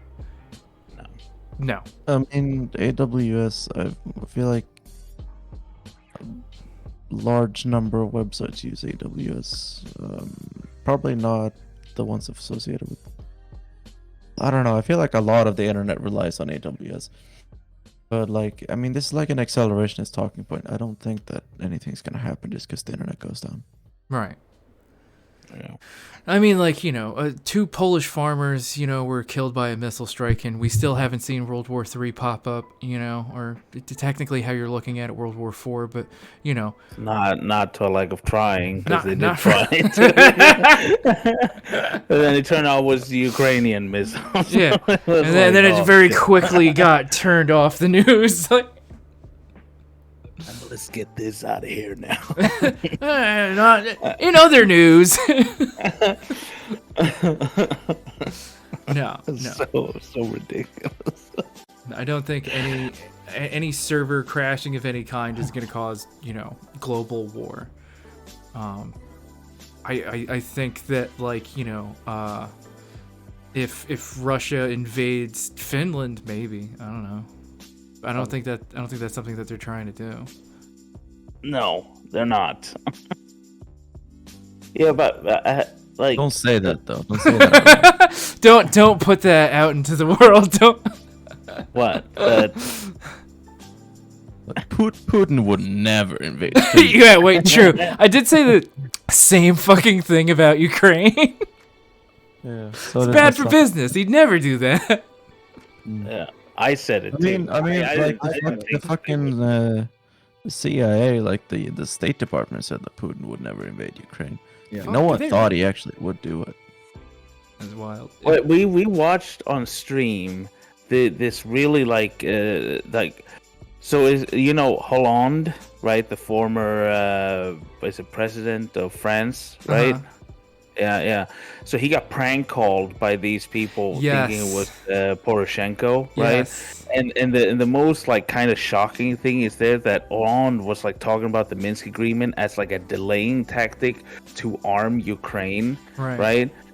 So it kind of just gets like, so they were intending to like do that shit, you know, and it's just that Russia was like, Yes. you know. Yes. Oh, and Yeah. to very quickly answer, it has a new bookshelf. Would BlackRock Inc. stock crashing do anything? I'll just throw out GameStop. GameStop should tell you everything that you need to know about the way the stock market works. No. No. So, is there anything else now that we're at like 4 hours now of wonderful, you know, Swede coverage of social democracy? Is there anything that either of you feel like you want to depart with us on? There wasn't enough talk about infrastructure. Shit. Oh shit. I mean, look, I know it's like 3 a.m. for you. It's only like 9:30 for me. I don't know if Pat has plans to do anything after this. No, I'm down to keep talking. If Azure is still energized enough to go into infrastructure, we're talking about infrastructure. But also, I understand if they're tired. Yeah, no, I should probably get to bed. Okay. Damn. So We can understand. can we invite you on another time to talk about infrastructure? And this time I promise I won't derail into a bunch of other shit. Yeah, that'd be fun. Wonderful. Thank you so much for coming on. How many derails do you have a month? And Grom, you know, is there anything you would like to depart on? There is a No. question from chat. Uh. If you guys are interested in that. It says, I have a question. How do y'all keep interest groups from buying your politicians to change the legislature in favor of private interests? Don't rely on politicians. Yeah, don't rely like the system is like the democratic system, right? Of like the United States, Europe, and liberal democracies, right? Is part of the class oppression, the tool. It's a tool of class oppression, right? And it's very specifically meant to distract, right? Waste resources and stuff like that, right? Specifically, how do you all keep interest groups from buying politicians and change legislator in favor of private interest? Yeah, we like don't. it's the same. We don't keep interest group from buying politicians. They They very much do that. yeah.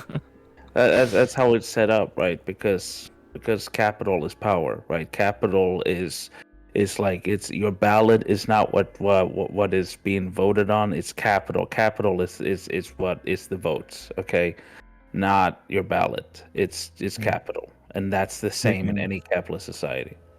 Yeah. Got it. Exactly. Rob, were you going to say something before I brought up that question? Me? No, I don't think so. Oh well, I mean, yeah, no, for sure. Have a shirt on to talk about trains, and you can be here for hours. I sure used to stream more. I sure mostly like YouTube is like the series, and then we used to like hang out and game on a sure, and the sure did like drove the train simulator and and like the transport fever and stuff like that. Played those games because this goat likes their trains. Nothing wrong with enjoying a little train. Yeah. I like efficiency in transportation. So Yeah. soon. Who doesn't? Yeah, don't ever come to New Besides the Jersey. United States of America. You like efficiency, trains being on time. Have you ever heard of Mussolini? Have I got the guy for Mussolini- you? Yeah, have I got the guy for you? Yeah, the rail system under Mussolini wasn't actually that great. Really? Yeah, no. Oh, it's a bit of a myth. Yeah. But I think it originates as a joke. It was Right. never meant to be taken seriously. It was just Right. like, oh, Mussolini was bad, but at least he got the trains to run on time.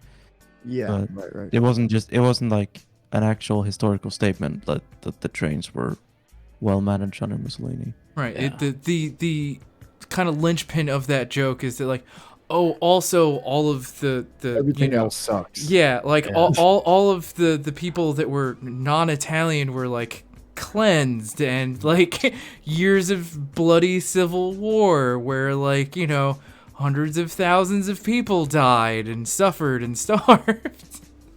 Yeah. Yeah, that part. Yeah, that part.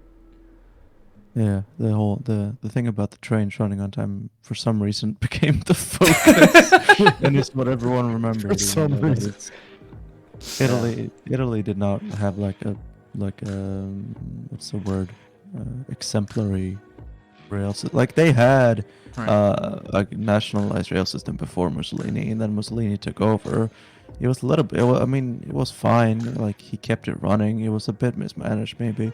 And then it kept running after Mussolini. Like there was no real change under Mussolini when it came to the national rail service. Right. So really quick, right? Considering you guys were, cleansing, all people that were like disabled and whatnot. Are your public infrastructure, is it like not handy capable? No, it is. Okay. It is. All right. Yeah, Yeah. no, we don't do that stuff anymore. Okay. You've We're not updated it bad, in the no, we're last like 10 years. Yeah. Like we're I mean- quickly, like It was a gradual change, right? I mean, it wasn't. It sounds really bad, but like, there was a point when we did a lot of eugenics, and over time we started doing less of it, and we Right. finally stopped in like the 80s, and then like kept going a little bit for trans people because trans people suck. Right. everybody has to experience a little bit of eugenics, right? Okay. Every group of people, Right. So suddenly there was like, ramps and stuff near staircases, elevators in places where there Yeah. weren't before. And, now it's like, you can be trans cliffs. in public and not be like, dragged away by like the, what do you call them? Like the Atomwaffen or something, or Gestapo? What are Yeah, the secret police, The secret police of the Sweden. security police, technically. Sapu. Sapu. Sapu, the security gruppen or whatever the fuck it is. Yeah, exactly. Yeah. Another question in chat. If there was one major qualm you had with substantially larger public transportation, then what would it be? If I had a qualm with like if I had a problem with there being more public transportation. If you had a problem with a larger public transport system, like what would that be? That it wouldn't be large enough. I'm not really sure I understand the question. Yeah. No, I mean, what a bad thing, a downside of public transport. One downside. The bus is kind of loud outside my window sometimes when I'm sleeping. You know. Grom, I live next to a highway, man. You don't fucking know. All right. But like if you live next to a highway, there is this base level of sound, right? And then you have these buses, right, that are right outside your window, and there is in generally quiet other than that, but all of a sudden you hear this woo, like right outside your window, you'll wake up, right? But if it was all woo, the whole time, that would be the baseline, and you'd have easier time to sleep. Grom. Devastating. Grom. I can have all of my windows shut, right? And I can still hear. Like New Like, Jersey. yeah, I know you live in Sweden, but let me tell you a little something about living in the most densely populated state in the country in the United States. Background noises of highways is just like the standard of everything in the state of New Jersey. you ever heard a semi-trailer like engine braking? Do you know what that sounds like? You know, especially when like all your windows are closed. It's like 3 o'clock in the morning. You're woken out of a sound sleep because you're like. I live in inner city Philadelphia. You know what it's like to hear car alarms like every night at like 3 o'clock in the morning, and you're just laying there like, please don't be my car. Well, please don't be my car. Breaking into my car right now. Well, I mean, like for you, Pat, do you ever question like, is that a gunshot? The part of Philly I currently live in doesn't really have gunshots, but Okay. when I was in the earlier 2010s, gunshots were just like all the time. It didn't even matter. Yeah, to you people were out in unless like Florida, right? No, I was in okay. North Philly. Okay. I was in an inner city, a bad area of Philadelphia where gunshots were just like very regular. You could hear gunshots at night, and you would talk to somebody at the store the next day and be like, "Hey, was somebody shooting out here yesterday?" And somebody would be like, "Did nobody got like if nobody actually got penetrated by the bullets?" They're like, "I don't even know what you're talking about." I don't know. I sleep Like right it through was it. only when like somebody would actually get shot that people would actually talk about it the next day. Like just the gunshots themselves with no injuries was like not even a conversation. Yeah. Yeah. Trust me. Well, Your Sorry, bus that down the noises. conversation.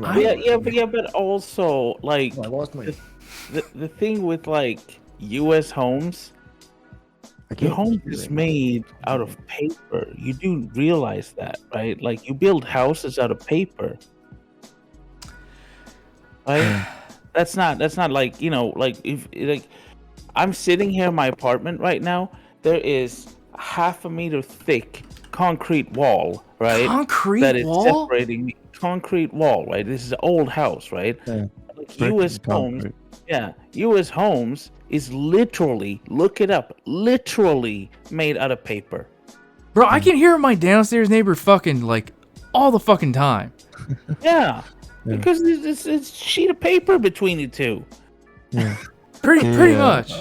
She kind of sells it up a hear lot. A lot of the time from well anyone who's not American that like the concept of like getting so angry that you punch a hole in a wall. Yeah. Yeah, going That's full not a Kyle. thing in most That's an of the world. exclusively American experience. No. Listen, it is a thing, and I've done it twice, and I've broken my Twinkie. My Twinkie. Twinkie. You Twinkie. broke your Twinkie on the wall, man. My pinky twice punching a wall that is made out of concrete. So No. Punching a wall is a thing. Is one thing, but punching a hole in a wall. Yeah. Yeah. I did not win the fight with the wall. Like I was the one that got fucked up, and it was hilarious. I went to the doctor, right? And like it came in, it's like you broke your pinky. And I was like, and he took hair at the knuckle and was like, this is where professional boxers break their. Oh, you got a break their boxer's finger. fracture. Yeah, I've had that. And then he squeezed there. This is where amateur breaks. And I was like, you roasted me. Yeah, the doctor. Doctor fucking roasted you. Like, this is where professionals break it. This is where you broke it, like a fucking amateur. I mean, like, to be fair, sometimes when you're punching a hole in the wall, you hit a stud, you know, and then, yeah, you get, like, a boxer's fracture, or, like, you know, you, like, fuck up real bad and you hit, like, a nail or something. No. This is concrete. Again, I'm telling you. This is fucking... Yeah. Oh, that's a wall right next to you. Yeah. Oh, okay. It's concrete. That's so You know? funny that Azor, you bring that up. That like that is like an extremely like American concept of like, oh, you punching hole in the drywall, punching hole in the wall. Like that's just like other countries don't have that experience because their walls are made out of like real Stone, materials. bricks, concrete, Yeah. even wood, even just Yeah. planks of wood. Yeah, You just don't, you don't punch holes in that. I mean, that's why, like, in the U.S., right, like, every fucking building has air conditioning, right? And you're like, you can't, like, understand how it is, but, like, here, when we have insulation in our buildings, right, windows that are double paned and insulated, right, like, thermally, like, insulated, right, people are like, it doesn't just keep our homes warm in the winter, it keeps them cool in the summer, right? So you have your windows open during the evening when it's cool out, let the cool air in, then you close the windows, keep the cool air in, the hot air out. But if you live in the United States, where your houses are literally made out of paper and leak like sieves, right? Yeah. You have to, like, instead blast your houses full of air conditioning, Yeah. because, like, it's just, you know, Yeah. a fart would go through the wall, you know? Well, technically, the smell of something dead did leak through that wall right there. I'm in my bedroom currently, and it stayed there for like about a month, and we couldn't get the like main office to do anything because it's like, what else can they do? You know, it's just what else can we do? something died in there. What can we do, John? I slept in the living room for about a month.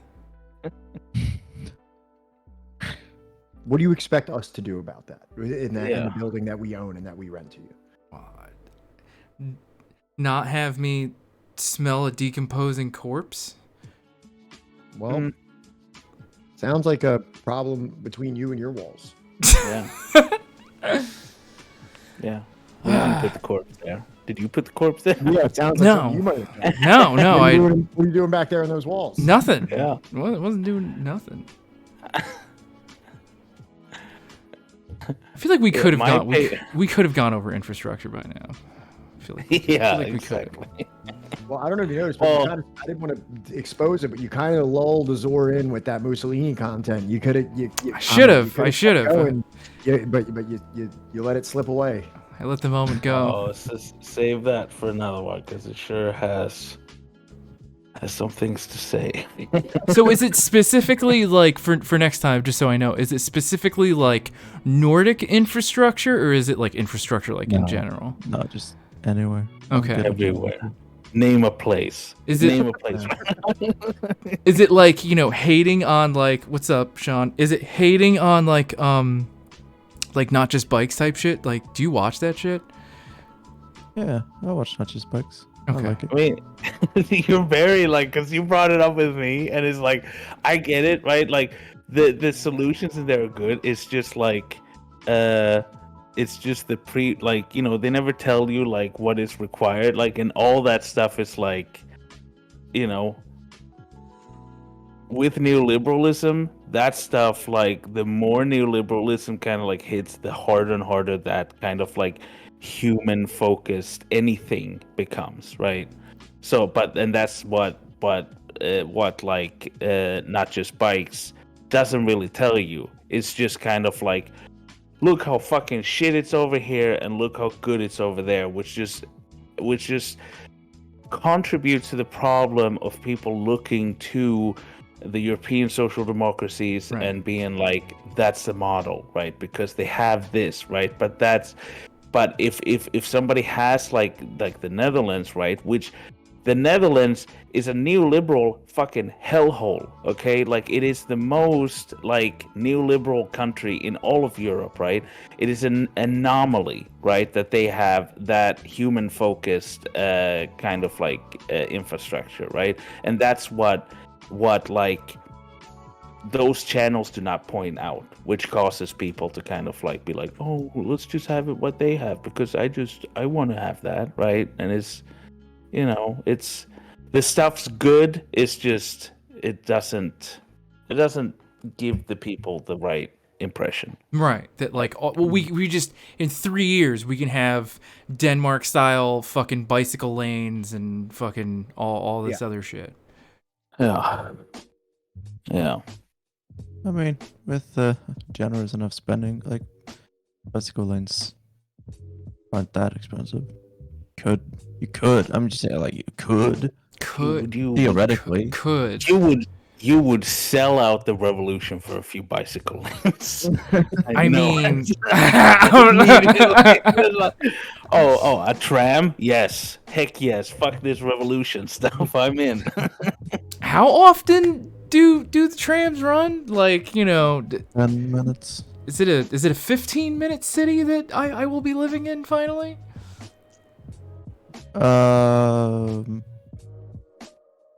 I mean, I guess it depends on where you draw the lines of the city, but I think if you wanted to go from one end of Gothenburg to the other on a tram, it might take 40 minutes. But I mean, that's the whole city, right? Yeah, you never do that, right? Like really, like yeah, no, there's no reason to. Yeah, exactly. But it's like here, the buses that go like just inside my city, right? They depart every 20 minutes, right? Trains, there's usually 3 per hour.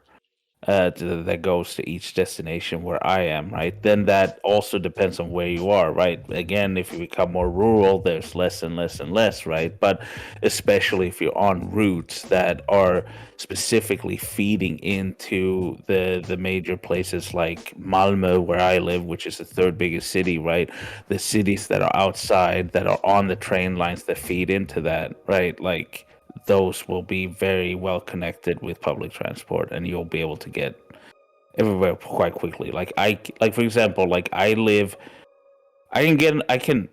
the train station is literally like behind my house, right? I can walk out the door, go around my house, and jump on a train, and I can be in Denmark in less than an hour, right? Amazing. Yeah. Yeah, dog, it ain't like that here. No. I'm fortunate enough that I live in Philadelphia, where like there actually is like I can walk to a train station, I can get across the city, and if I need a bus comes by my house that I could go to. But like when I lived in Florida, no shot that you could ever rely on public transportation to get to anywhere in the city, in the town for work. Even in New Jersey, even in like a more kind of like urban-ish area of New Jersey that I lived in, buses are kind of few and far between and maybe run like once an hour. It was really tough. Dog, I can walk up the highway for like 25 minutes to the bus stop, and then the bus that'll probably be like 25 minutes late will eventually get me to work in like an hour and a half. Or I could take like a half-hour car ride and hit a toll just to drive to another part of the same state that I live in. That toll is like $3. Yeah, tolls are great in city skylines, though. They are. They give a lot of money. Yeah, it's a good game. I'll take you to all the tolls of New Jersey and change your fucking mind real quick. Yeah. All right, it's probably now got to be close to 4 o'clock in the morning there. Yeah. All right, it sure is. We're gonna let you go. You should go to bed. Not be like me. Thank you so much, Azure. Thank you so much, Grom. Sure, Grom. Thank you so much for coming on and having this talk with us. It has been wonderful. For the YouTube peeps, this will be up probably, I don't know, like a week from now or maybe 3 days. Who knows? Lost Salam. Stay strong out there. And, Can we shout ourselves out? Yeah, shout out. Yeah. Go for it. Yeah. No, I'm Grom. I do politics here on Twitch. I just started back up again. I do Monday to Friday here on Twitch, Grom Sereno. come check me out. We talk about communism theory, goof around, and stuff like that. I'm mostly just here to talk about the trains, to be honest. But I'm here to talk about trains. I'm azureScapegoat. I got a YouTube channel. I got a Twitch. I have a website called socialism101.com. It's all about the basics of socialism. Got a reading list and stuff. It's available in a bunch of different languages as well, thanks to the work of contributors around the world. And yeah, that's it. Awesome. Thank you so much for contributing today. Hopefully we can have you again soon to have a very, very serious and dedicated discussion about trains and infrastructure. YouTubers, you can find the links to all of that in the description below. All right. All right. Have a good